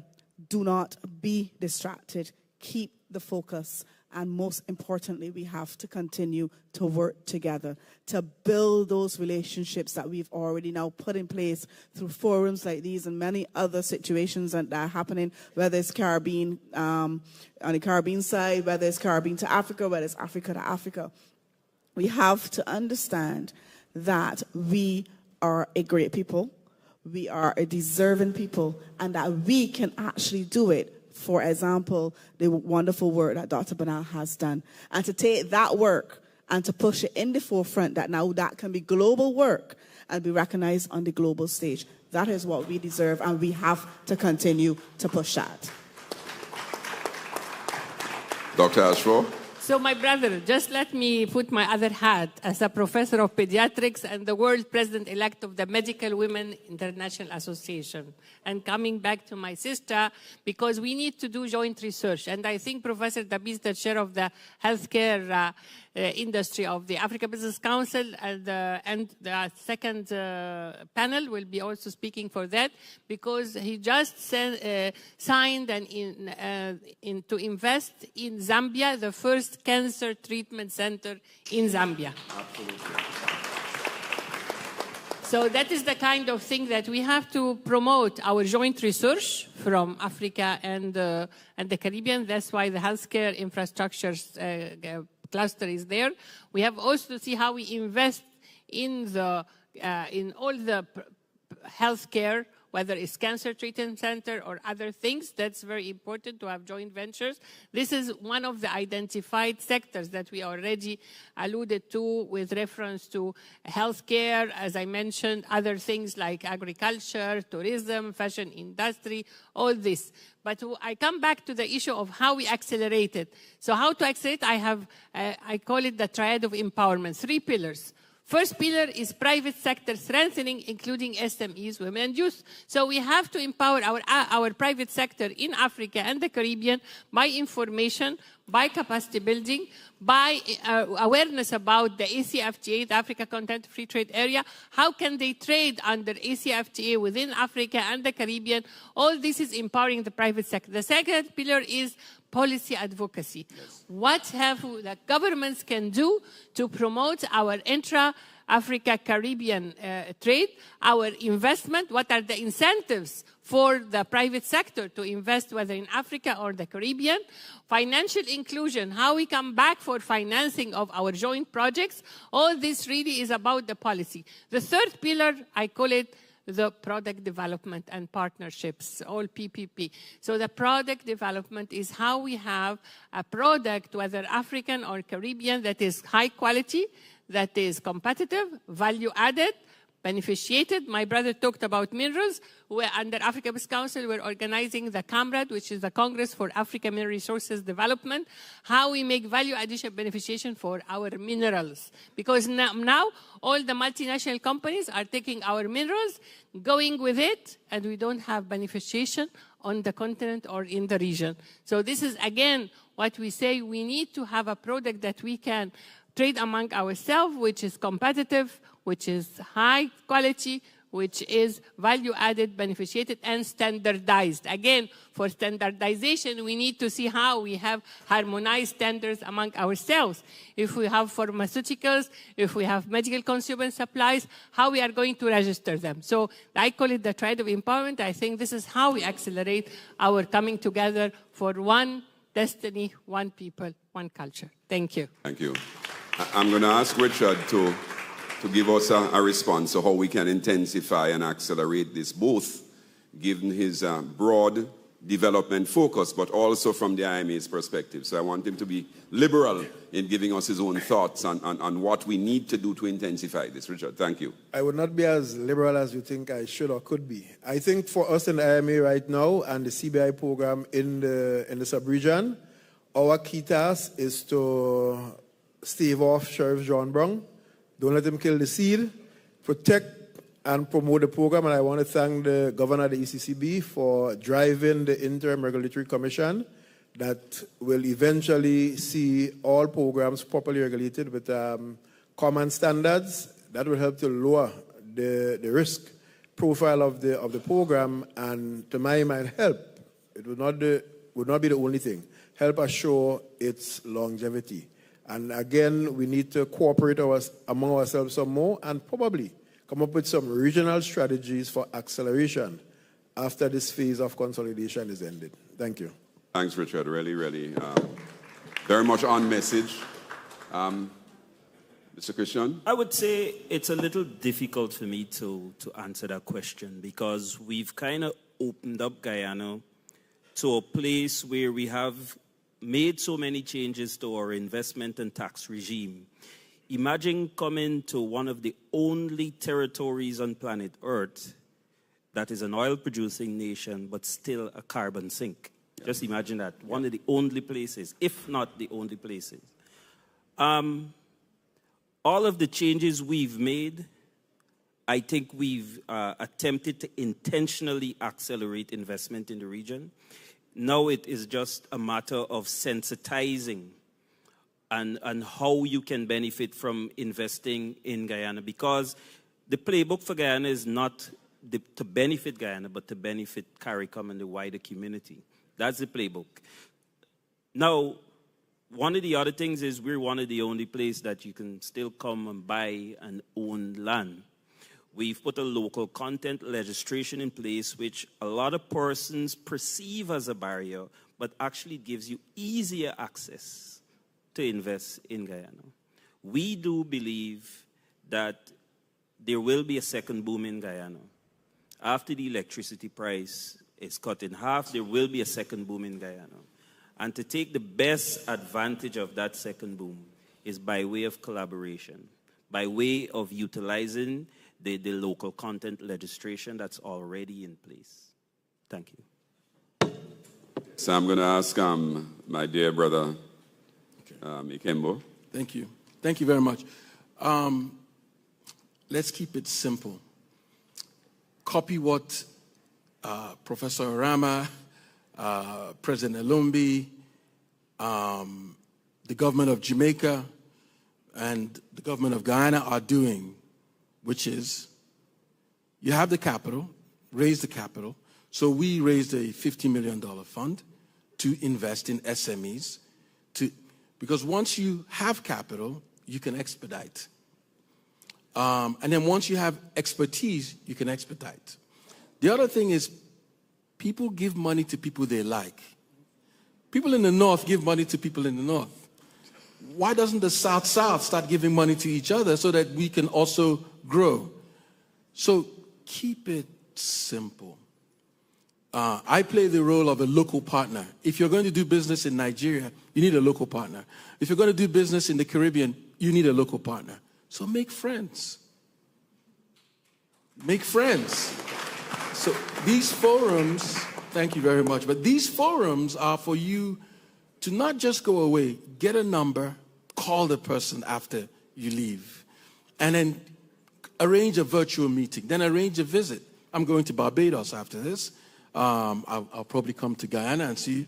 I will. And so keep it simple and then focus on execution and accelerate. Because you don't have time. Strike while the iron is hot. Whatever they're doing in the North right now is making us get together and start trying to do business. Get together, do business before they figure it out. Thank you. Dr. Bedell, some final words from you on how we can accelerate, intensify, move more swiftly. Absolutely critical area. Okay, so we're not really certain who said this, though most of us know this saying. Insanity is the definition of doing the same thing over and over and expecting different results. If we want to address this issue of cancer, which we all have come in close proximity to this, we have to change our approach. And I have assembled a team. We have the know-how, and what we need now is the funding to execute. I think that is an excellent way to wrap this panel up. But there's only one more thing I wanted to add. I think there's another area which is digital transformation, which we can't get into now because I think it really underlies a lot of what we're talking about here, including the opportunities for artificial intelligence, for early testing for cancer, because it's about repetition and building the data set, the metadata. But at the core of all of this digital transformation is our region's readiness to embrace it. And I think I didn't want this session to finish in Grenada without saying that the CPSO, we've been pleased that the leadership by Prime Minister Deacon Mitchell in this area of digital transformation in the last year. I think we are, I can't get into all the details, now starting to traverse new territory to bring digital transformation to the behest and to the sort of the tablets and the phones of youth and disadvantaged and groups in our society that we need to close the gap on. And I just wanted, as I wrap up, because of the leadership that he's been showing, including, I'm sorry his cabinet missed it, and my people, an excellent delivery at the Canto meeting in the Bahamas on digital transformation, which you should get a copy of. So I just wanted to applaud that publicly and to ask you to give him a round of applause, please. Thank you very much. Thank you for having us. It's been our pleasure. We look forward to engaging with you outside in the corridors. Thank you so much.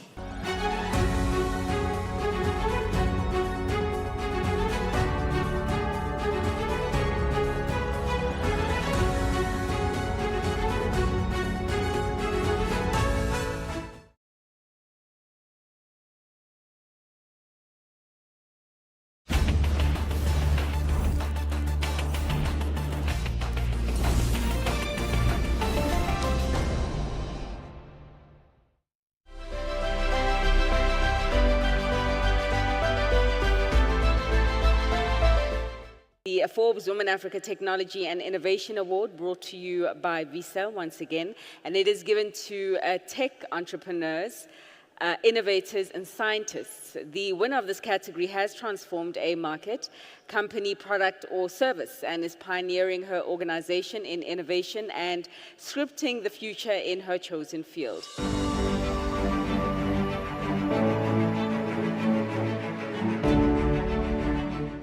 The winner of the Technology and Innovation Award is ideally a tech entrepreneur or an innovator or a scientist, and the criteria the team and I employed was to check the background, the years of service, and the footprint across Africa, the impact and scalability of the person's business model. We asked, what is so unique about a technology product or innovative service, and does it solve an existing problem well? Good evening. And the winner of the 2025 Forbes Woman Africa Technology and Innovation Award is Jessica Mashama. Jessica Mashama? The 2025 Forbes Women Africa Technology and Innovation Award. A Forbes Africa 30 Under 30 list maker. Jessica Mshama is an entrepreneur from Tanzania with a deep passion for empowering women and youth through digital skills, job opportunities, and financial education. As founder of the Assumpta Digital Schools, she has come up with digital education solutions for the next generation of leaders in Tanzania.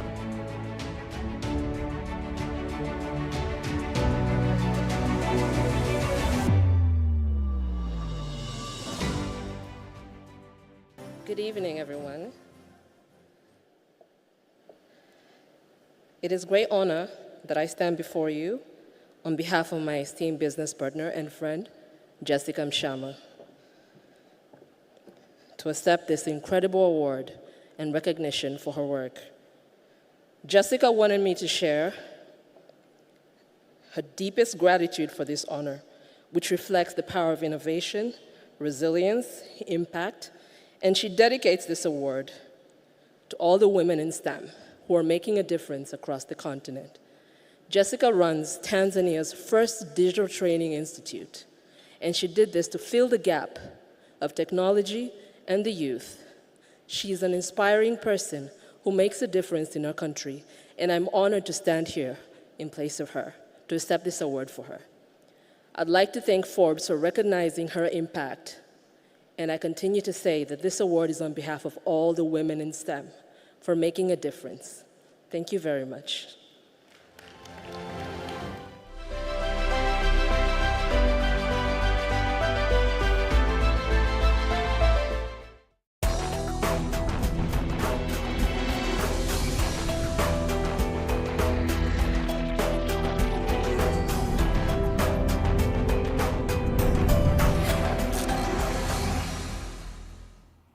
Hello and welcome to Marketing Media Money on CNBC Africa. My name is Kiamo Mosipili.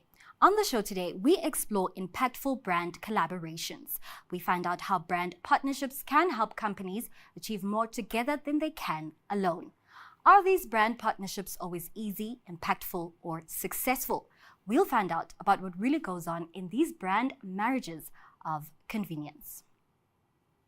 But before we get into all of that, let's take a look at the latest marketing and advertising news this week.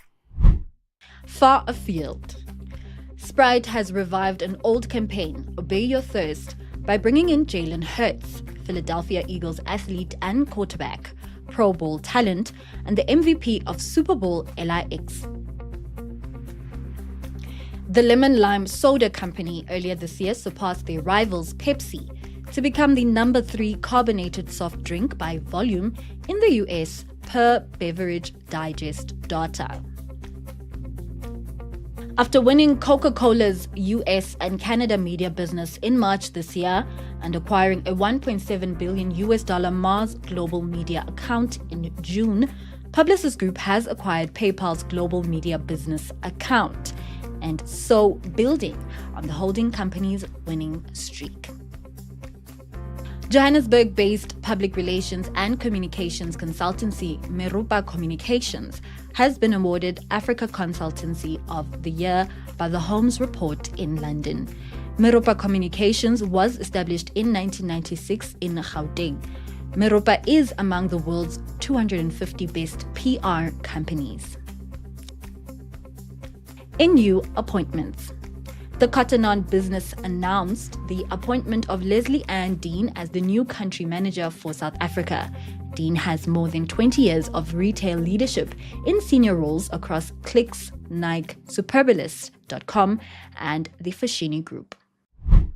Moving swiftly along, the first recorded brand collaboration was recorded in 1924 when the French winery Chateau Mouton Rothschild commissioned artists to design their wine bottles. This would then set a precedent of brand partnerships for centuries to come. Back in the day, it was every brand for itself, and the idea of collaboration with an industry competitor was unheard of. But fast forward to today, brands have discovered the power of partnerships and the benefits that it carries. We examine what exactly all of these partnerships entails in terms of contractual matters, possible challenges, impacts on sales and revenue, and we find out the impact of these brand collaborations.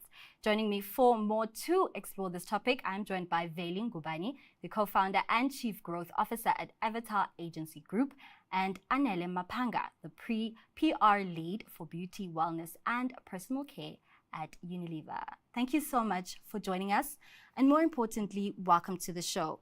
A quite extensive look into the history of brand partnerships, which is something you're both privy to. But I'm going to start with a very simple question, just taking a look at it from the outside. Why do brands decide to partner together? I'm going to start with you, Vedi. Well, there's a couple of reasons. So if you take it that brands have got a human intrinsic, so think of them as people. So why do people partner? People partner to be stronger. People partner to have more impact, and people partner to create value. So in terms of profitability, it can be cheaper to partner with a brand. In terms of effectiveness, in terms of public interest, when this brand comes with this brand, suddenly there's more interest in that partnership, like a relationship or a marriage.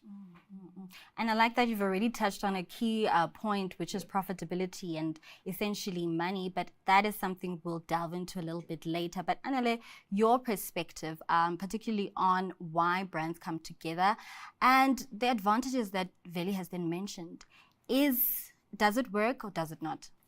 It absolutely works. I think if we all try to do something together versus as an individual, there is more power. And I mean, there's that African proverb that if you want to go fast, you go alone. But if you want to go far, you go with people. And I think Veli touched on that, right? That partnering with another brand, you're able to leverage their audience as well, their community.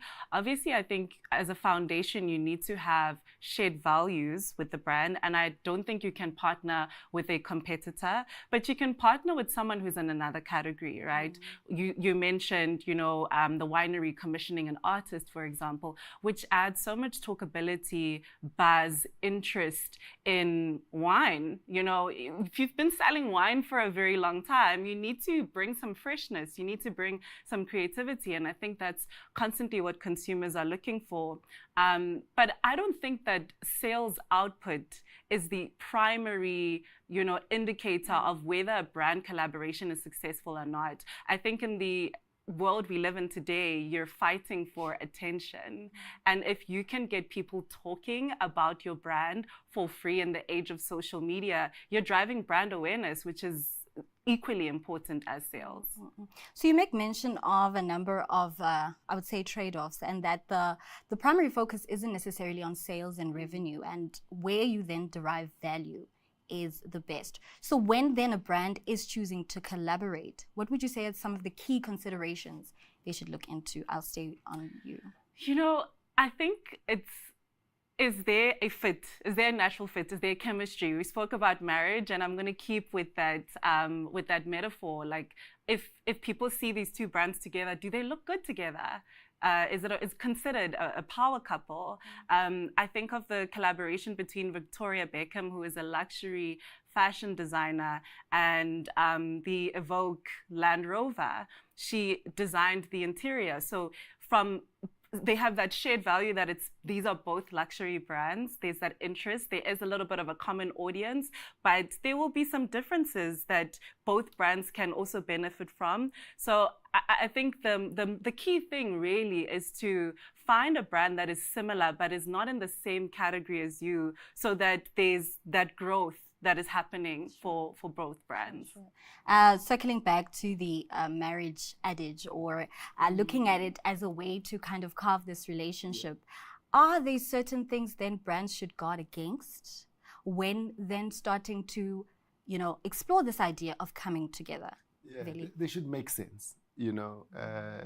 When you see the brand collaboration, it should make sense, and it should not cannibalize your market. So you mustn't be in the same category. It must be an extension. Let's say you want to get into a culture, and there's a cultural brand, and you're not that cultural, but you've got historic value. We've seen beverages put tracksuits, and people are wearing them proudly as a culture item. So the big thing is for it to make sense, because if brand have got human intrinsics, they should sound like something. So when your brand is not sounding like its authentic self, then the market will start being alienated. So you have to guard against that. But at the core of it is synergy. When people look at it from a consumer perspective, they need to be saying, "Oh, that makes sense." Yeah. I just want to hop onto that, right? I think what you said about culture is so important.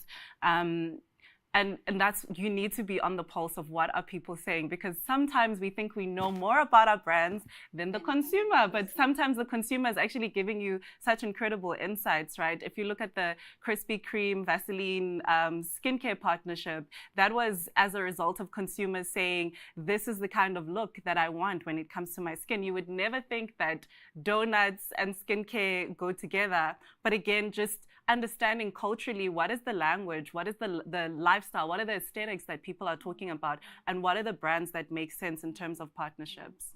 I actually want to stay on that collaboration that you have worked on. Were there any other unexpected benefits besides the obvious, key takeaways that you then expect?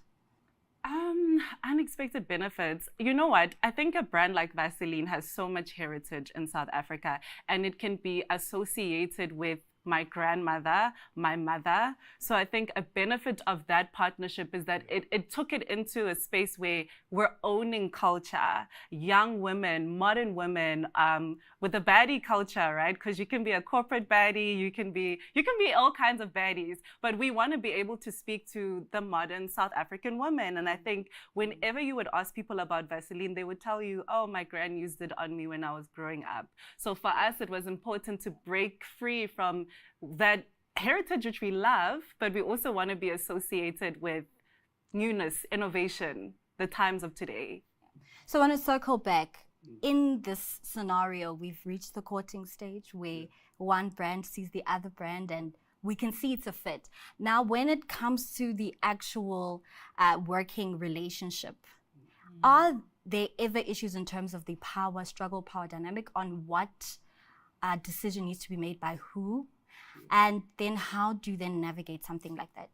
Yeah, so I think the big thing is who's deriving the benefit, because the reality of it is that there's a brand that sometimes has the